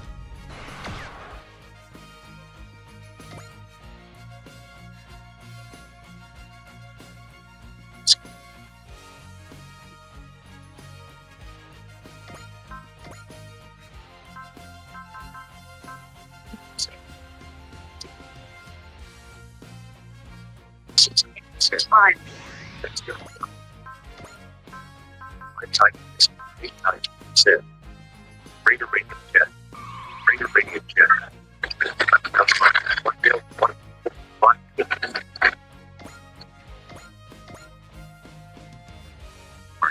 Make 39%. Mark.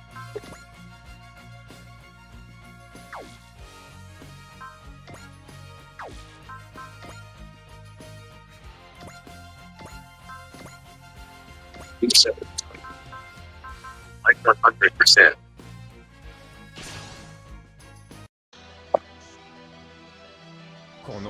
SRX を止められると思うな。 SRX are unstoppable, buddy. 焦すなよ、リセイ。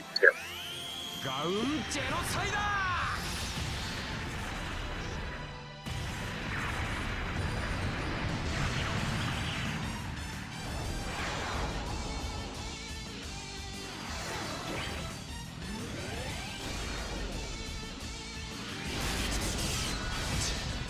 少しはやるじゃん。ハンデにしといてやら。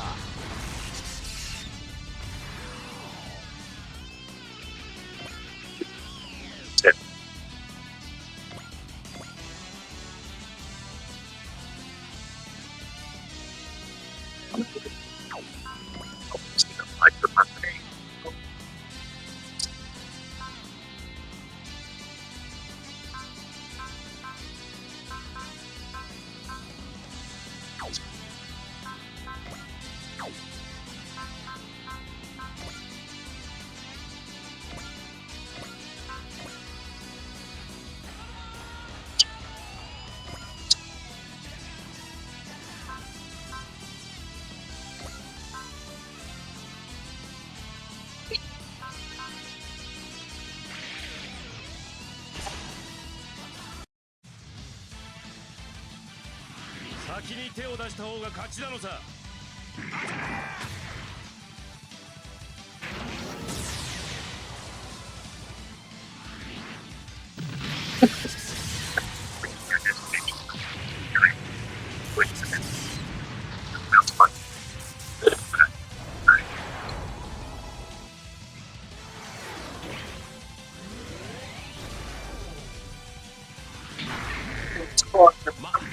Fine.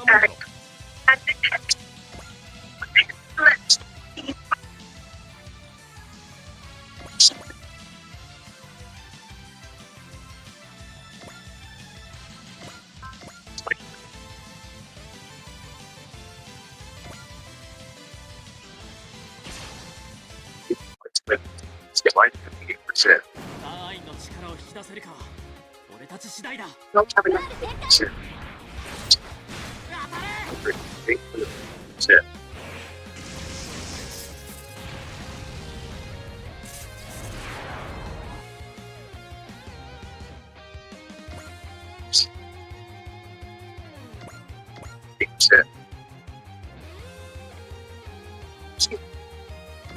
Yeah, much worse. Still.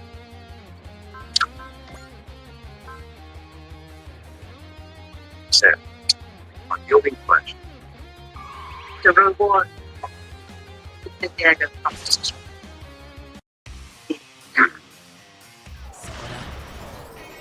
Wait, my dagger. Let's mount fun.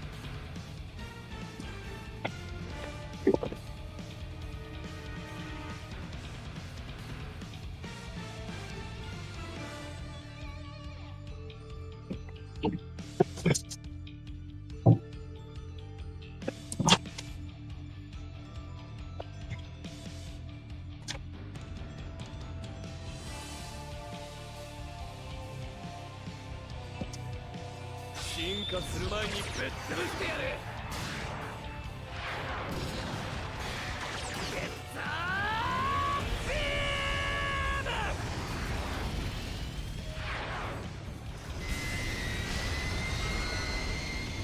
とどめだ。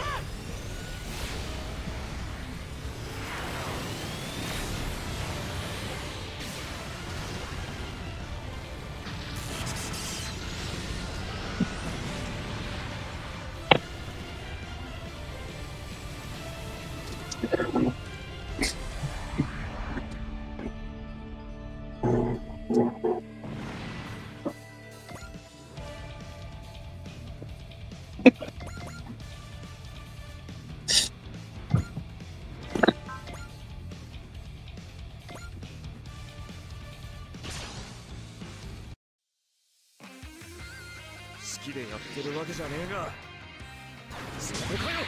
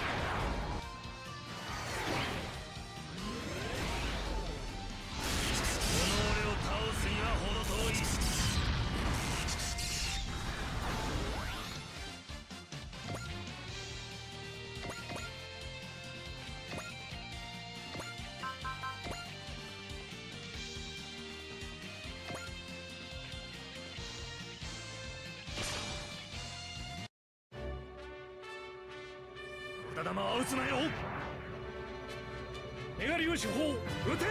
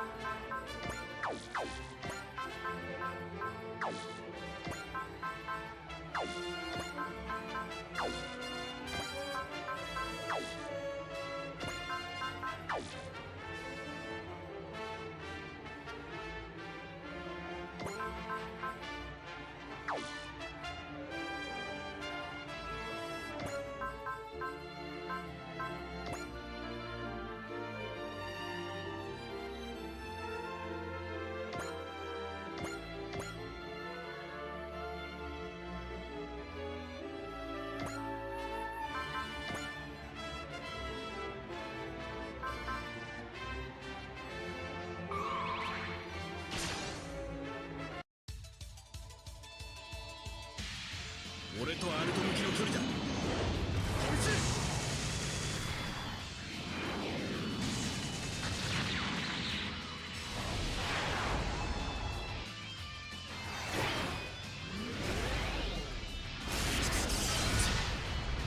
そこに傷が痛く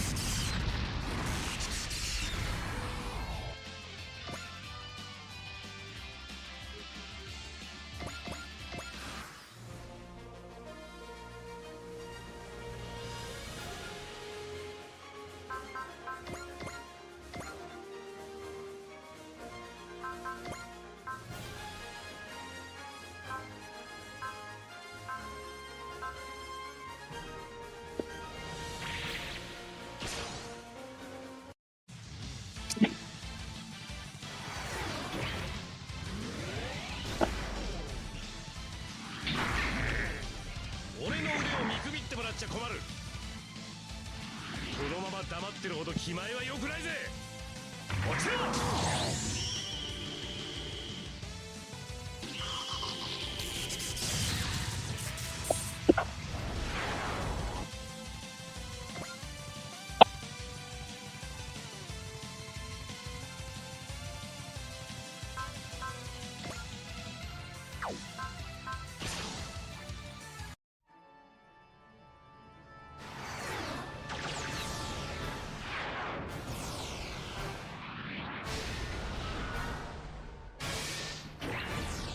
そうはいくか。一方的にやられるつもりはない。間合いに入った。これでおしまい。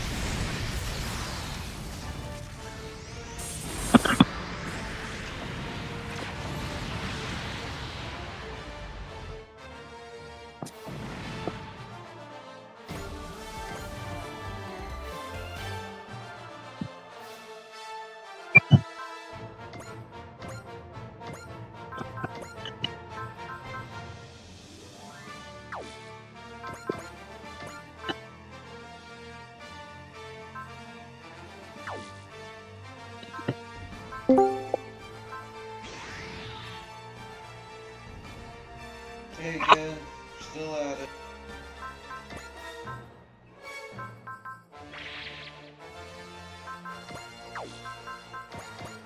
Hey, Chris. How you doing? Yeah, just kicking butt in Super Robot Wars 30. Okay.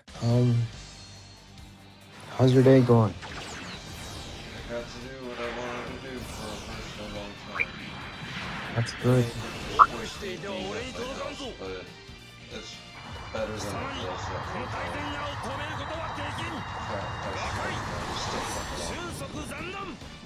Last run was seriously awesome. Otherwise, it's great.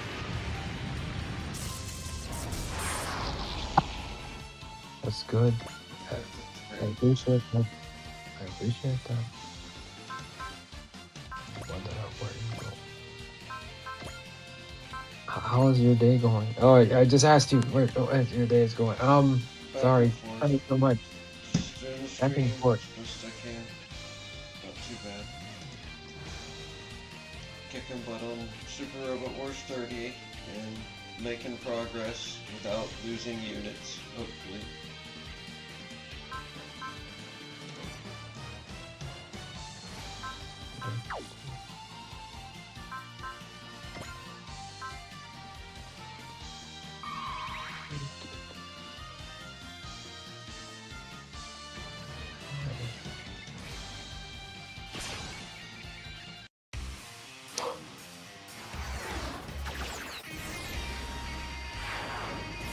Bunch of different series. That's the one.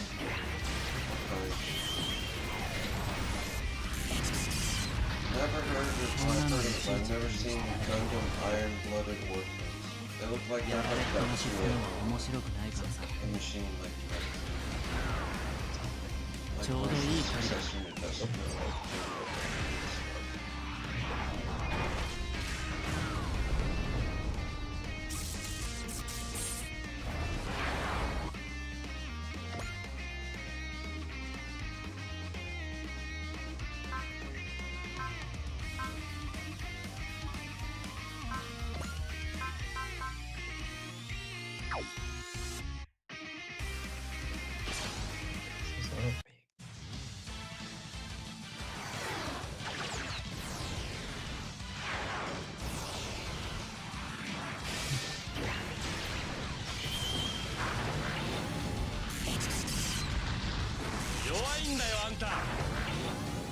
The first tough enemy I've fought in a while was versus your weak side.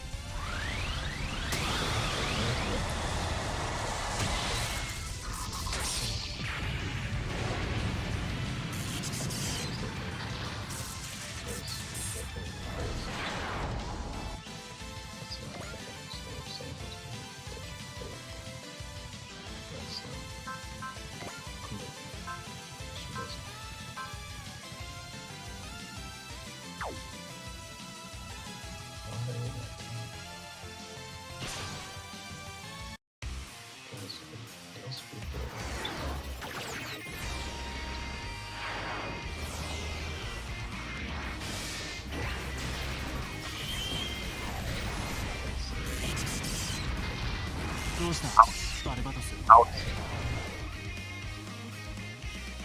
逃がすわけないだろ。じゃあ終わりにしようか。これで。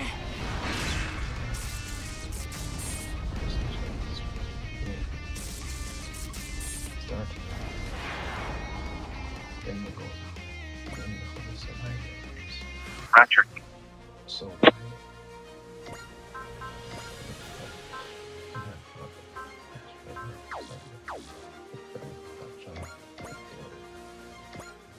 Start from here that goes out. So,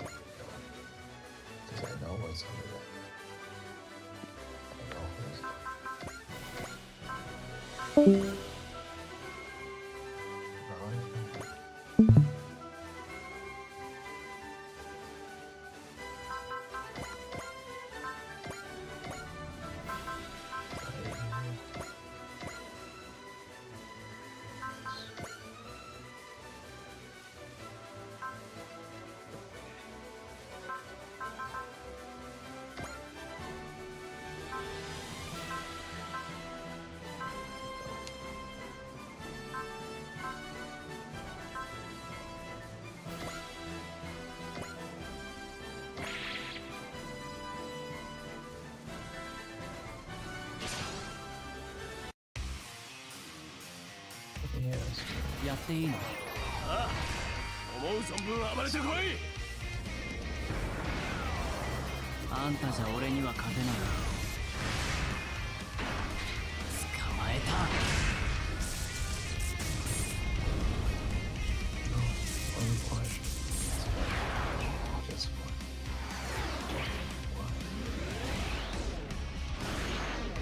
遅いからそうなるんだ。残念、俺もいるんだよ。ディープスラッシャー。敵は加速だ。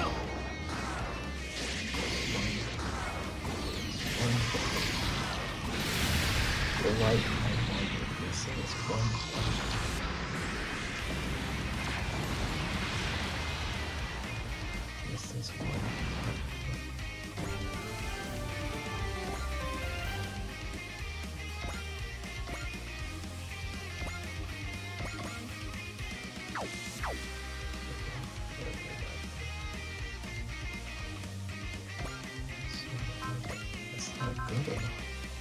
Hey, I'm not saying I did. I'm looking for that. I don't want that. That's not it. Don't you know the story of all that I had? Everything you give up, bro.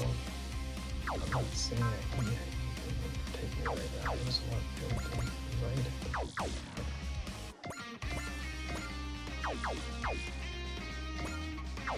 I know what I need for myself.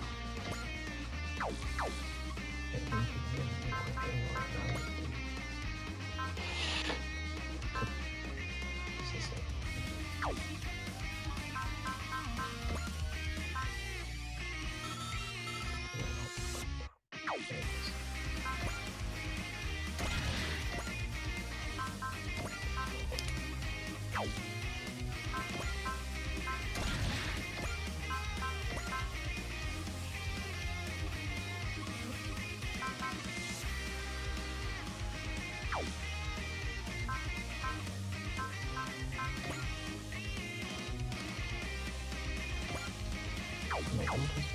No, okay, why, the boundary.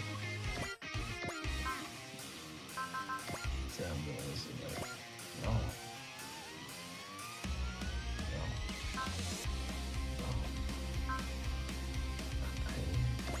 It's like, I wonder this one time so we can solve this.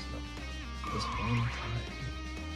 I'm gonna go to hell because Michael said I'm going to hell with them tonight because you don't know what we're about to do. We gotta solve this. This one time. Who wants to do this? Michael said I'll do this. He's out, figure this out. He's gonna do this to Michael. Don't take her because she blacked up. He said, take me. I know where I'm going. He knows that Michael said a lot of people are helping me. He wants to know something. How many people are going to hell tonight?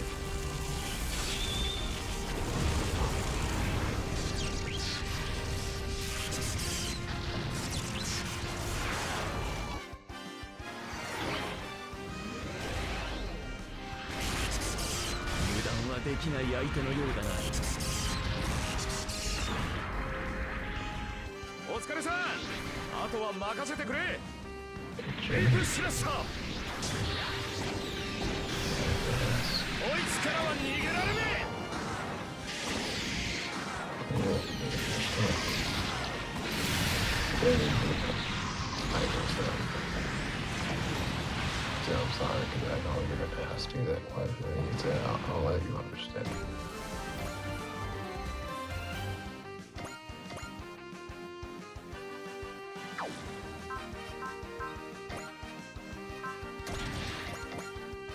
Please don't do this again.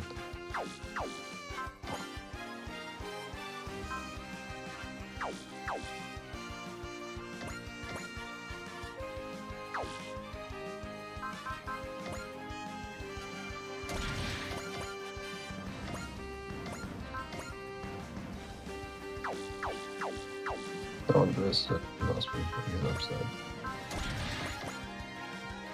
Don't do this out of selfishness. And no, I do a lot of stupid things. He's gonna tell on himself. She's hugging him because she loves him, and he's saying, I want to make them all answer. Everyone's answer.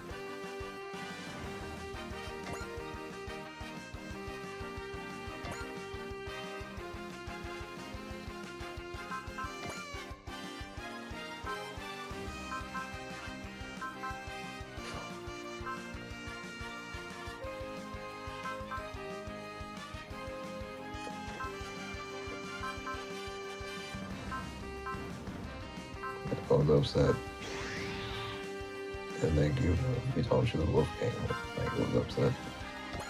He said, don't really get it. Woman's gonna blacklist, dude.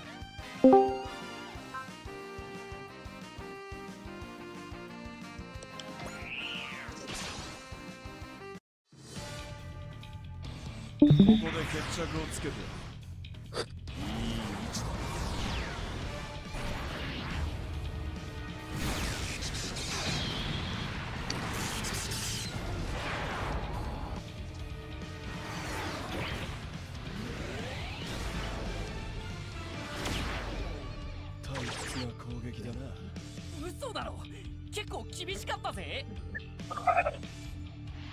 手の速さには自信があるんでね。オメガレーザー。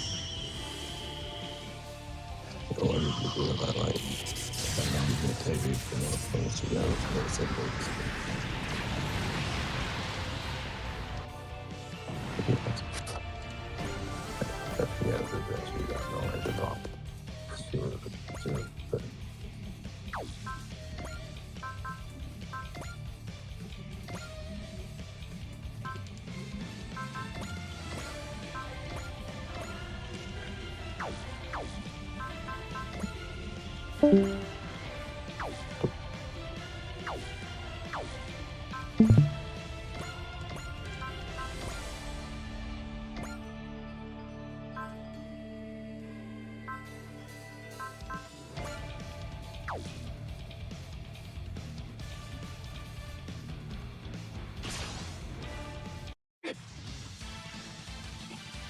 け身ってのは性に合わない。天に二つのマガツボシ、その名もヒートラゴー剣。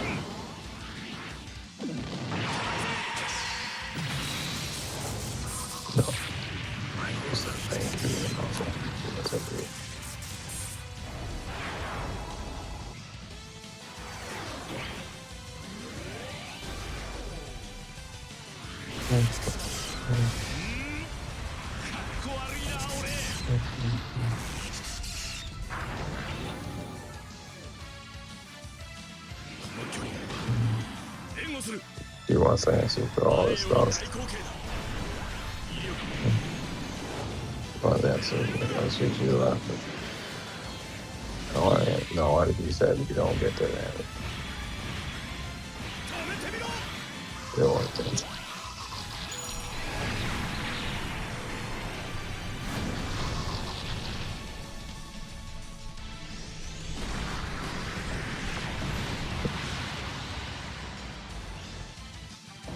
Yeah, why did this part? Jaden for himself said don't do this.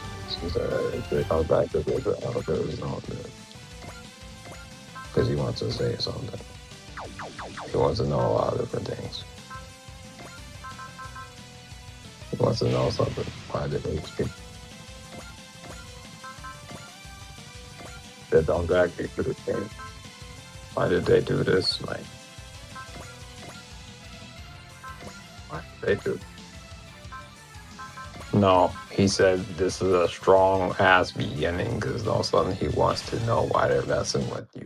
He says you get the, he let you go because he said if this is a plot, I let you go because they're not going to detonate a facility.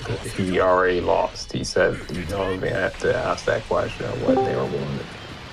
Because he can feel, he said, I'm not going to trade up and ask you a lie like that. Because he said you're lying just to get away from something. You're not hiding behind like you're fountain. But that truth, he said this facility is real. This place is real. It's been here far longer than you were here. He's not a lie. Do you guys want to see my tarot book?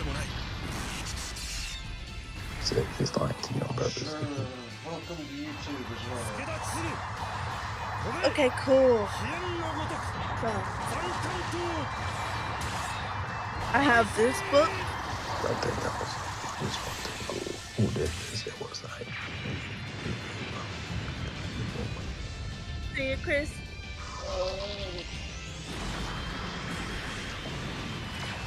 On camera. I know. It looks nice. How recent is it? All perfect. Wow. This book. I'm getting the old books out of fear that they might be written by AI. I'll get all the books that were written before AI. Reason.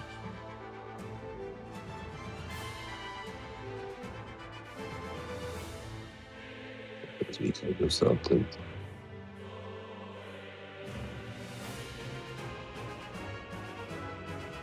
Okay, I'm gonna start reading them now. Business.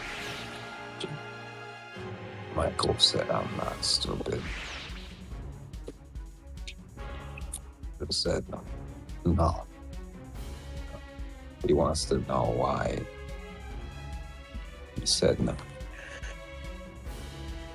He said you're not stupid on Pirates game.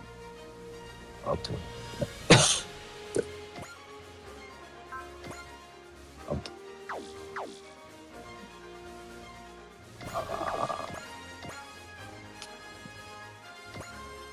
for sure. I mean, I like this happening. I like this happening.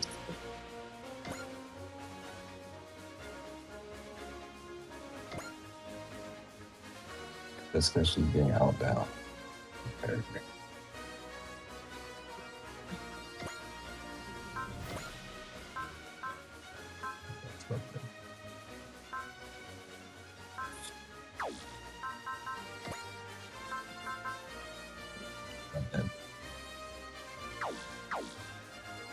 Good.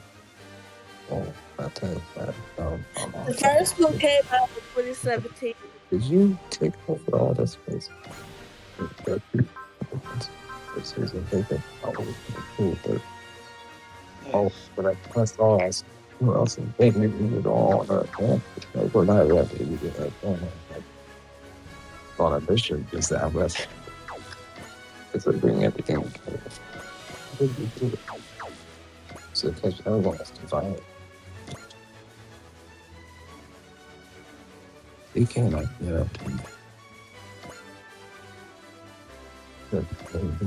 Check your deals.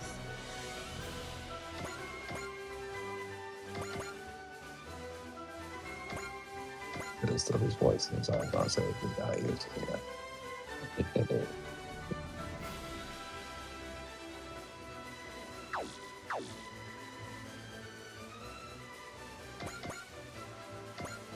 so don't let yourself suffer and please do not let me catch you. Can't do that. I know you do that either.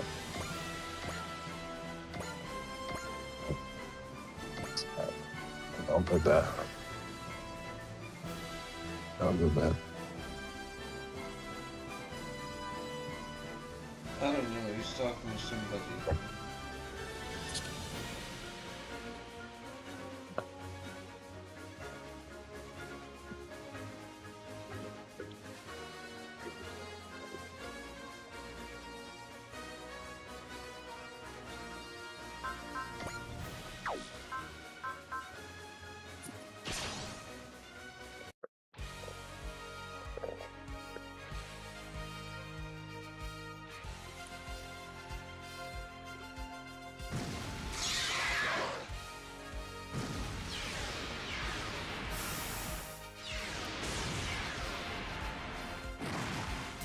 俺一人で十分な相手らしいな。人類とお前らどっちが絶滅するか勝負だ。ゲッター戦を直接ぶち込んでやる。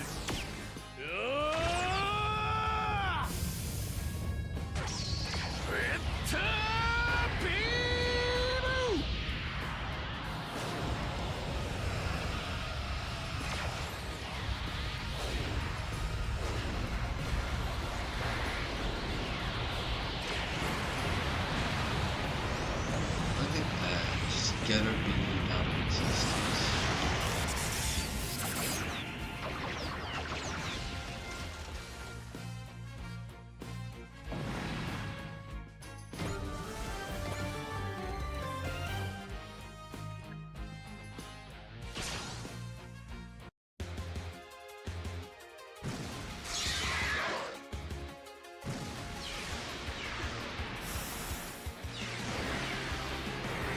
いいわよ朝日、この調子で行くわよ。機械の怪獣じゃなくて本物だなんてね。バックスセット。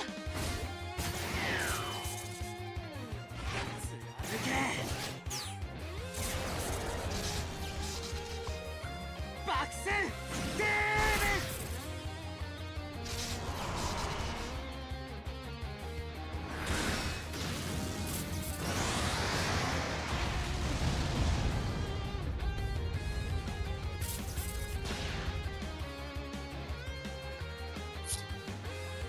So, have you made any progress on this board yet?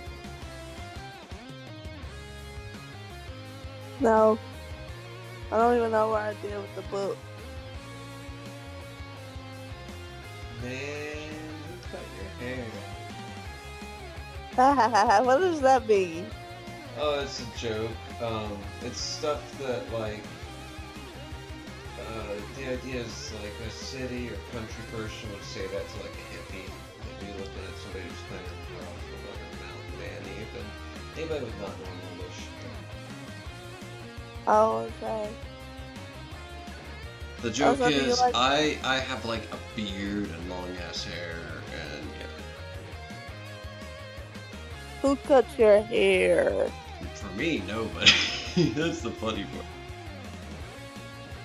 So did you see my The DM? No, look inside chat.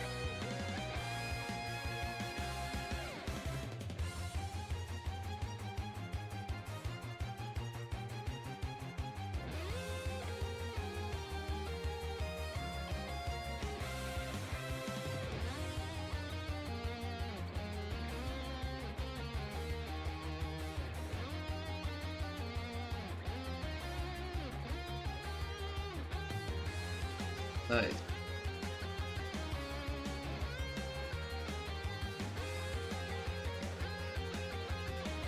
I should get a shirt like that. You know what it says, right?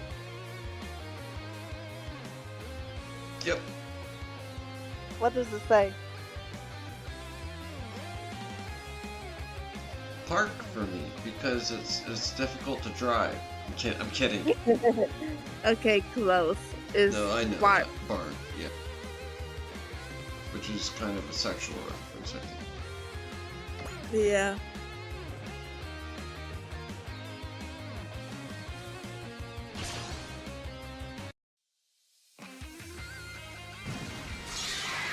I'm so tired of my mom and my friends. They always asking me for readings, and sometimes I just don't feel like doing readings.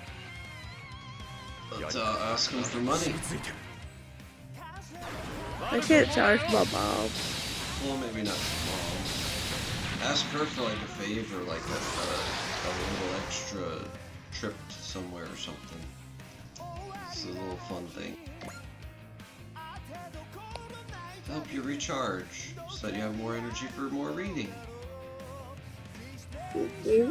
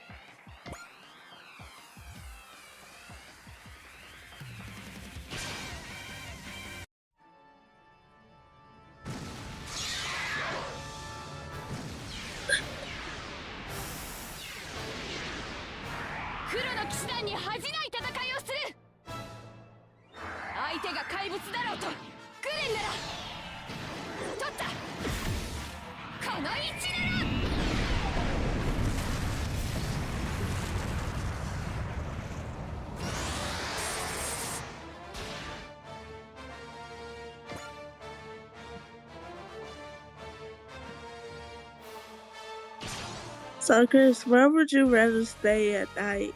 An abandoned haunted house, an old cemetery, a dark woods, or an abandoned insane asylum?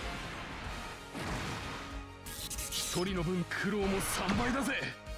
what? Huh? For what? Because you gotta stay there. Are you with $10 billion?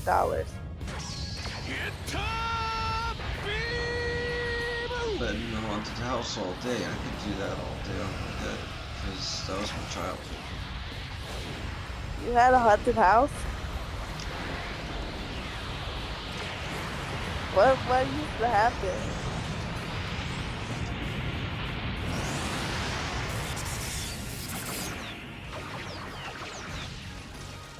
There were party ghosts, so party things would occur more commonly.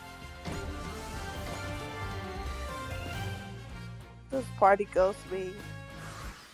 Means that they just want to enjoy themselves, drink and smoke and cavort and do it and have a good time.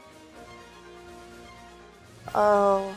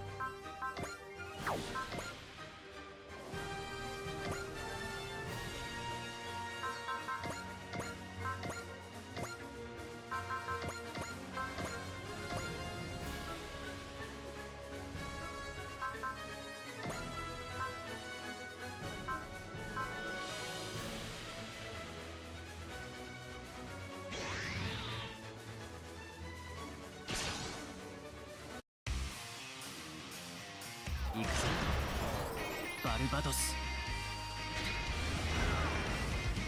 これ体に馴染んでる。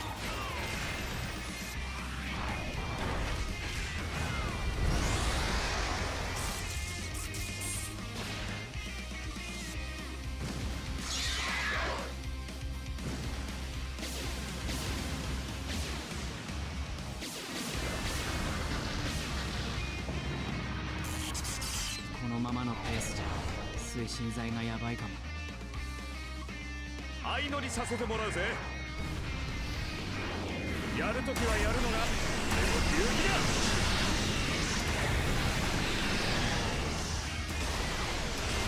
追い詰めた。落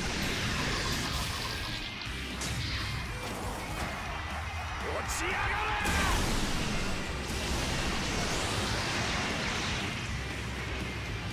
運が悪かったな、あんた。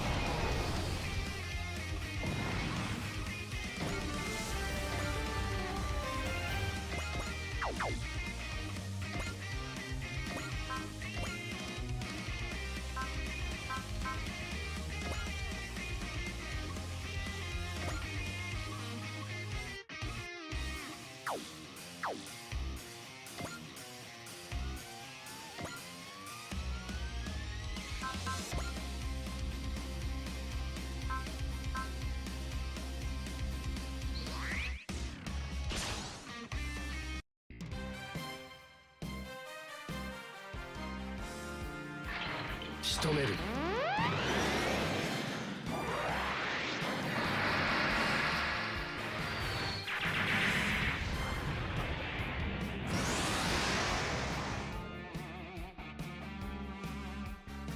I'm back. I see you love Super Robot Wars. やるときはやるのが俺の流儀だ。 Super Robot Wars! Fuck yeah!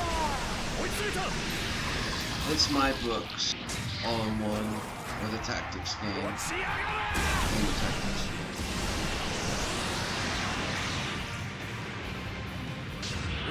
悪かったなあんた。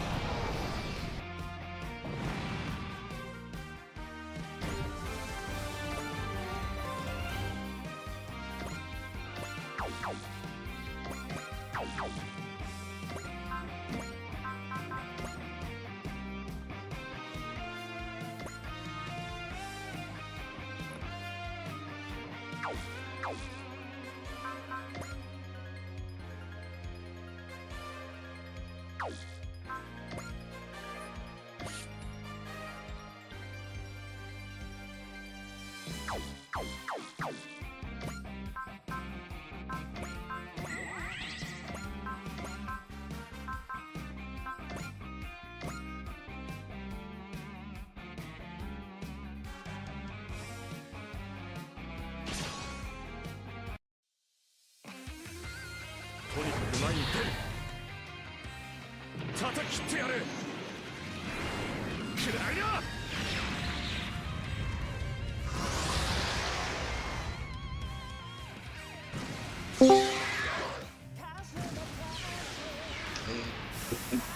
Hello. Are you still? Are you still streaming? Hey. Yep. Okay. I'm streaming. Is it no talking? I'm not playing anything other than the game. Yeah. When the Okay. cutscenes go, I'll just start randomly saying a line. But that'll be a Yeah. while from now. It's halfway through a map. I see. Hope you're okay. Yeah, I'm good. I'm smoking my spliff.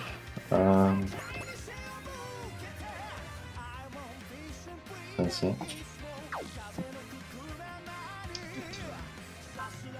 Yeah.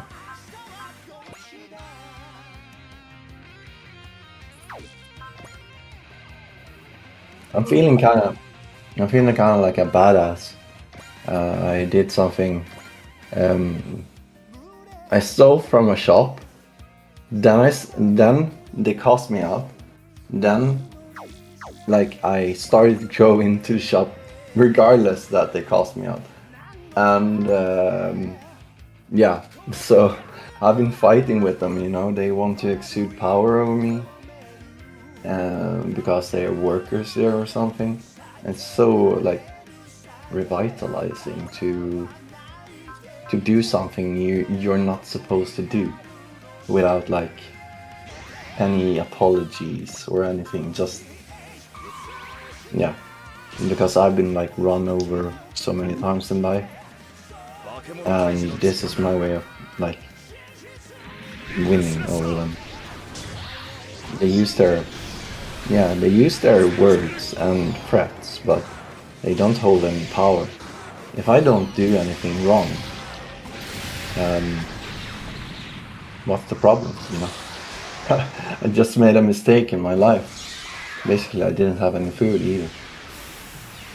So I guess it was necessity. But that she holds me in unforgiveness, not gonna take it. Like, that person is not controlling me.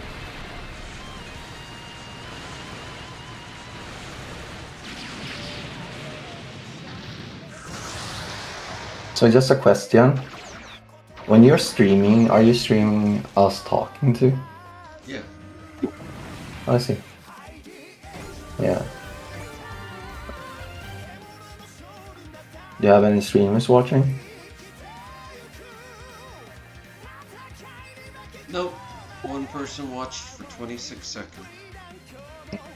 Okay, so no one judging me at least. That's good. Because I said that, you know, it's kind of controversial. I don't think it matters too much. No, me neither.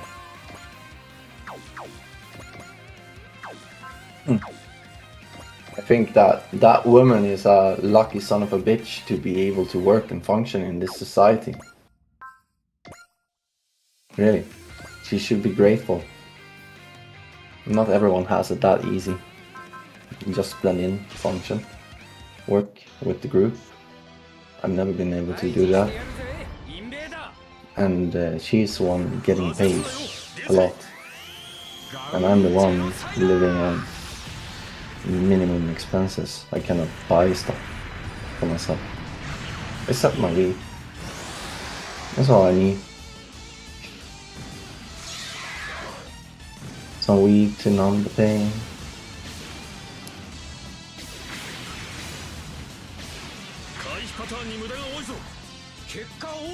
What's up? How does weed make you feel? Weed?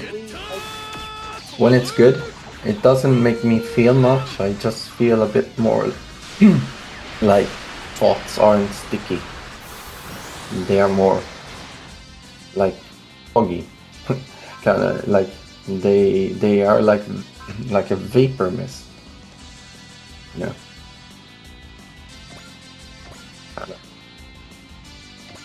Those thoughts becomes like, yeah, like vapor.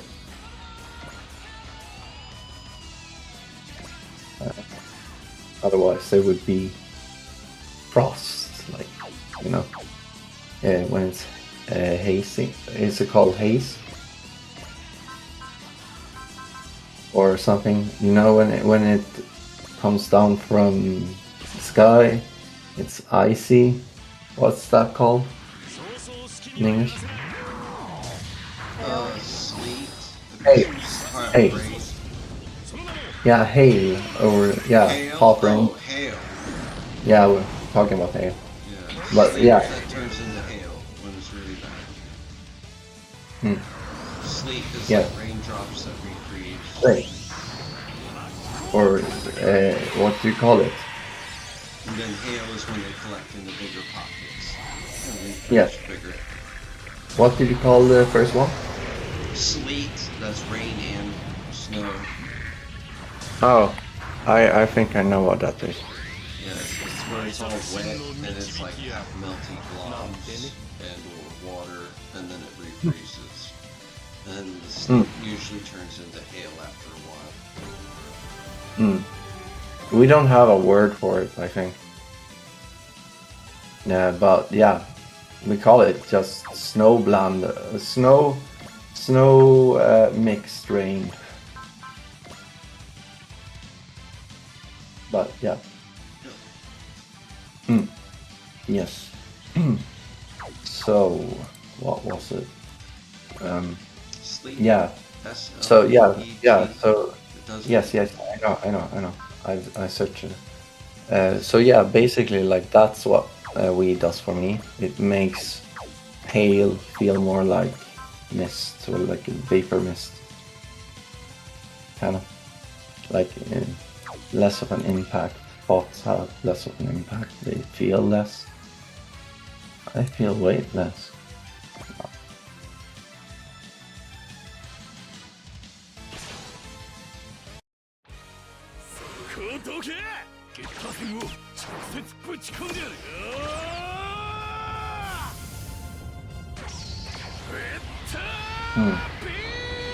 Are you reading still a lot, Ghost? Yeah. What are you reading right now? I can't decide between this tarot book and the books that I want to read, the fantasy novels that I want to read. What do you feel is like? What does each? What's the pros? What's the cons? With doing either the one or the other? Like, what's the pros and cons with both doing and not doing? Do you know what I mean? Yeah, I know what you mean. Hold on, I gotta go. Positive and negative, you know, with acting, and also if you abstain from acting, you know. I gotta check both settings. Okay, it's a DBT tool, but yes.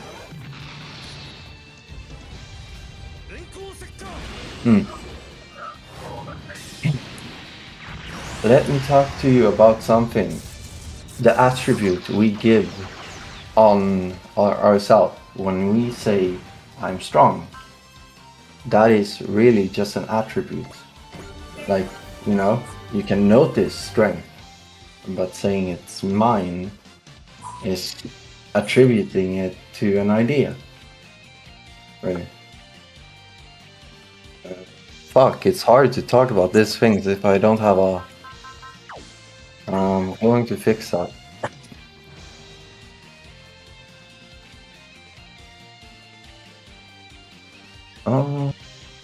I wanna start with like some kind of, I don't know, podcast or something. That would be cool. You've been kind of doing that with me each time you hop on here. Yeah. I'm just saying that it makes something cool. Well, of course, you just line up a scripty thing, or at least a pile of questions to ask and discuss, and then we meander through it, or basically play a game or whatever. In fact, watch the old-ass movie there's no real license left to. Yeah. Yeah, I think. Yeah. I'm interested in having discussions and stuff. Not talking about a specific crown chakra event, but I'm interested in creating a community too. Yeah, what? Sorry, I was talking about Bob. Okay.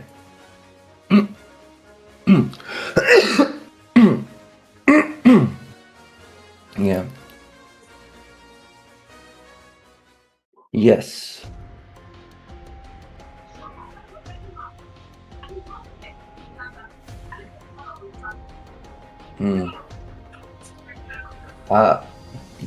Something that could be a topic to talk about would be maybe stuff that has helped you on your spiritual journey.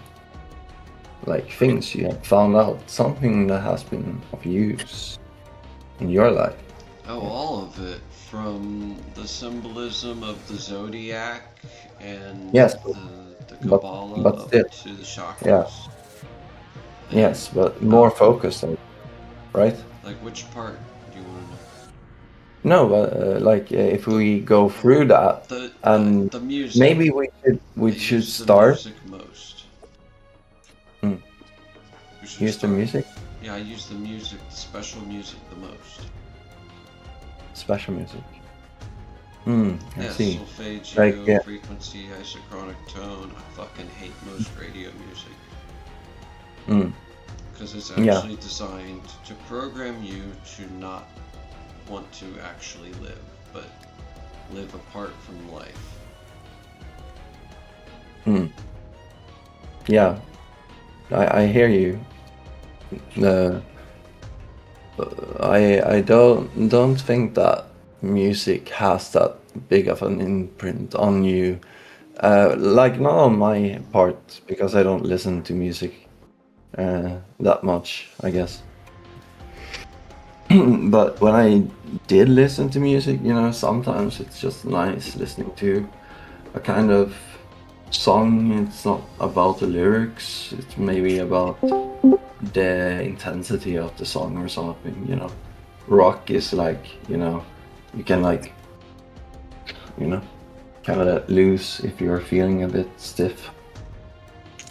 Wow, Chris, you've been in this VC for 9.5 hours. Yeah, that's how you do it. Streaming to YouTube. That's crazy, dude. Imagine how big that file size is for that stream. Yeah, I do it often. Not that big, I think.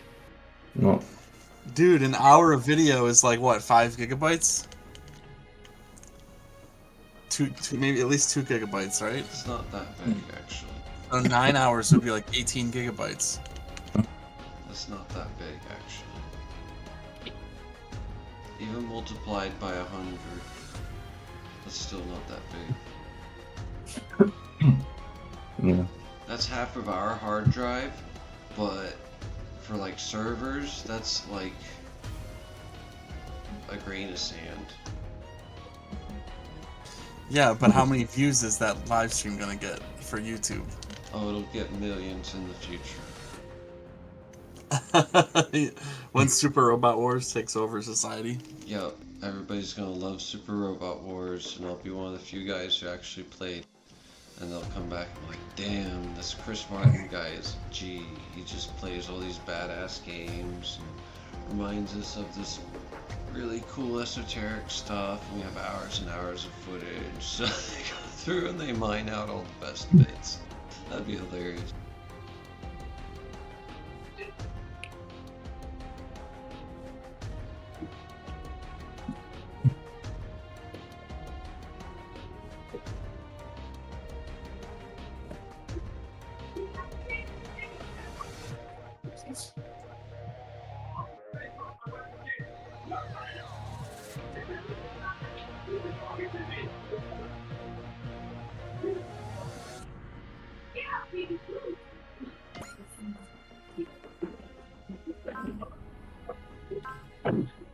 I was thinking of live streaming tonight, but then I chickened out.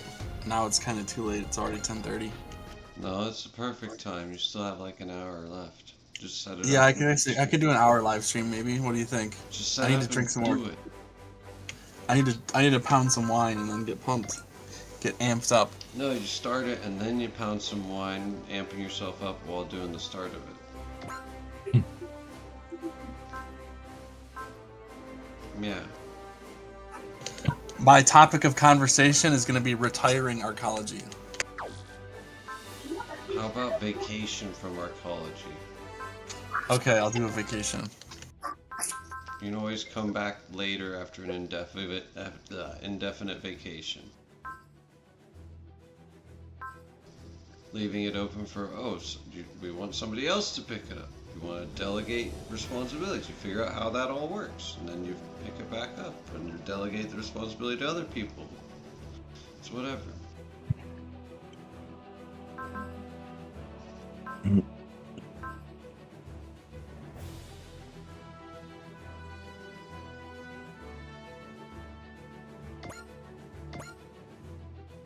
Okay, be right back.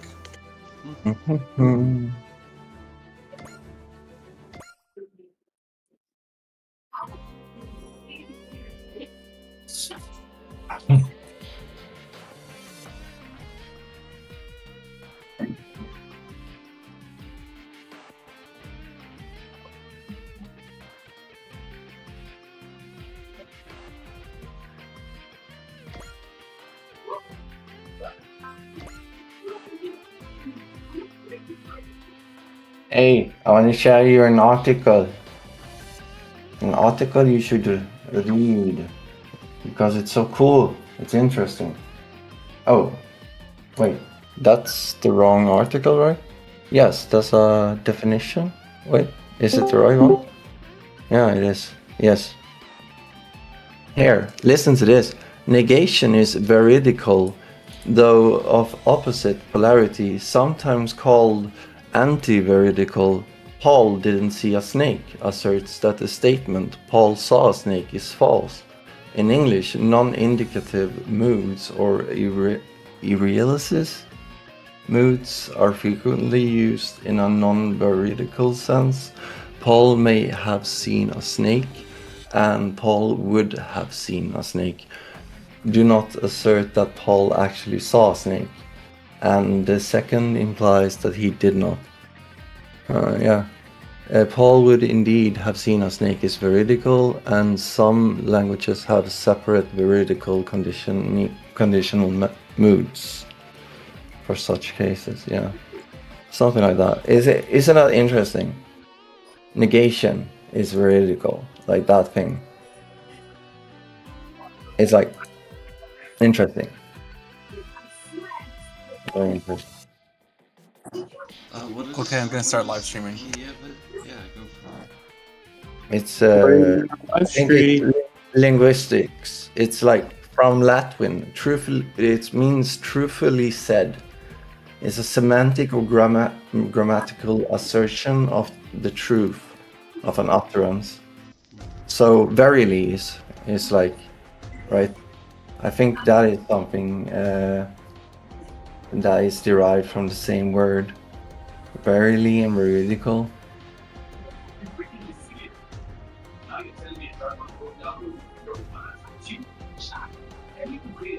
It's just semantics.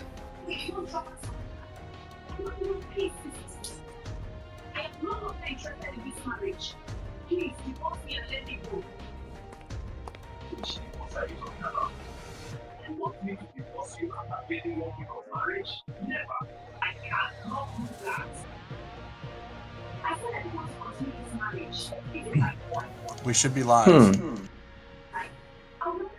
All downward entailing contexts are non-veridical. Because of this, theories based on non-veridicality can be seen as extending those based on downward entailment, allowing more cases of polarity item licensing to be explained. So, wait, so no students saw anything. Mary didn't see anything. Few children saw anything. Every student who saw anything did report to the police. What? I don't get it. This is too complicated. Fuck it. Okay, we're live streaming. Look at that, baby. Yeah, we're live streaming. Look at that, baby. We're live. I am announcing my retirement from Arkology. What? On this live stream. Arkology? What? Yeah, man. Apathy 1. What? Oh. Isn't that crazy? I'm retiring it. There's nothing I can do. I've done everything. Except wait. Yeah, all I can do is wait and have it build. Simmer. Yeah, you can build on it. Now you're in the marketing and fund-raising phase. No, yeah, I've been the in boring that phase phase. for 4 years, dude. I'm tired of it. Yeah, it takes It's like the boring 30 phase, years. man. You gotta network hard. It's the boring part, but it's not about being big. It's about growing, right? You know how many emails I've sent out and how many I've received? I've probably sent like 250 emails and I've received back 0. No, I've received back 1. You know how many others have sent out? Thousands, and received the same amount still. Use AI to do it. So why go on? Why continue?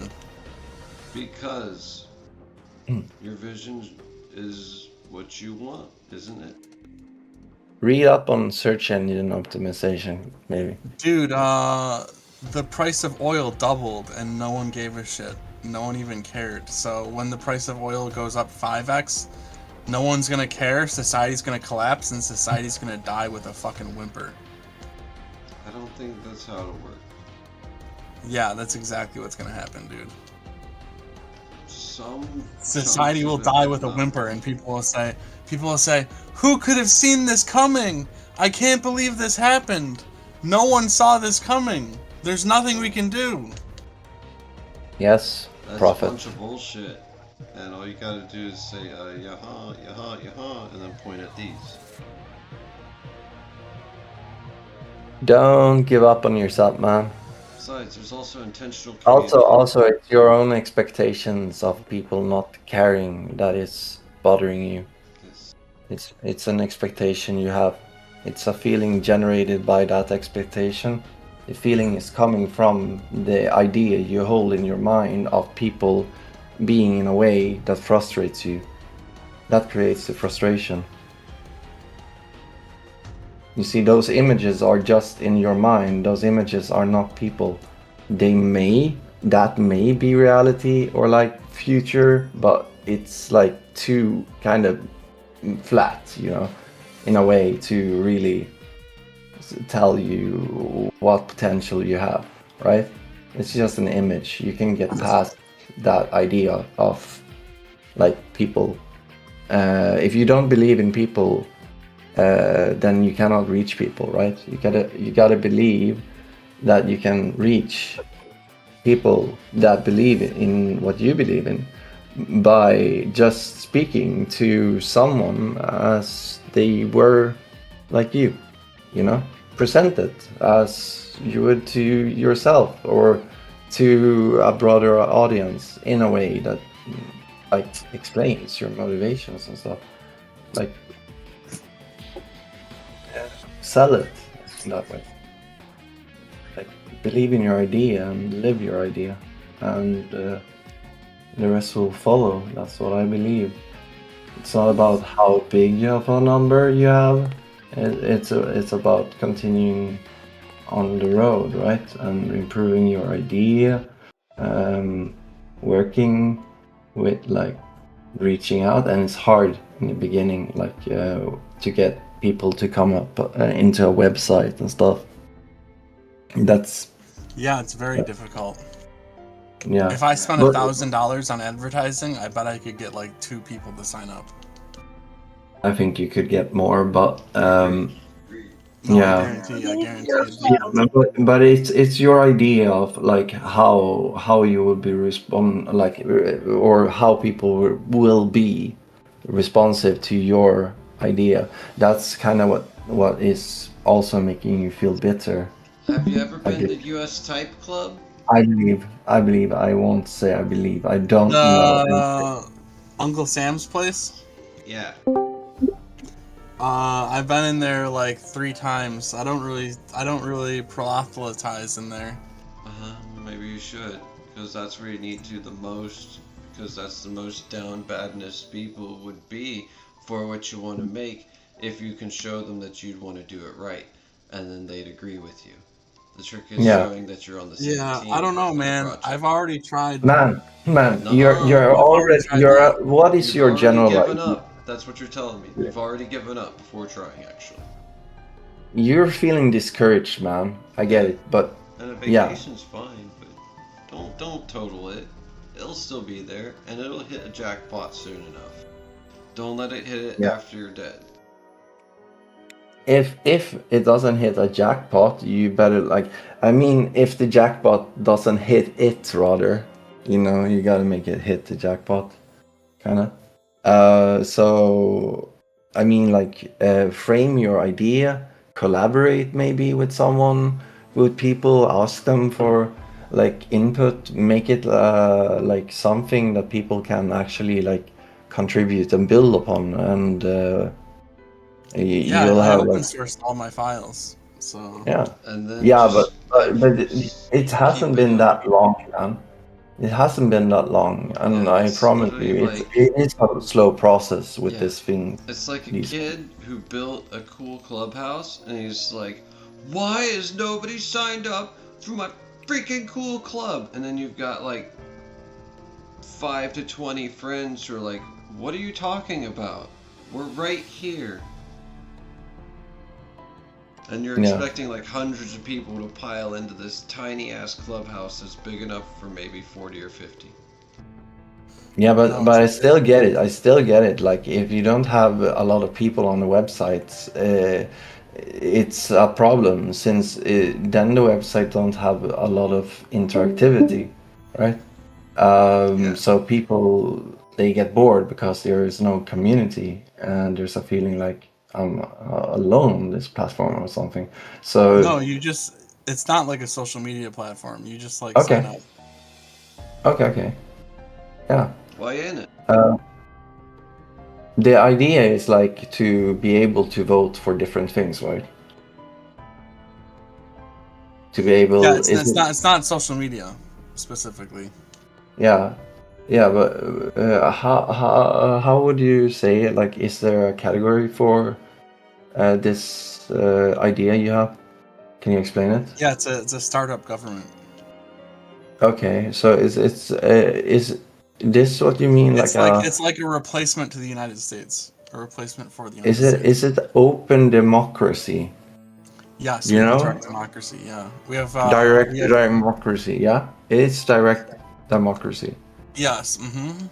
Yes, that's a really like it's a good idea. It is though. Due to it not being like You direct. even get money I for mean, signing up. wait, You get paid I'm money for not. signing up. What? We pay you money for signing up, and still like. Who pays money? Wait, who? Are you? I pay money and then it gets distributed to the people. Oh. Don't do that. You need to tax them first. Yeah. No, it's based on whoever pays taxes. That money gets redistributed. So it's like it's just like in church, you know how they pass the offering around. Yeah, but it's not it's like real that money, with Bitcoin or what? Cash. You need to work it to be more like a little bit of that, but more like a business in a way, but not. Mm. You need to make sure that it makes sure that it upkeeps what needs to be upkept, and No. it has the income to then generate what it's supposed to be outputting. Unless we're just gonna make a shit ton of fiat and then have hyperinflation out the ass. Or we could just have real value. You can't have hyperinflation. What do you mean? It uses Bitcoin Cash. There's no such thing as Anything. there's no such thing as hyperinflation. You can say that, but then somebody hacks the code and then it inflates from them making a bunch of fake. Well, he open sourced it, so Yeah, it's open source and it runs on Bitcoin Cash. There's no hyperinflation. are you a coder or something? I mean, you seem to be a bit. No, AI did it all. Wait, I AI just did prompted this. AI and AI built the government from scratch. Yeah, but you still know that it runs on Bitcoin Cash. Yep. And Mhm. and Yeah. open source, that sounds a bit like I don't know what is. Wait, Cash? Yeah, Bitcoin Cash. I thought you said It's Cash. just Bitcoin with a higher transaction volume, so it's lower Yeah, transaction. yeah. I thought you mean like cash, like cachet. I don't know. It's called catch. Yeah, CASH. Yeah, E. Money. C-A- No, that's CACHE. That's not money. Yeah, CASH. yeah, catch. Or cash. CASH is money. Yeah. CACHE means package. Yeah. Yeah. Yeah, it's confusing. Yeah, it's what they say for like data apps and stuff. When you go into websites and load the website's looks and stuff, they save it like the website's files to the cache. It's called cache. Yeah. Yeah, so it goes into the cache and then it can be restored quickly from the cache. Yeah, it's very confusing. It's not so confusing, really. It's just Well, it's saving, two words downloading the it same once, saving it on. No, he's not talking about the idea of a cache. He's talking about the fact that cache and cache are usually pronounced very similarly. That like cache and cache. I think it's just cache. No, it's cache when you pronounce the Cache. second word. No, it's French. Yeah, it's French. literally French. It's what the E with It- the over it, and it literally means. But we just say cache because it's hard to put that extra apostrophe onto the paperwork and go when everybody's just trying to say it really fast and say it's the cache. And so yeah. that's Wait, what we it's. I think it's catch, or catch. That's what people say to differentiate when they're saying cache, but it's literally the soft CH. So it should just be an SH, but they leave it CHE because the original word Like is paper mache. Yeah. Cache. They don't say paper mash. No. But that's basically what it is. It is kind of like a paper mash, yeah.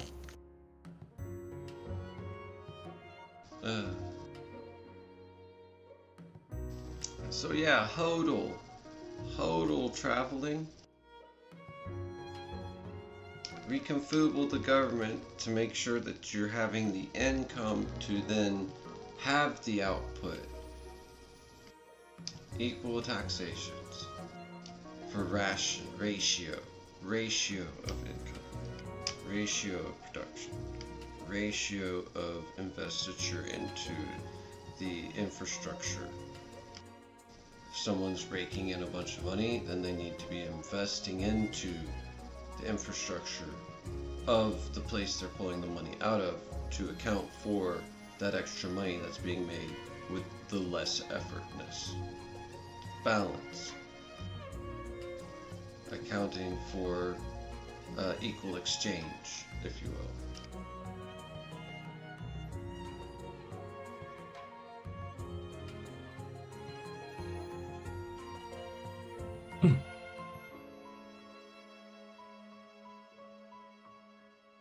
The idea is noble, grand, but self-destructive if left to its own devices.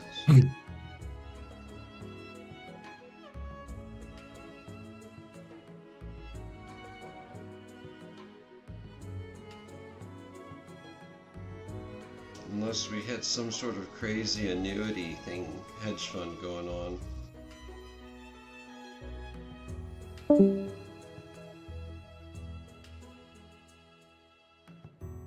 Are you talking to your customers?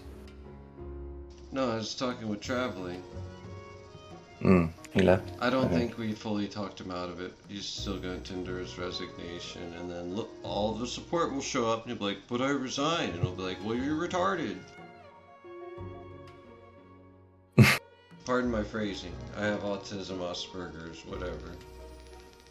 No. So and plus I was raised in the 90s, so I just say that phrase when people are being silly.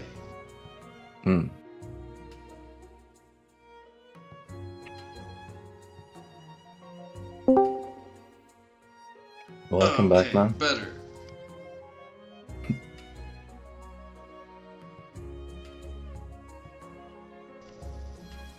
Believe in yourself. What is that scroll thing called? That it's an extension or something. I think it's XML? called. No, not XML, but it's an extension for Firefox. I know. Oh, I found it. Scroll Anywhere. I don't know if it's if it exists for Chrome too. It's really good.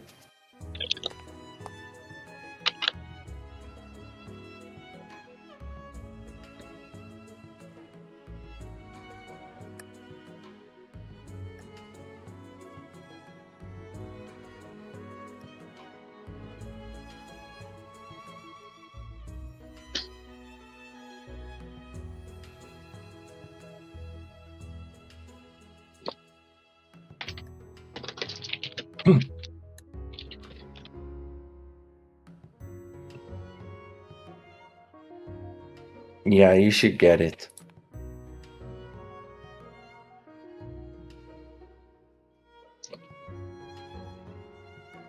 Do you have what? Chrome? Scroll Anywhere. That Get what? extension is really Oh, the extension. Side chat. Sure. It's really fucking good. Like for web browsing and stuff. Here you have it in the Chrome store. So Firefox. It's really good. Can't live without it.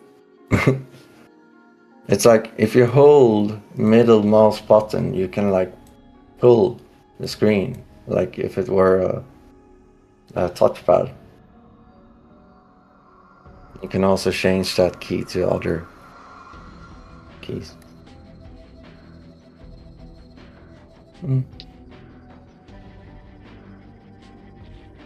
Oh, Bionic Reader.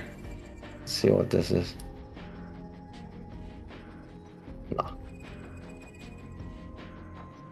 No.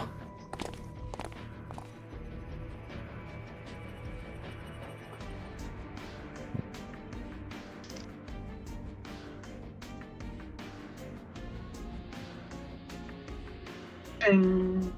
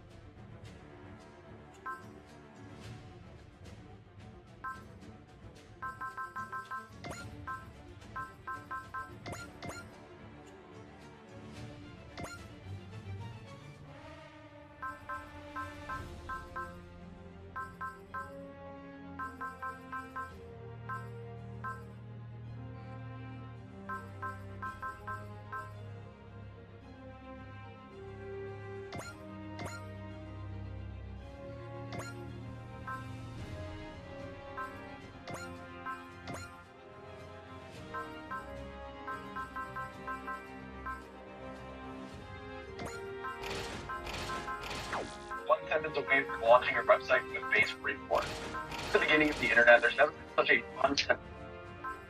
And so now they're reverting to desperate stuff here. So let me throw this. I'll be back in a bit.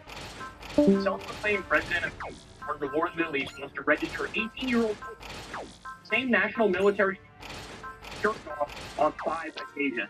Now they want to do automatic registration for the draft at. You're about to hit 10 hours. 2 more minutes, you hit 10 hours.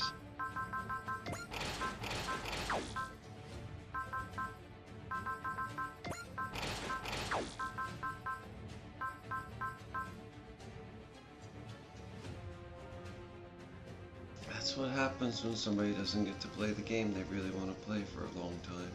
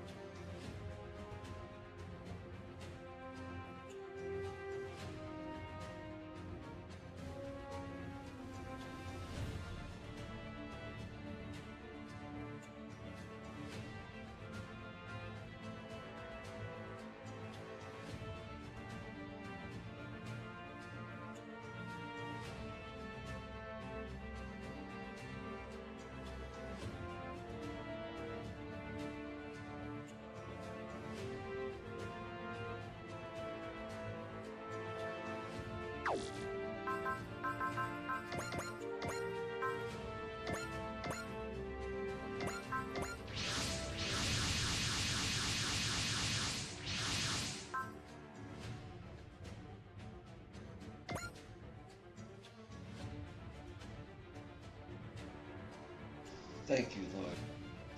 But of course, I was pretty involved in this development, so I'm pretty sure you'll be perfectly satisfied. Still, is the machine upgrade all I need to beat Shelly? Don't sweat it too much, Susan. What? Was it something I said? I just never thought the day would come when we'd banter before a battle like this. Yeah, no kidding. Cornelia's team and a separate Dry Cruise team acting as a diversion and split the ship and extend the army into pieces.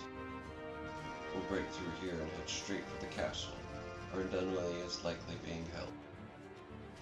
So standing forces occur.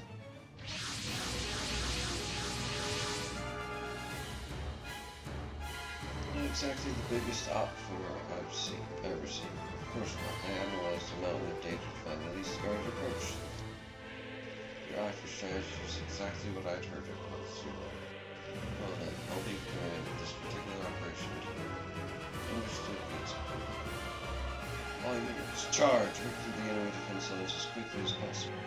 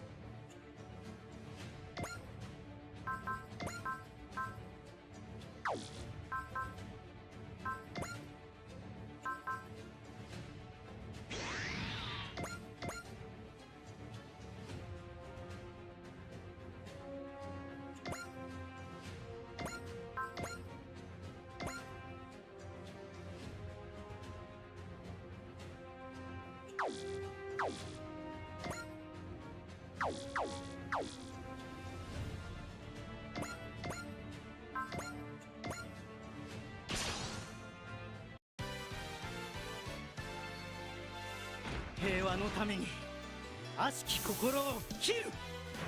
正義のために俺は戦う。てや！想定以上のダメージか。指揮官機を発見した。食らわせ。よし、回避成功だ。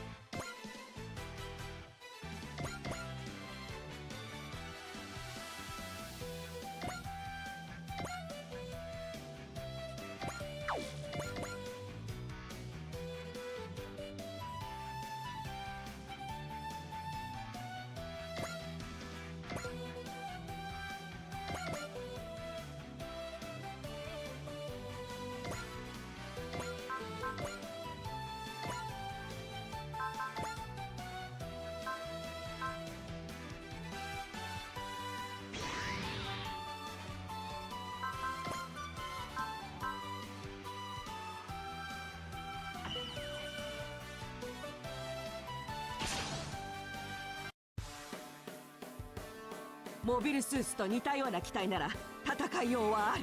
もらった。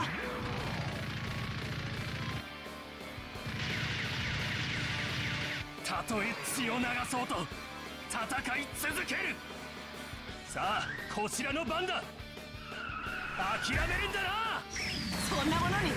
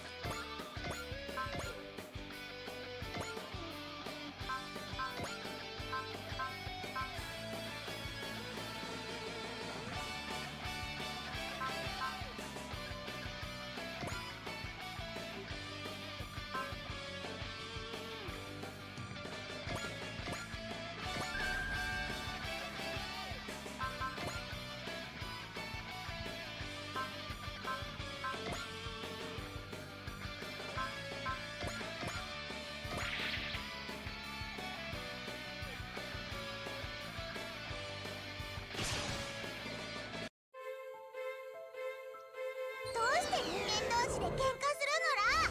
突っ込んでってドーン。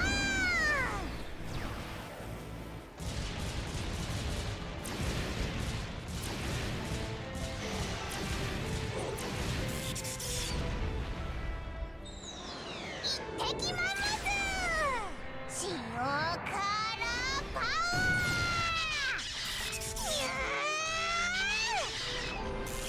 やっぱ塩辛は無敵なのら。恐れるな。我らには無敵の予言がある。運動性能ならばこちらに分がある。全弾く。あれどこ撃ってるのら。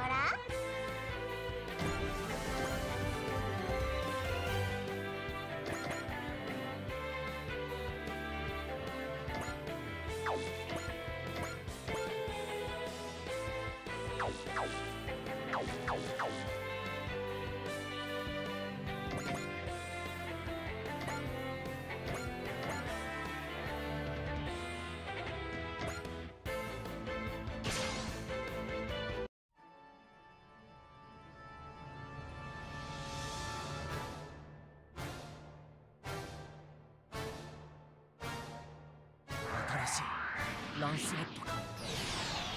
いける。脱出するしかない。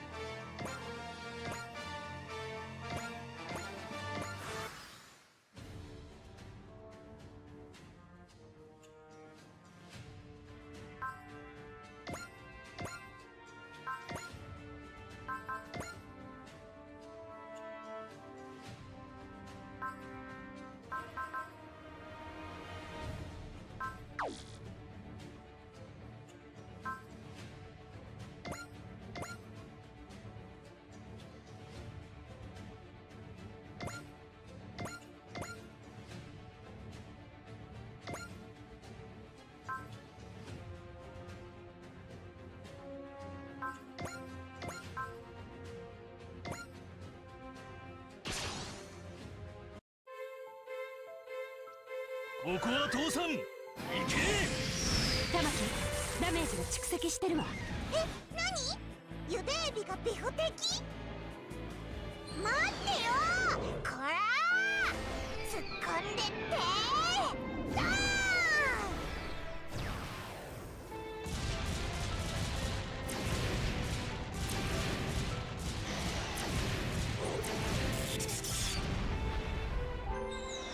行ってきまーす。塩辛パワー。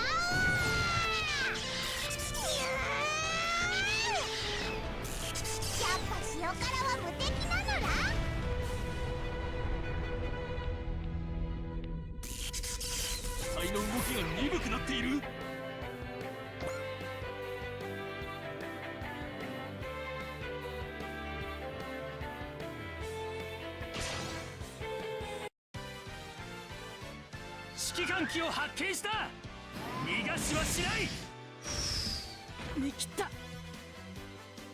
何としてもここで止める。の全てをこの一撃に込める。滅却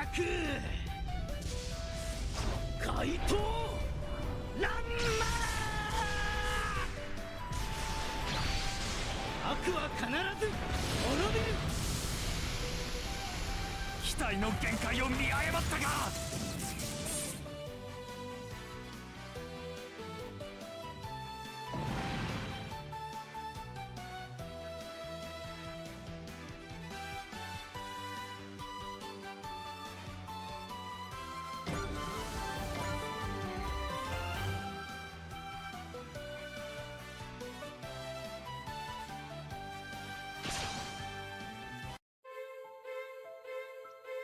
攻撃指示は出ている。そこだ。なんか目がチカチカする。敵機は未だ射程圏内よ。オッケー、すぐやっちゃうね。たくさん撃てば当たるのら。シャムダ様、予言を。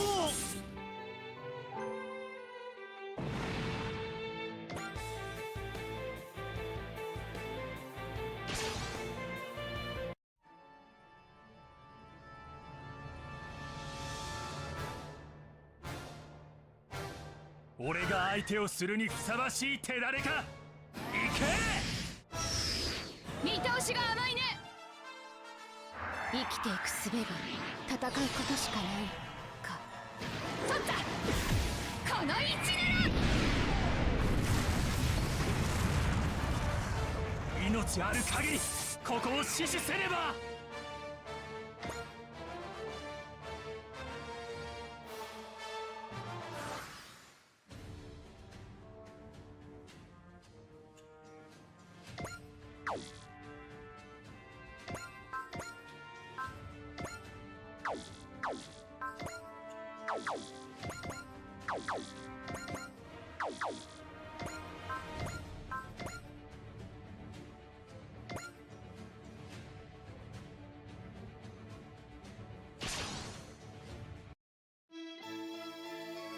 私もやれることをやります。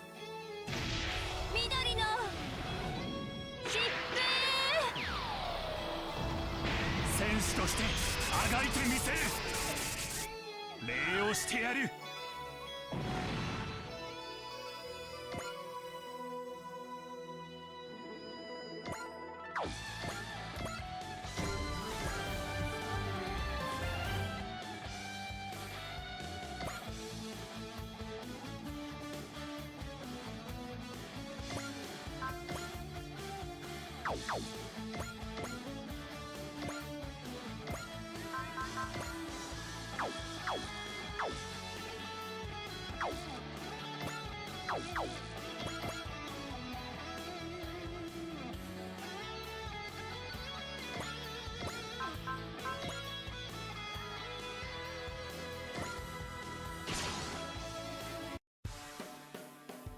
敵は正面。このまま行く。白兵戦だって。退却命令を。ああ。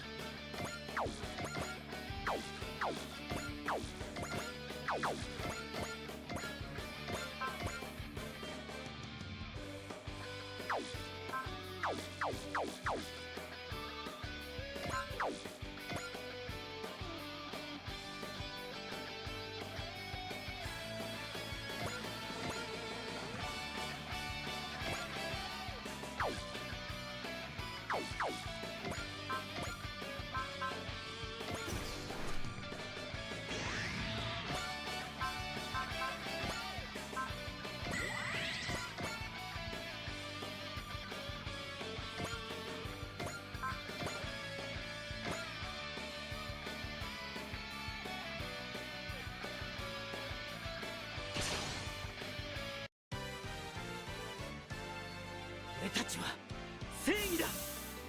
俺の全てをこの熱脚怪盗ランマー。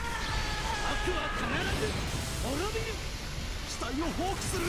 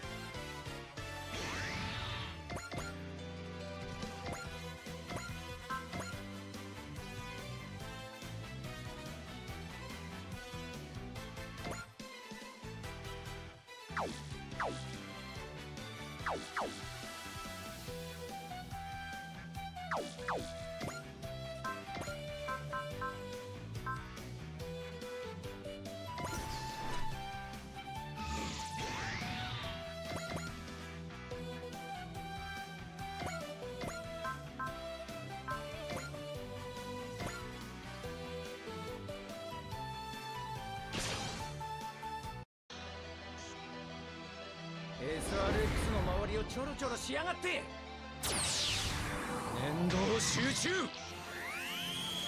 はあ、ザインナット。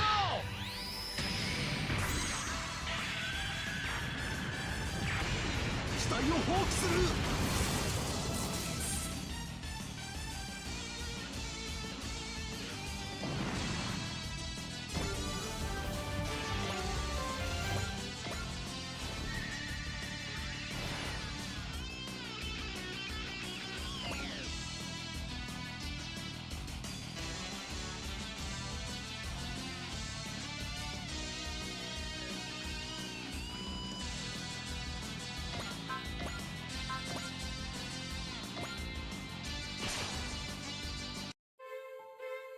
いつまで人間同士で戦争やりゃ気が済むんだよ。お前の運命は俺の手の中ってな。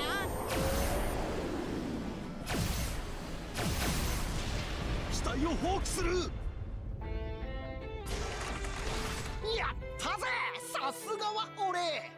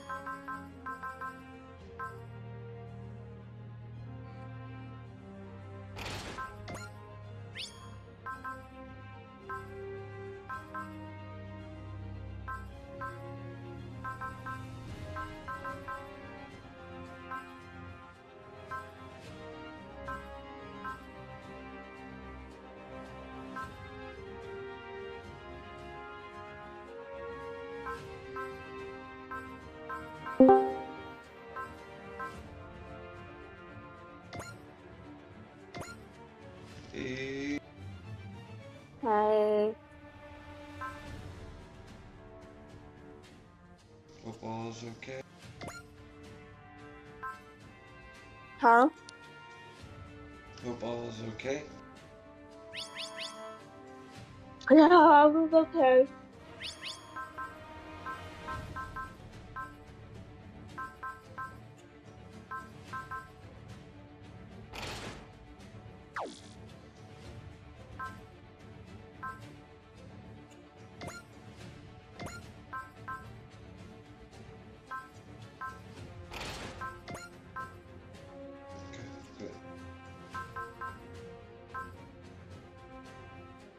I'm kind of sad though.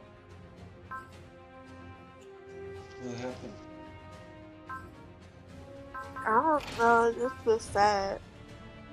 I was thinking about what people used to say about me.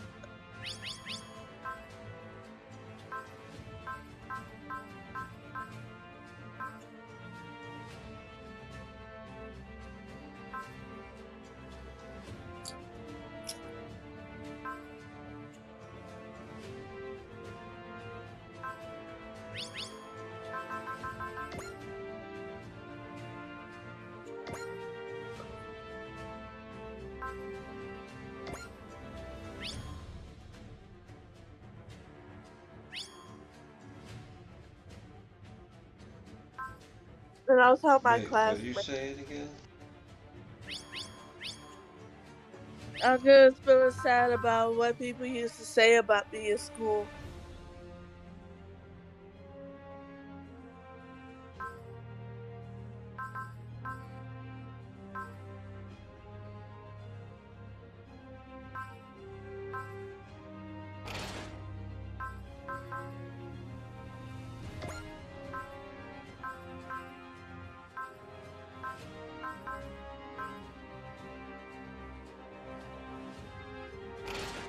If I die, nobody but my family will care about me.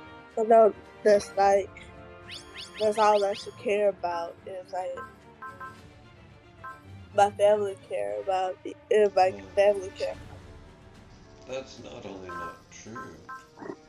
Somebody somewhere would feel it and mourn.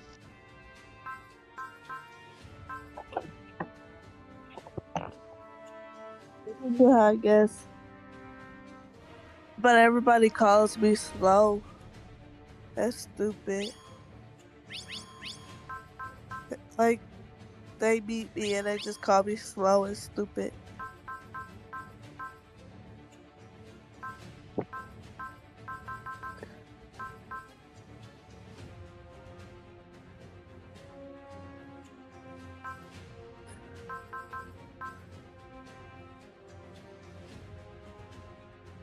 Well, that doesn't help anybody. Yeah, true.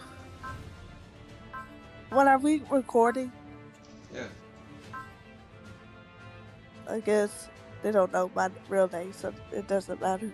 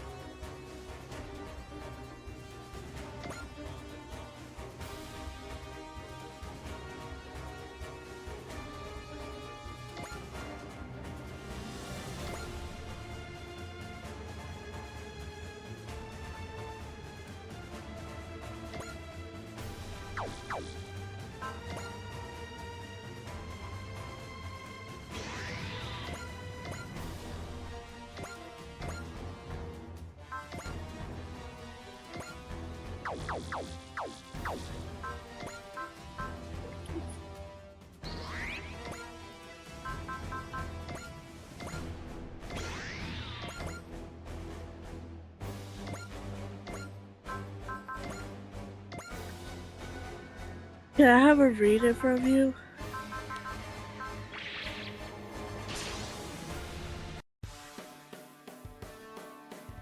モビルスーツと似たような機体ならば私たちの連携を見せるよ。こっちで気をそらす。やらせるか。もらった。 Why did they bully me in school? What? Why did they bully me in school? In high school and middle school and elementary? Because of how they perceive you. I'll tell you that. Or perception. And then, I don't know exactly why, but I can venture a guess that you guys just didn't really get along because they didn't really want to get along.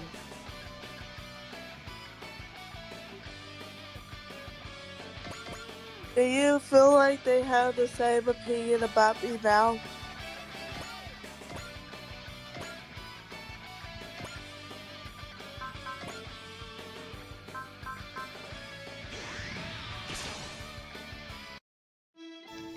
Kinda not really. 傭兵なんて廃業させちゃうんだから。今よ。フラッシュ。 Can you explain it to me in more detail, please? Like, you're not out there doing drugs, you're not shooting people, you're not, working a job. They respect that more than the other stuff. So of course their opinion should be at least slightly changed, even if they'll never admit it to your face.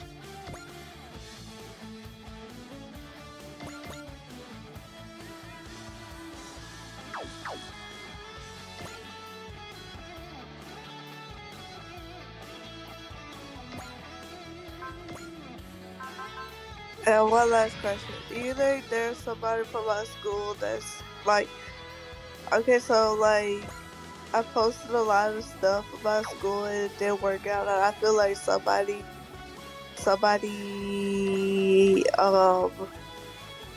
put an evil eye on me. Like, they're not like a spell, but like they were jealous of me. Or no, they were jealous of me somehow. And they put like an evil eye. They put like an evil. Like they sent bad vibes. Is what I was trying to say.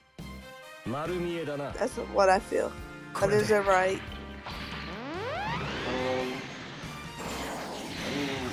It's more the perception of them. What does that mean? We manifested reality a little bit. Yeah, they could do that, but if you can predict that they're gonna do that, then you can make it to where it don't matter, and are then able to just not worry about it. Like bring some Tibetan prayer chimes, that sort of stuff, and then they just can't do it. Okay.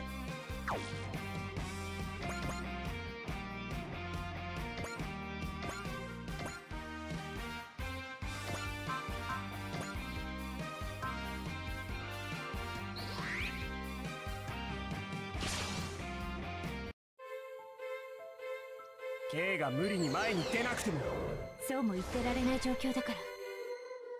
そこよ。勝った気になるのはまだ早いぞ。そちらだけでは不公平だな。もらった。こっちは一発でも致命傷になるから。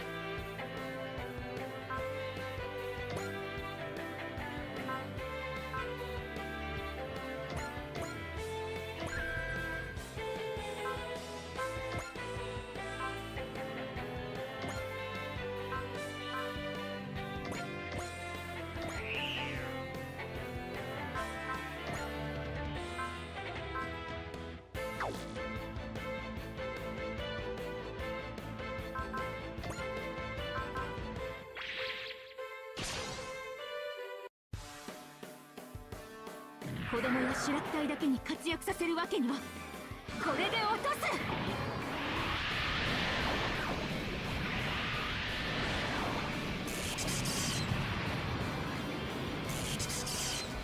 機体の動きが鈍くなっている。押し返してやる。そこだ。何度もラッキーが続くわけないわよね。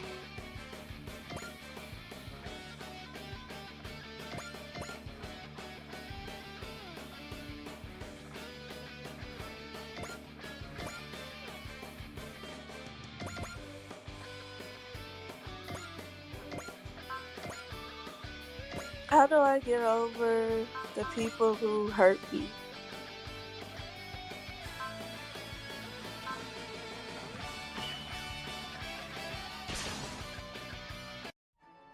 Know that they didn't really matter to your story.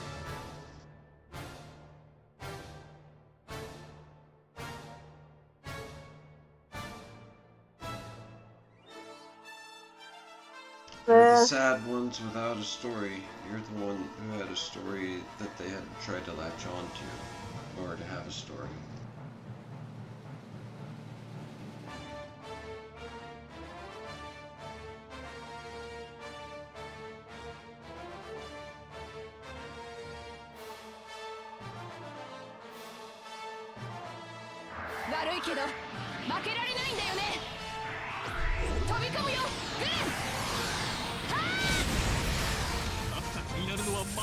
Oh damn, I got so many friends in my hometown because I had to be on Facebook.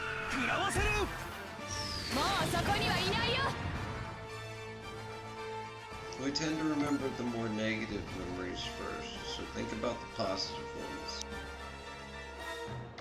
Yeah, I find myself like remembering like the whole horrible thing horrible things that people and that kids and teachers used to do to me.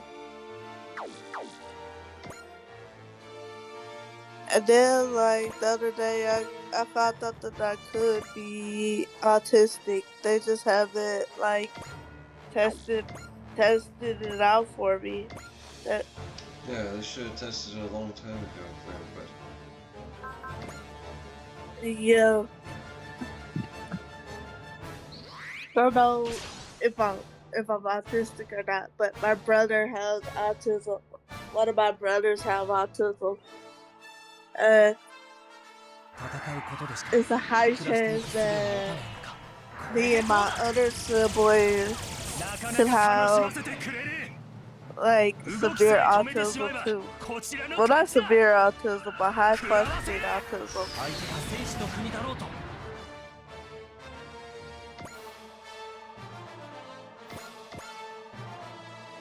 People like everybody just assumes I have autism. Everybody just assumes that I have autism. Like it's to the point where I just meet new people and they'll like assume that I. Fuck, I just repeated myself. I'm sorry.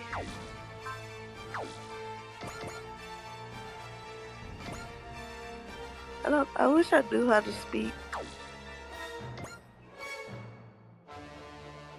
Just take your time, use your words.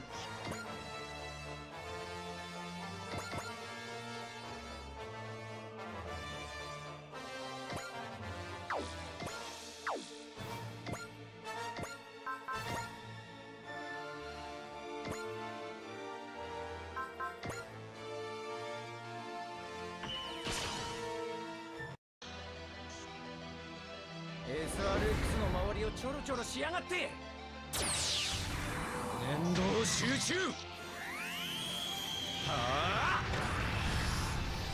ザインナット。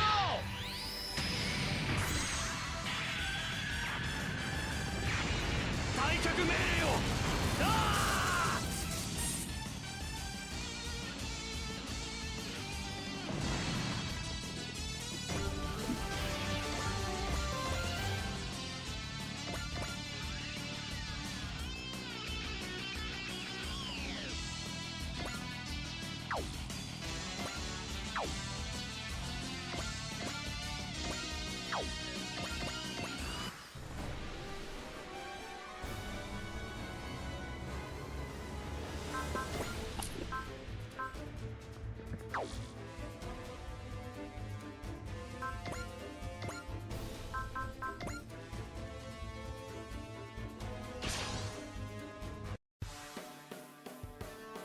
ガンダムを落とせば俺の名も上がる。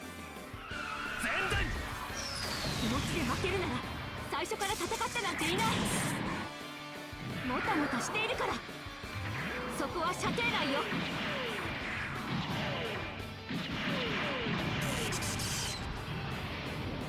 命ある限りここを死守せねば。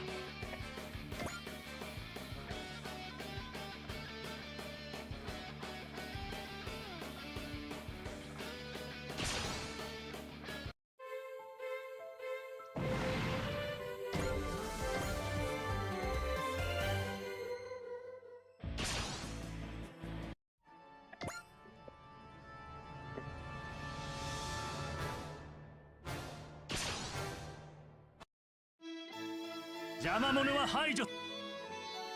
戦争はしちゃいけないんだ。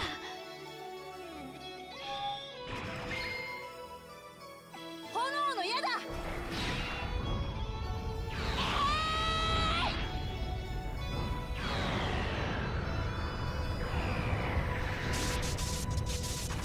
バカな、こんなバカな。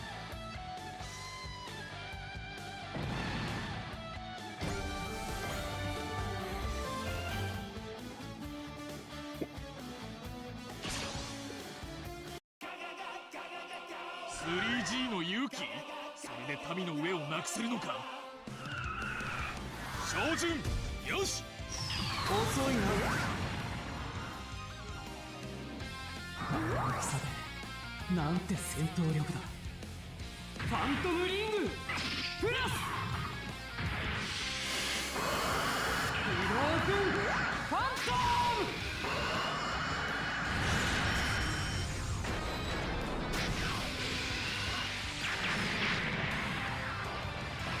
シャブラ様、予言を。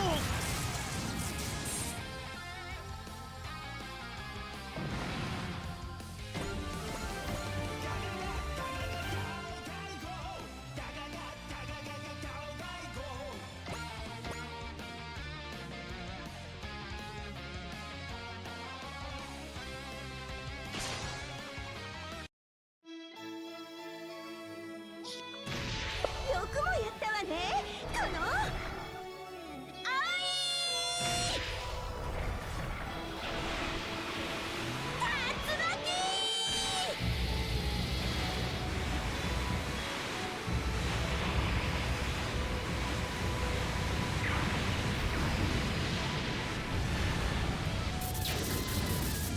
このままでは待つのは敗北のみだ。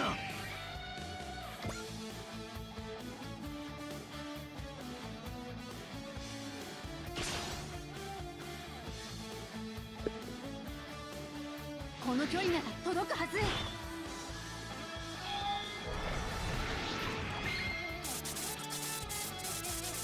赤い稲妻。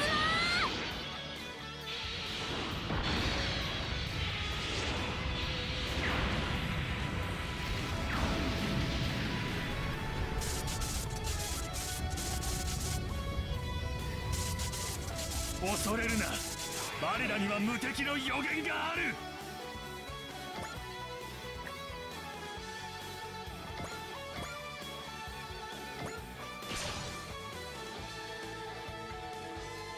戦戦場で情けは無用。この位置ならばレイヤースと心を一つにすれば。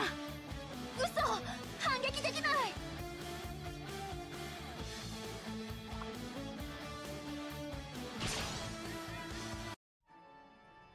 この機体、まるでブリタニアの白き死神じゃないか。照準よ。さすがはロイドさんたちが作ったランスロットだ。さすがは戦士の国。しかしすでに狙いはついている。落としてみせる。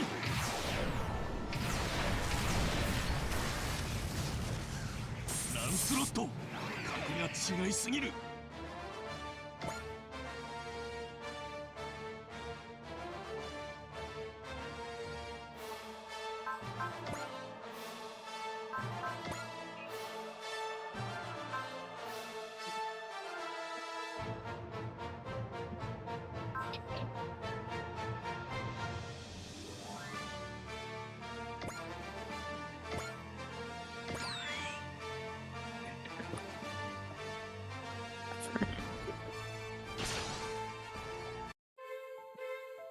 センターもらった。照準よし。いや、どんなにすばしっこくても狙いは外さねえ。やるぜ。多い家電入手法もらった。た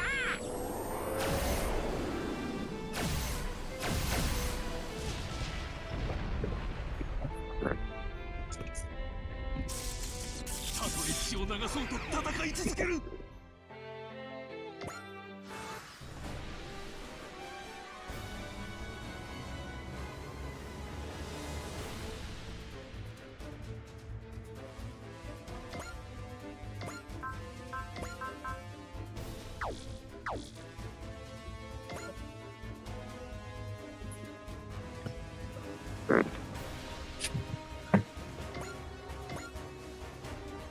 Do you think I would ever be comfortable in my own skin?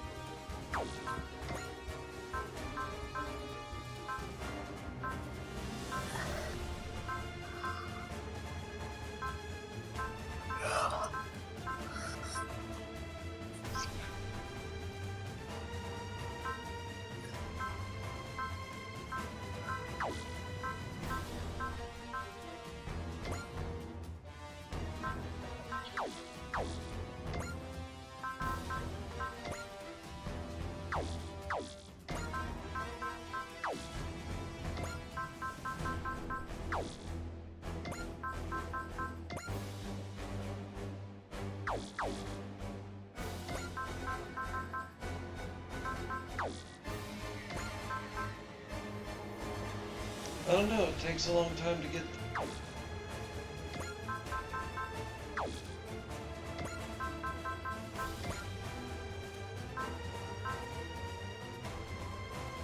I'm sure, yeah, but it's up to you. You could be making it tonight as well if you want. Huh? You could be comfortable with yourself tonight if you really wanted it.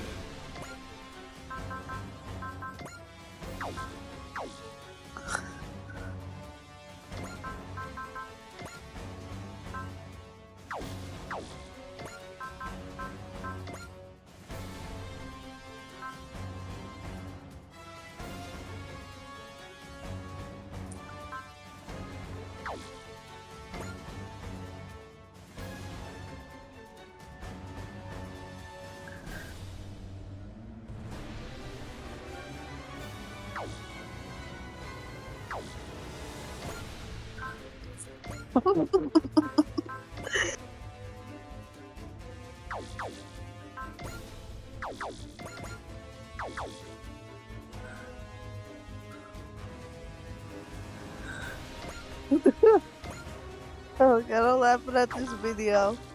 Okay, so basically there was a rat climbing on a brick wall, and a cat was looking at it, and the owners were egging it on. And as the cat was about to pounce on the rat, Hulk swept in and took the rat. And the cat hissed and ran away. And so did the owners. Isn't that funny?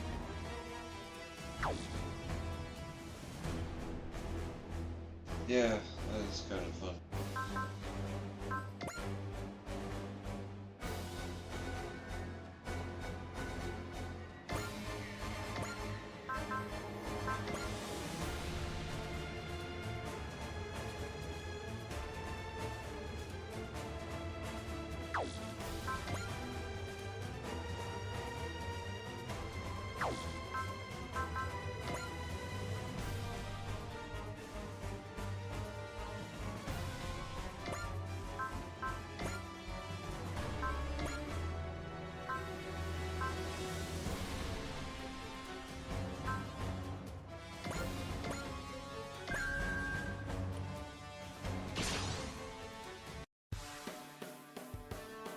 私だってやってみせる。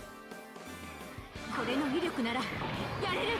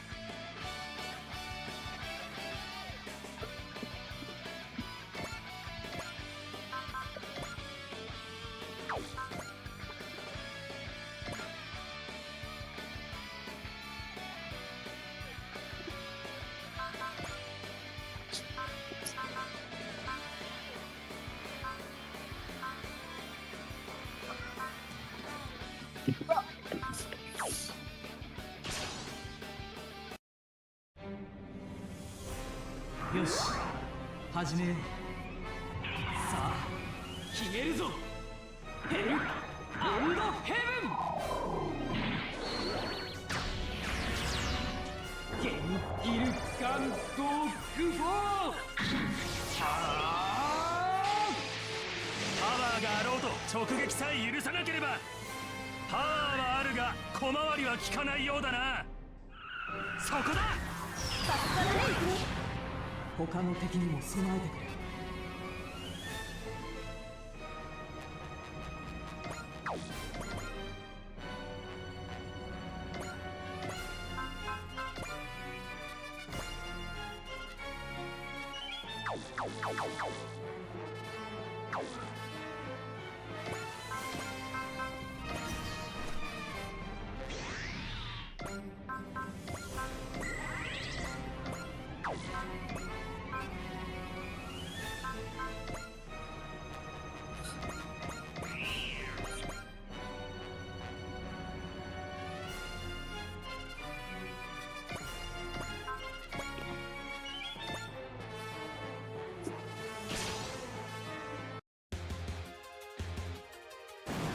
フレームに翻弄されるわけにはいかない。タイミングは任せたわよ。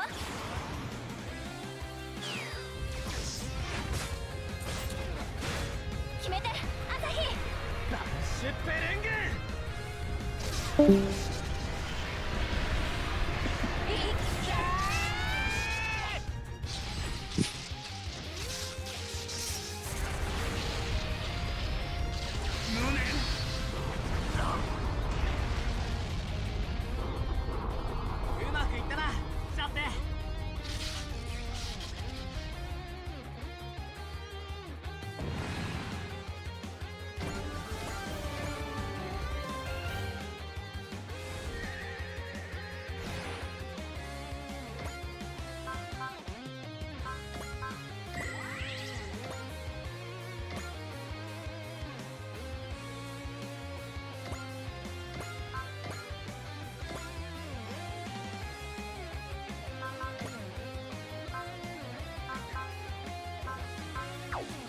行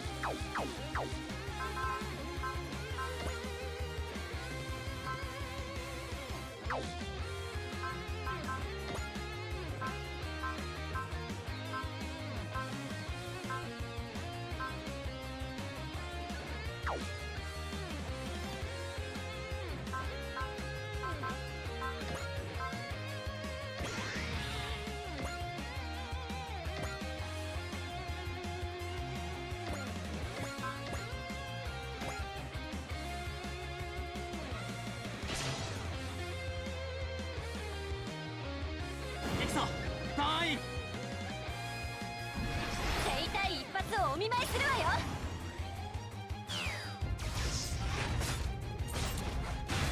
決めて朝日。この扉こっちからを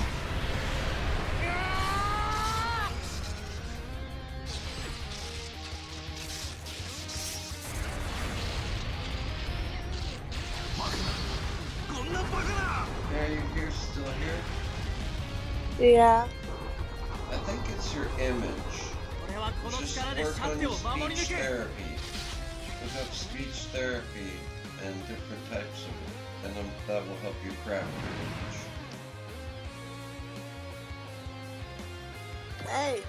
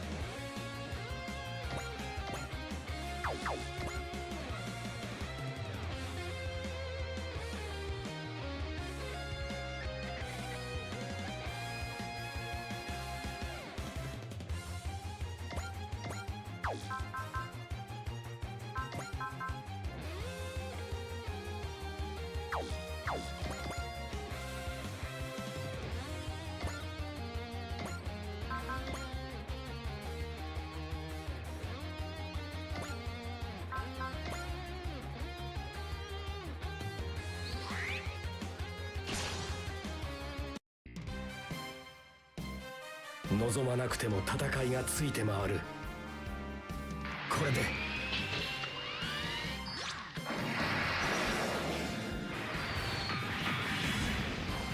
死体の限界を見誤ったか。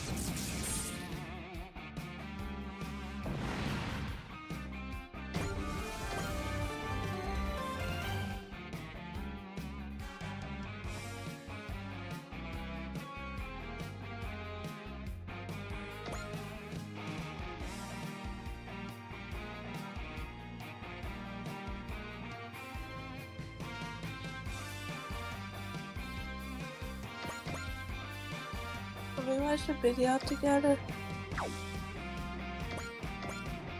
Arcade playing in the background.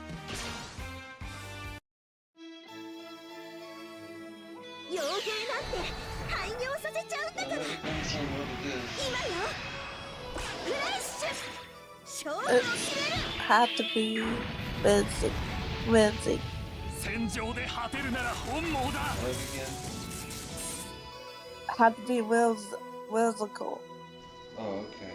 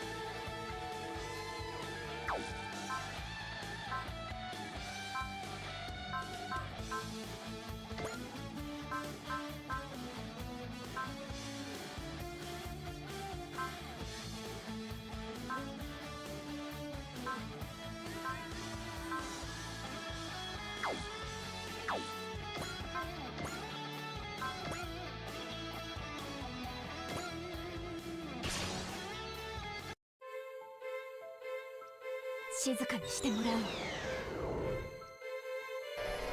全センサー最大化。出力最大で発射。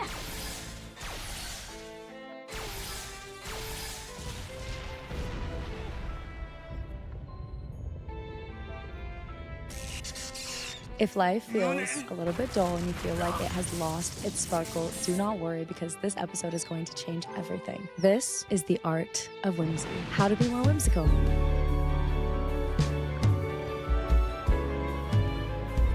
Welcome to the garden, welcome to the podcast. Hello, I am Kayla Rose, and today we are talking about a very fun topic, the art of whimsy. You cannot deny, Diva, that life is better when you choose to be more whimsical, and this isn't turning a blind eye to reality and the world. It's just indulging in the juicy parts of life and truly finding joy and pockets of joy when you can, even in the midst of chaos, even in the midst of darkness, still finding those moments to truly romanticize your existence and your life and be within the microcosm of your existence. And it is actually so bold to choose to be whimsical because it teaches people that joy can motivate us and save us and push us forward. It is not childish, it is childlike. Having a childlike whimsy and perspective on the world and the lens that you see the world, it doesn't make you naive. I feel like sometimes people that have the most whimsical personalities have been through the most shit because they just know they need to appreciate, like I was saying, those like small pockets of joy that they do have in their life. And it is so important for us to embrace the art of whimsy because really it is all connected. But when we are in our joy, when we are in our whimsy, it tells our body, it tells our nervous system, I am safe. So you might be like, it's not that deep, it's not that deep, it's just like childish, like play. It is that deep.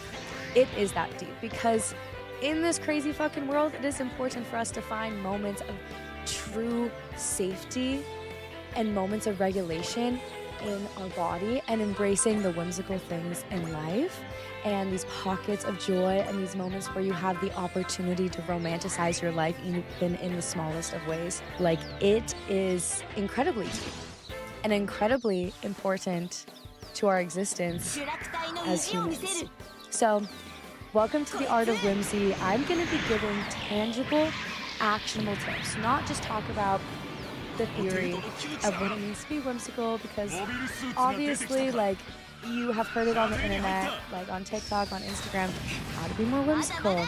But the truth is, it's like, how do you actually do it? What are the actionable things?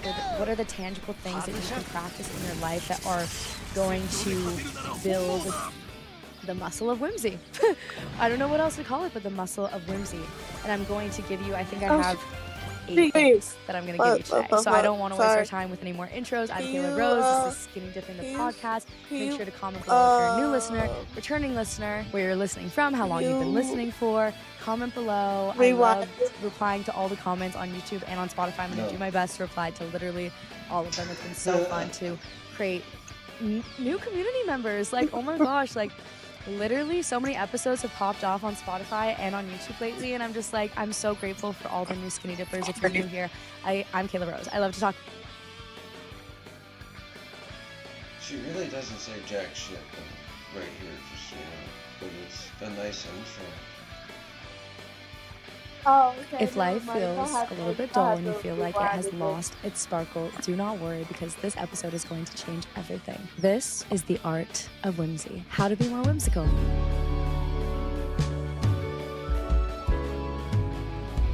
Welcome to the garden, welcome to the podcast. Hello, I am Kayla Rose, and today we are talking about a very fun topic, the art of whimsy. You cannot deny, Diva, that life is better when you choose to be more whimsical, and this isn't turning a blind eye to reality and the world.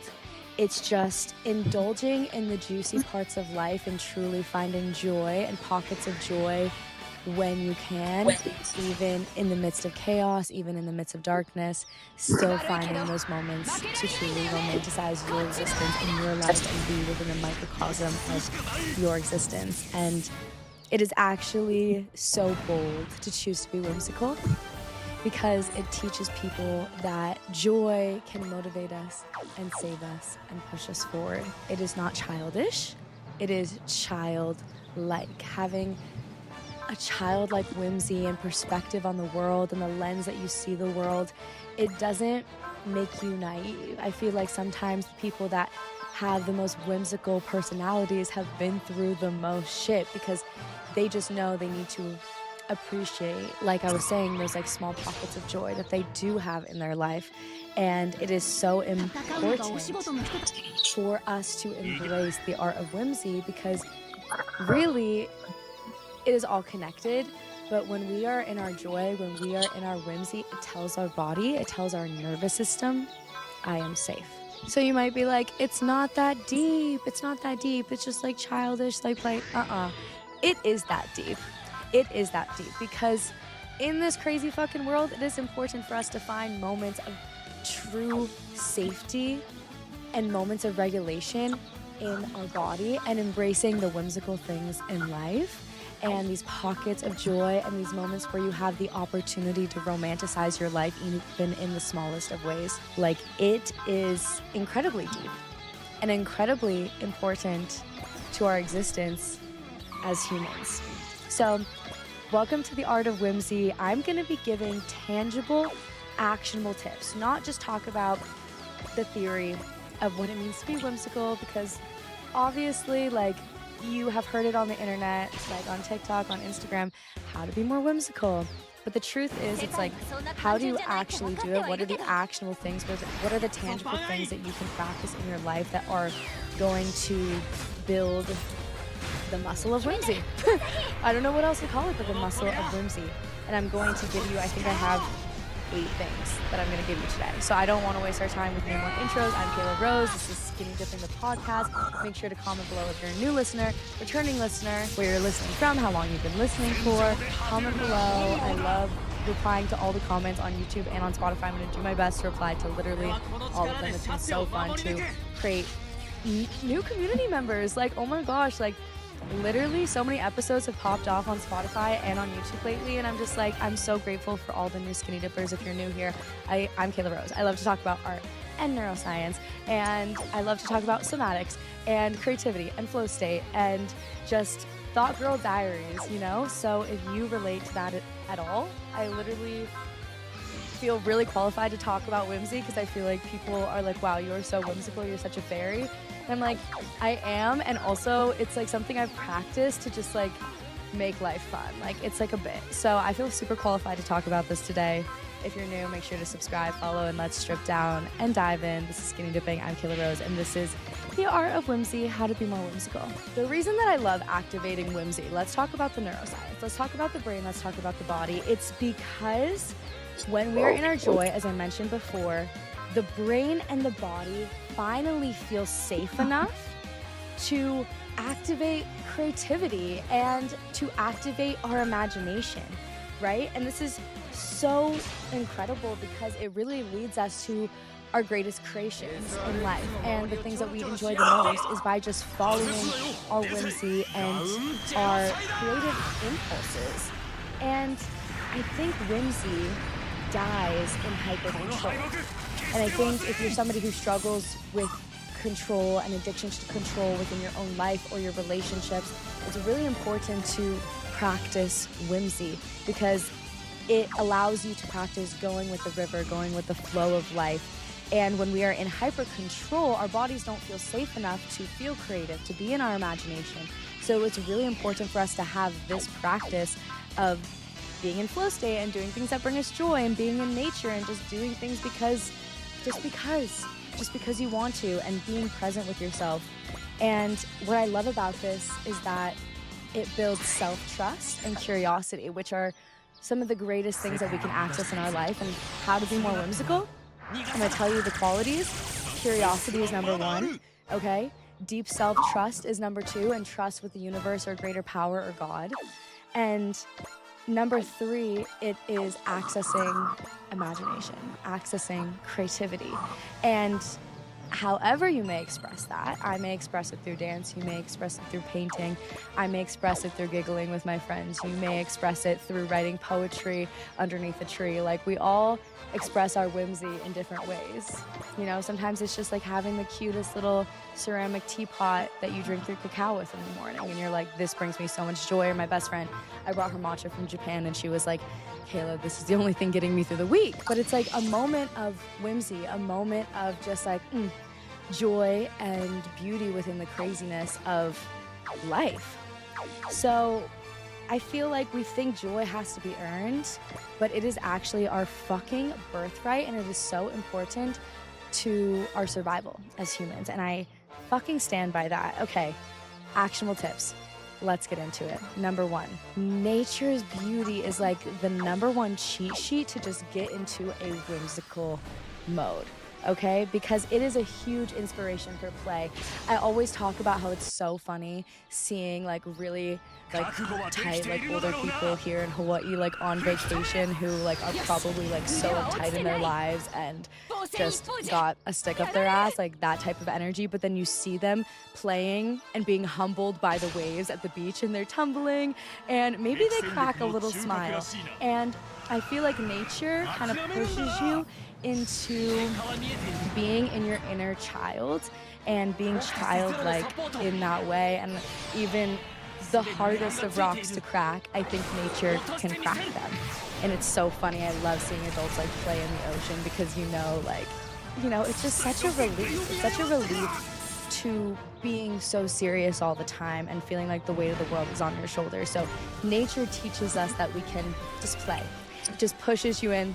It humbles you, and it's like dancing in the rain. It just frees you immediately. Number 2, so number 1 is being in nature, spending time in nature. Number 2 is muse yourself. This is something I've learned from my friend Madison Camino, who has House of Muse, but it's like capture your life. Like, I know you might not want to post on Instagram or social media and you want to keep it to yourself, but create like scrapbooks. Like, I like got a Polaroid camera and I've been creating a scrapbook with it. And it's like capture your life in a way that feels very intentional. Whimsical energy comes with being intentional and making cute little choices throughout the day. And that means like capturing your breakfast in a way that inspires you, or capturing your best friend in a light that she looks beautiful in. It's like by musing yourself, musing other people, musing your food, by taking photos of yourself and pushing yourself out of your comfort zone and having yourself like have a self-portrait moment like underneath a tree, or like outside dancing or moving your body. Muse yourself, fall in love with yourself, romanticize what it feels like to be in your body, and love that about yourself by prioritizing the Venus energy of beauty. Number 3 is going to be play dates with the girls. Never underestimate the power of guys. Like, there's just something about having a play date with your girls. I wrote down some ideas for you. You're like, what should I do with my girlfriends that is a whimsical day? Like, I got the ideas for you. Like, don't you worry. Number 1, photo shoot. Not everybody loves to do this, but me and my friends love to do this. We love to dress up, dress in our vintage clothes, and go shoot like 35mm film. Like, we absolutely love that. Or take hot girl pics on like a flash cam or something like that. Or we love to surf, or me and my friend go to dance class sometimes. Me and my friends love to go vintage shopping and getting matchas on the go. I love to like dress in kind of fairy fashion with the girlies. Like, it is just so incredibly fun. We love to have like dinner dates where it's just us at each other's houses, but we're still dressing up so that we can like look cute and do our makeup and like just be in that energy of using yourself. And I feel like being whimsical does have to do with embracing beauty, your inner beauty, the outer beauty, but also just like the confidence that you feel within yourself. So those are some ideas, but obviously like comment your ideas below with the play dates with the girlies, because like everybody wants to do different things, but that's just what I like to do with my friends. Okay, number 4, decorate your life with fun little decorations. Just so freaking cute. Get a bubble gun. Changes your life. Get bubble, not even a bubble gun, you could just get the normal old-fashioned bubbles to play around with. Getting sparkles, make sure that they're eco-friendly. Face sparkles, okay? Make sure that they are environmentally not killing the earth with plastic, okay? But we love sparkles when they are not killing the planet. What about the little like tinsel in your hair? Like there's this girl that I know that does them, the tinsel in your hair, and I absolutely love it. That's just like a fun way to be a little bit more whimsical. Or my friend got these like braid clips that have shells on them. Adorable. Or I love wearing like highlighter and just like playing around with my makeup and colors, wearing more colors in my wardrobe, getting flowers at my house and making sure I always have fresh flowers. I literally love decorating my life with not just things like rhinestones or crystals in my house, but also decorating your life with music. Like I always talk about I'm more. I heard once that, you know, life is hard. Life is hard, and you know, when we were being created, God, the universe, source was like, I'm gonna sweeten the deal for you guys because it is intense down there. You will learn a lot of lessons in this little school of life. And in the quote that I was reading, it said that like God and the universe and source gave humans music. And I feel like you can decorate your life with playlists. And that is a really fun way to decorate your life, is with playlists and music and times of your life that you associate with certain playlists and certain music. Also just like cute jewelry, cute charms, like all the things, cute outfits, like decorate your life. Even like having fun little snacks. Like I love having a charcuterie board. I feel like it is so incredibly whimsical and fun and just like my favorite little treat. Okay, let's go through it. Number 1, being in nature. Nature's beauty will inspire you to be in your inner child. Number 2, muse yourself. Number 3, play dates with the girls.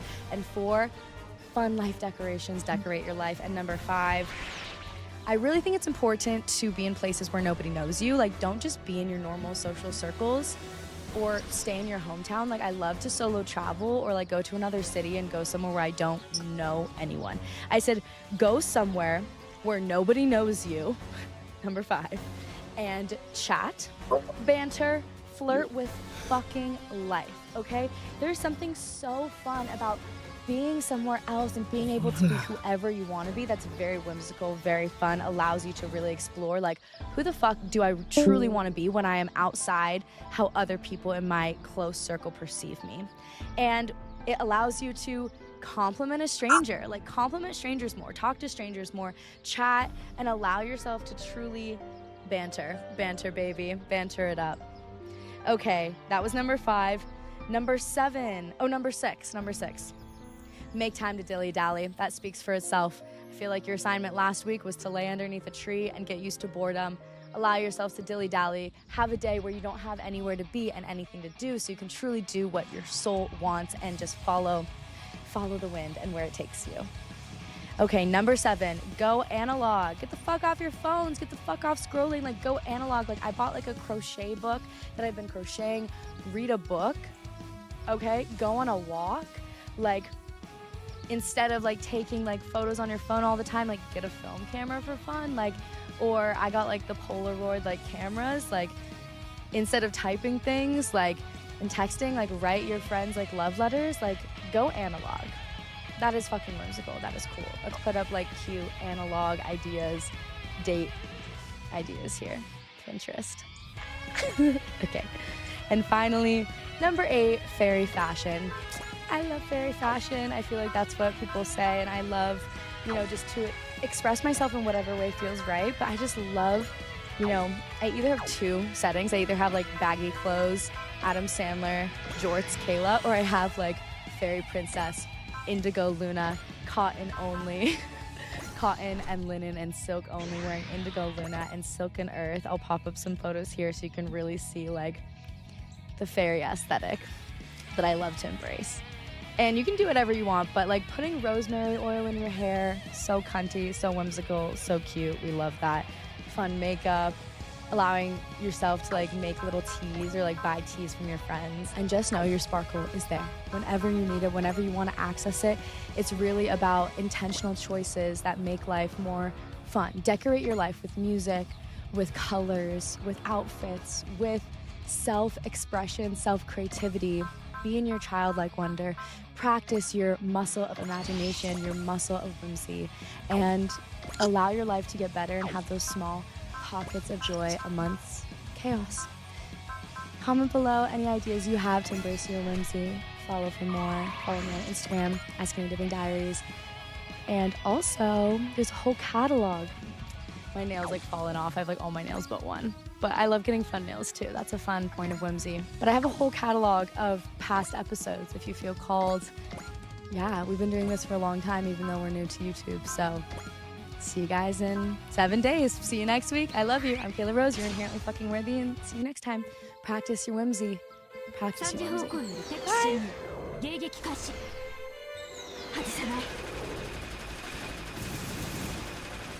ジルクスタンの戦士に交代はない。JLF の兵器の性能見せてもらう。照準よし。大したことのない攻撃ね。行動予測の結果か。Definitely vaguely helpful to what I want.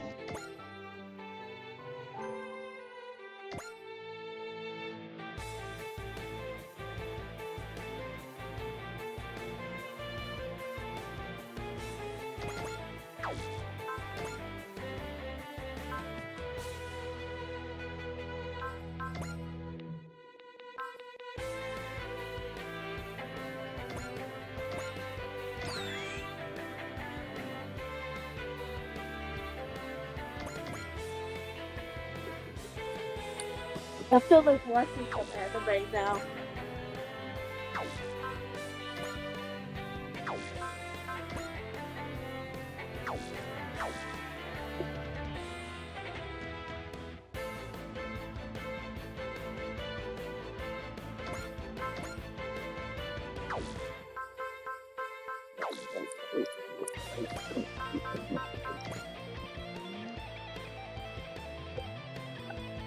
What's your favorite anime? What's your favorite newer anime?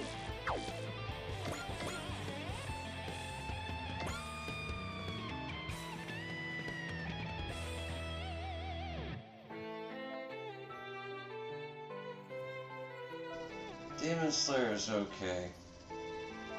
When taken correctly, it's a metaphor for self-accountability.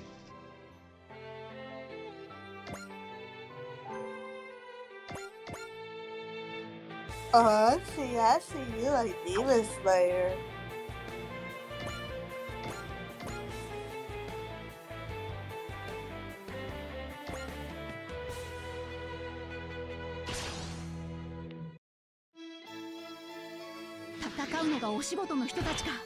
I like, 大切なもののために戦うんだ。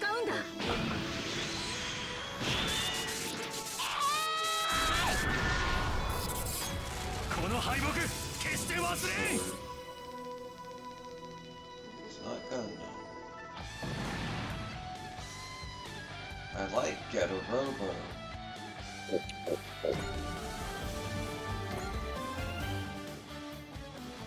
really something, but there's a lot of cool details in the background.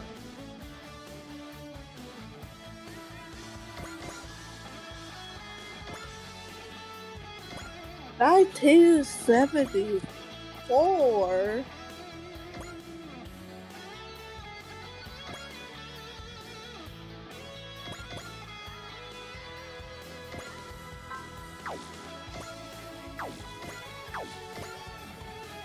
What about Shin Getter Robo Armageddon?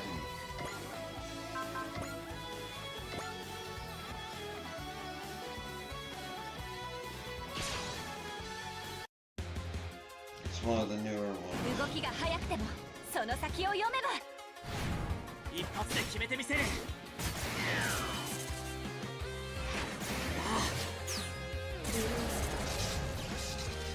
バックステームだ。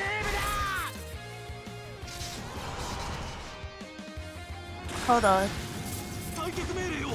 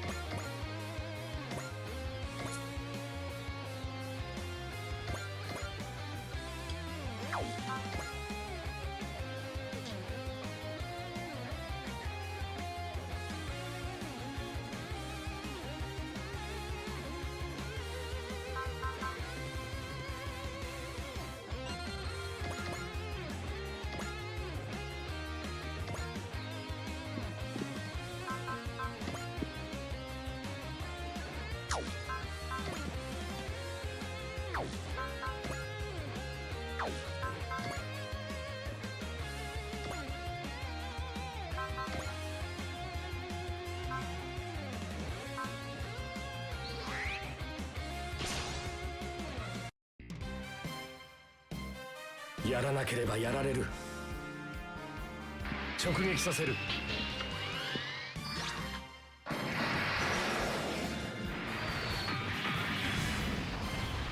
嫌なところに当たってくれた。敵戦力の中核らしいな。そこだ。月に見放されたな。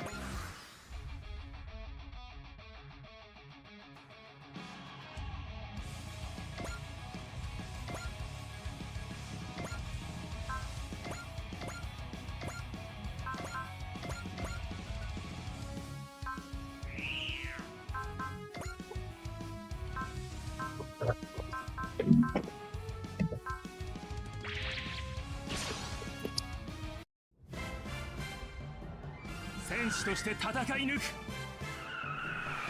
死ね。驚くほどのことではありませんね。ジルクスタンの企みは我々の手で阻止します。1番2番衝撃砲攻撃用意。了解。1番2番衝撃砲攻撃用意。 It's so massive. It finally, when it does its attack animation, you hear its engines just barely roaring as a low hum in the background. The Dry Striker.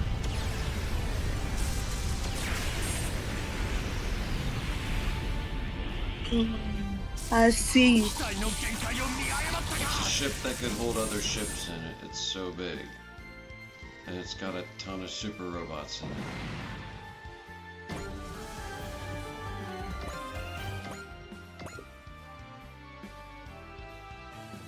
How? When did it come out? This game or that ship? What you're talking about? The ship came out back in like 2007 to 2012. the game that this is that reuses it but makes it a little bigger, a lot bigger, like 2021, 2024, 2019, somewhere in there. ナイトメアフレーム同士の戦闘で遅れは取らん。防戦一方じゃ。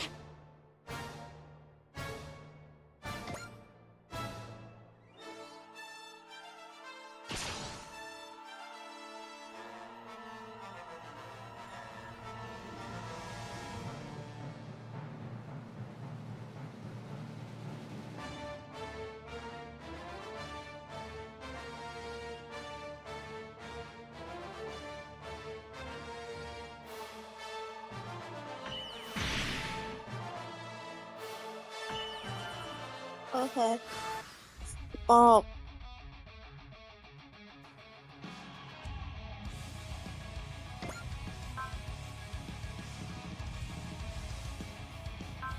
This is cool. Have you watched that one show with the lying Robotech? As a kid, I did watch Voltron.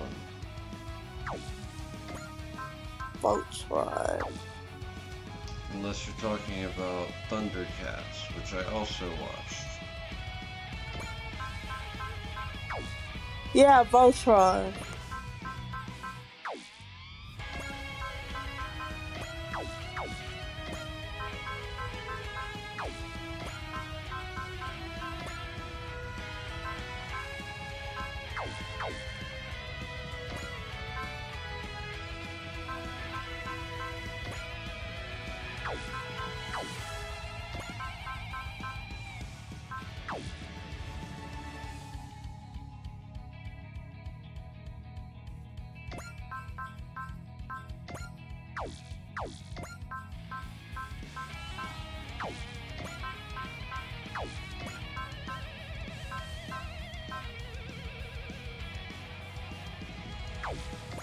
Where can I watch it?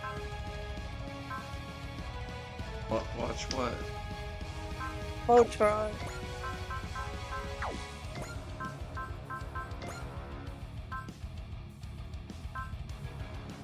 Old anime streaming sites.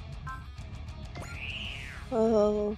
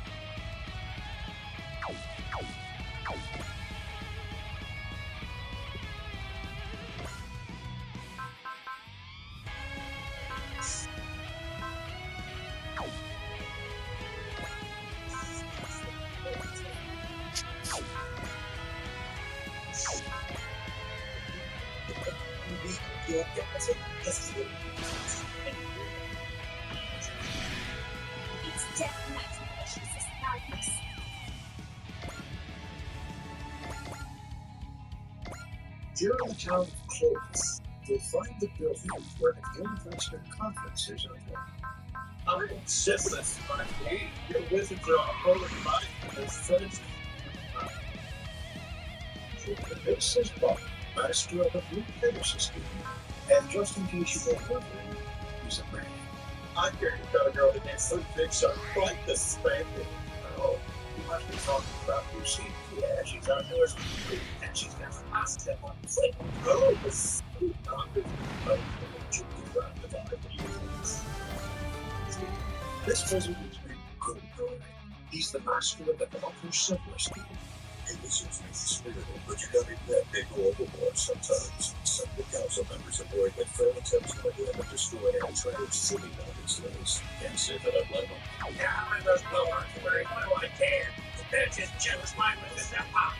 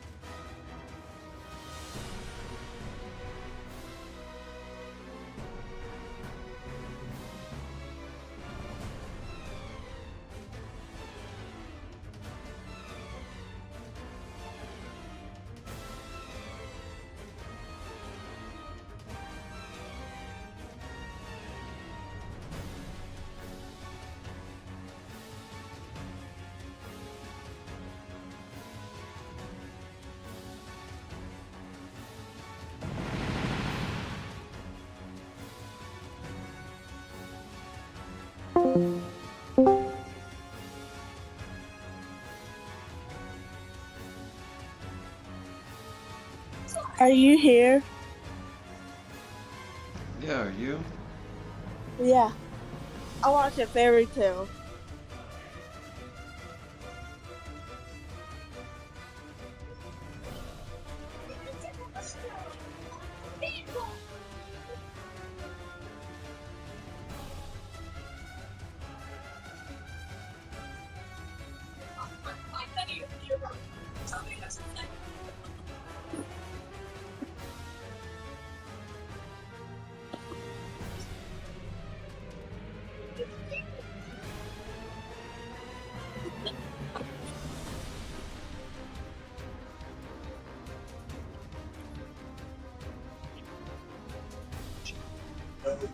I raise the volume enough. The guitar sitting behind the again. To hate is up against the instant people of this mouth. It's good push. Find those that there.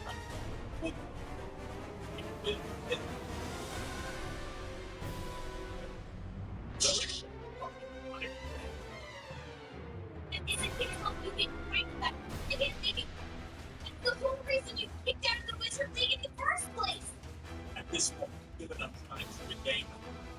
We want power. Then we will be able to wash away the sins of the past. And all what happened in the future. You guys are completely insane! We're related at ways of time. Folks find the time yet. For a power.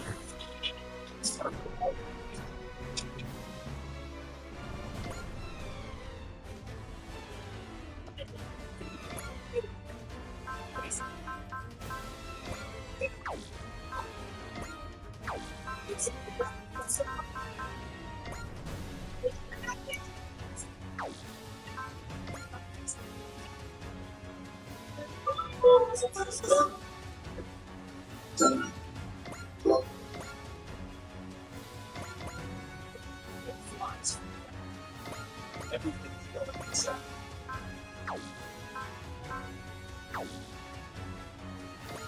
One. Be ready!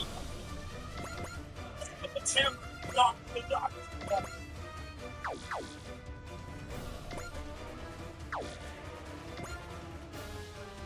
So you work together, not even Eric or Rick.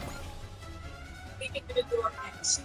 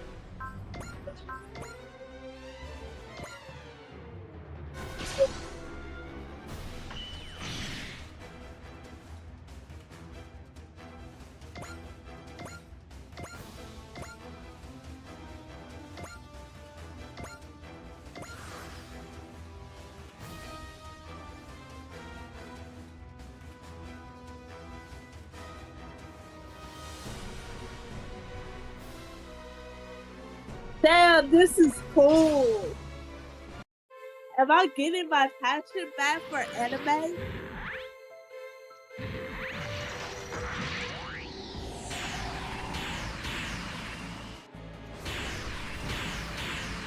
俺の生存本能半端ねえ。やれるの鶴が。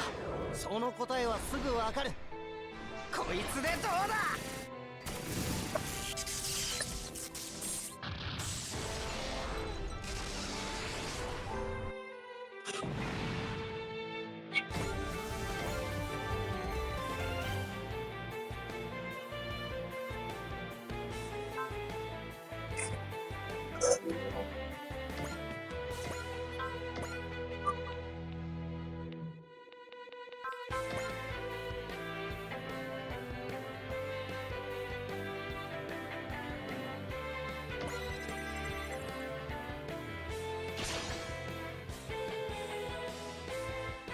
EDF の兵器の性能見せてもらう。ナイトメアフレームが相手なら先読みが必要になる。全センサー最大化、出力最大で発射。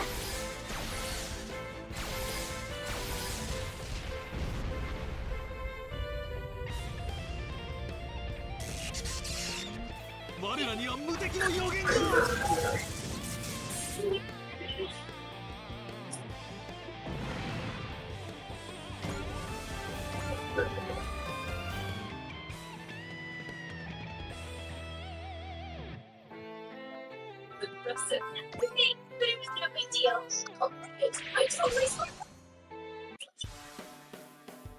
ジルキスタンの戦士ガンダムの名は通用しない。もたもたしているから、そこまでよ。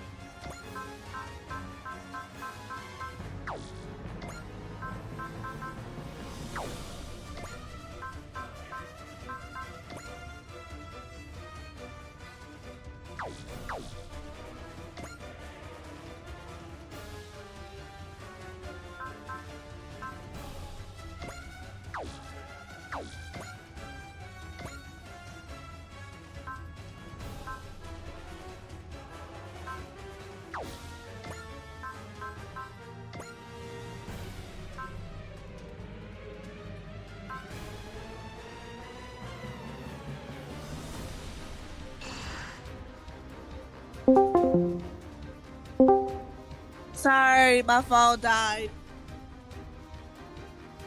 My signal went crazy.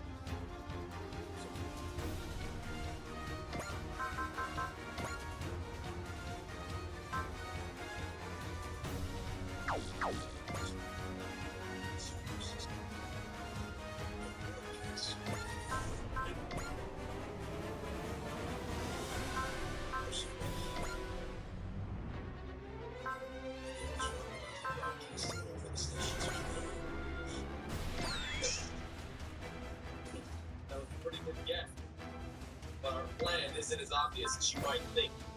So tell me those landings won't get hurt.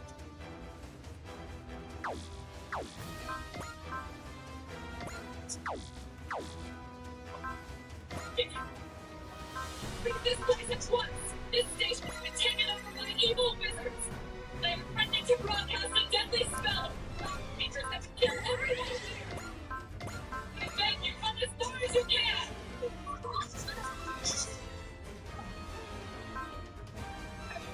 Why don't you make everyone panic like that? I'd rather that than watch all these people down.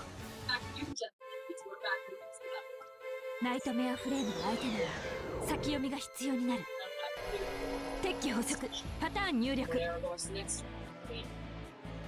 逃がさない。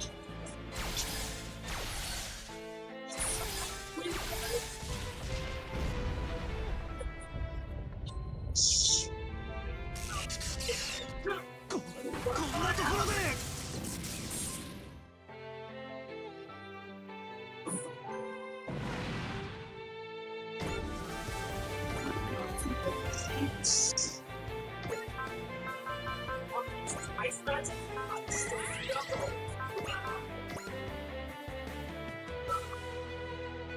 This is your last chance to tell me what you plan. You're not going to broadcast the over my song on the PA system. 進路がクリアにならない。大丈夫。私たちが何とかするから。撤去補足。パターン入力。逃がさない。お前行くか。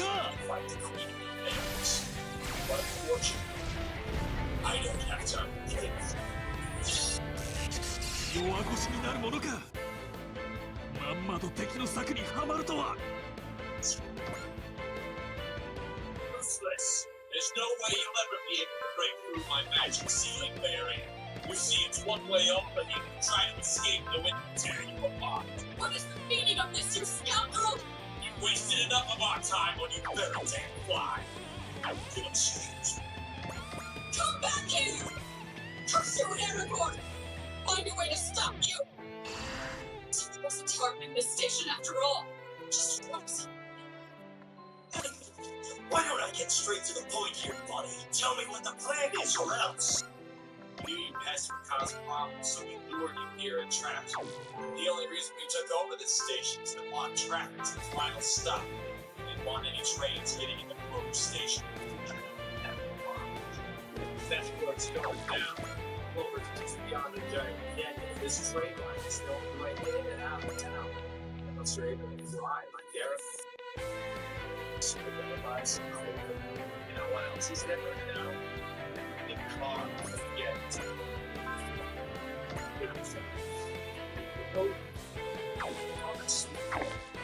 This is turning into two bastards.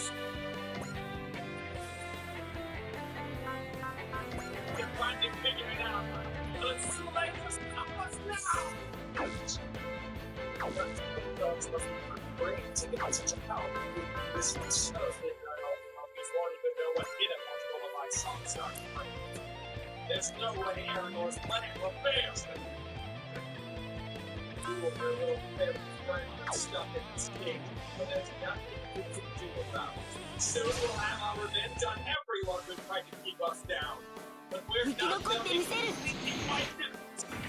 私たちの連携を見せるよ。足止めは任せな。もらった。コニー、やっておくれ。Now take this straight.最後はバズーカです。But then the closest thing we have to parents, sir. 嫌な敵に当たったか。レジスタンスにプロの戦い方を教えてやる。食らわせ。今のは危なかった。みんなが作ってくれたチャンスを生かす。水のI'll show you there until you catch me terrifying and dark.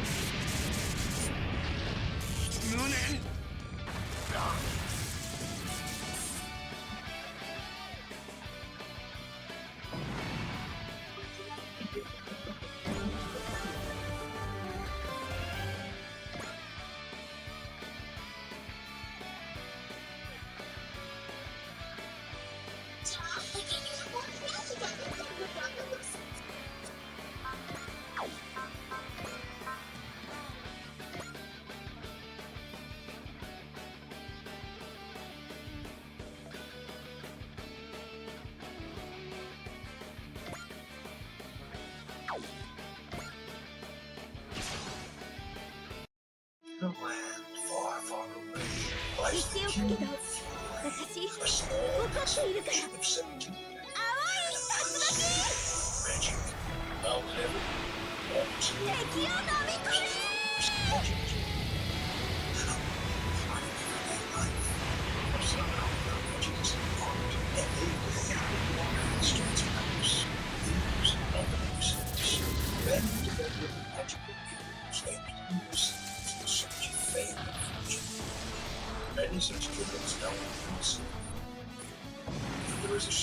filled with a single town that sails high above the rest, one for which countless legends. A world no nothing in legends will it's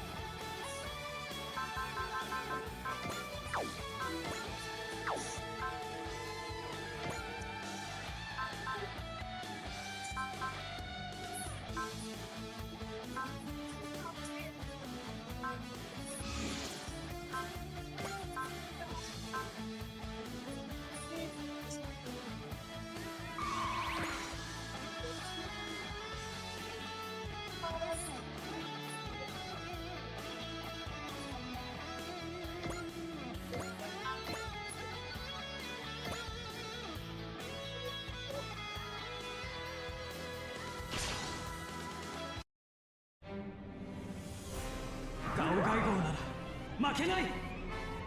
まだこの手がある。ヘルアンドヘブン。ゲンギルガンゴーグフォー。